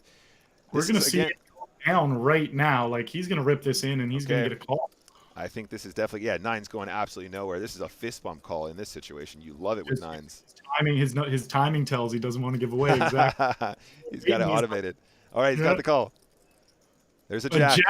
on the flop. 9 on the river? No. GG. All right, GG, and that is all she wrote. We have a winning moment here, ladies and gentlemen. Congratulations to our 2 finalists. I'm Not Your Bro coming in second there, taking home $70,173.14. That is an amazing payout for a 109 tournament. Solvay coming in first, of course. Congratulations, sir. 97,084 cents and 97,084 and 92 cents. That is an absolutely massive payout for you, sir. You well deserved. That was just awesome to see. Let's get back to the 2-shot, guys. How's it going, everyone? Thank you very much for joining us today. That was a lot of fun, Arlie. Thank you so much for joining me, man. Honestly, it's having kind of a slow one, but you brought the energy, and I really, really love you for that, man. Thank you for taking part in the in my Valentine's Day meme as well. That was very kind of you. Beautiful, the meme, and I had a great time doing commentary with you, Nick. It was a blast. Buddy. Yeah, that was great. Guys, thank you very much for sticking with us. I really appreciate all of you spending your Monday here with us. You guys know I don't often have to do all the pressy button stuff, and we had some technical difficulties today, but I hope you still enjoyed today's stream. I love you all very much, and I will see you guys very shortly. Arlie, when is your next stream? I actually might stream tonight. I was just trying to figure it out. Okay, well, yeah, I mean, in that case. All right, so basically, Arlie's probably going to be streaming. Well, he's going to be streaming soon for sure, but he might be streaming this evening. If you guys would like to know if he's streaming or not, I'm sure he's going to post something on social media, so go and give him a follow right now. Go ahead and go and find me on Instagram and Twitter as well, guys. I'll let you guys know when I'm doing all this kind of jazz and when exciting things happen. And I might even give away another $10,000, Arlie. I might even give away another 10K. So if you guys want to know when the money's dropping, you got to know what's popping. You know what I'm saying? But yeah. Good old Popeye here. There you go. All right, guys. I really enjoyed today. I love you all very much. I'm going to wrap it there. From me, Nicholas Walsh, from Mr. Arlie Shaban, and from everybody behind the scenes who makes these streams happen, we're going to say goodnight. That's goodnight from the PokerStars Arena, guys. Peace.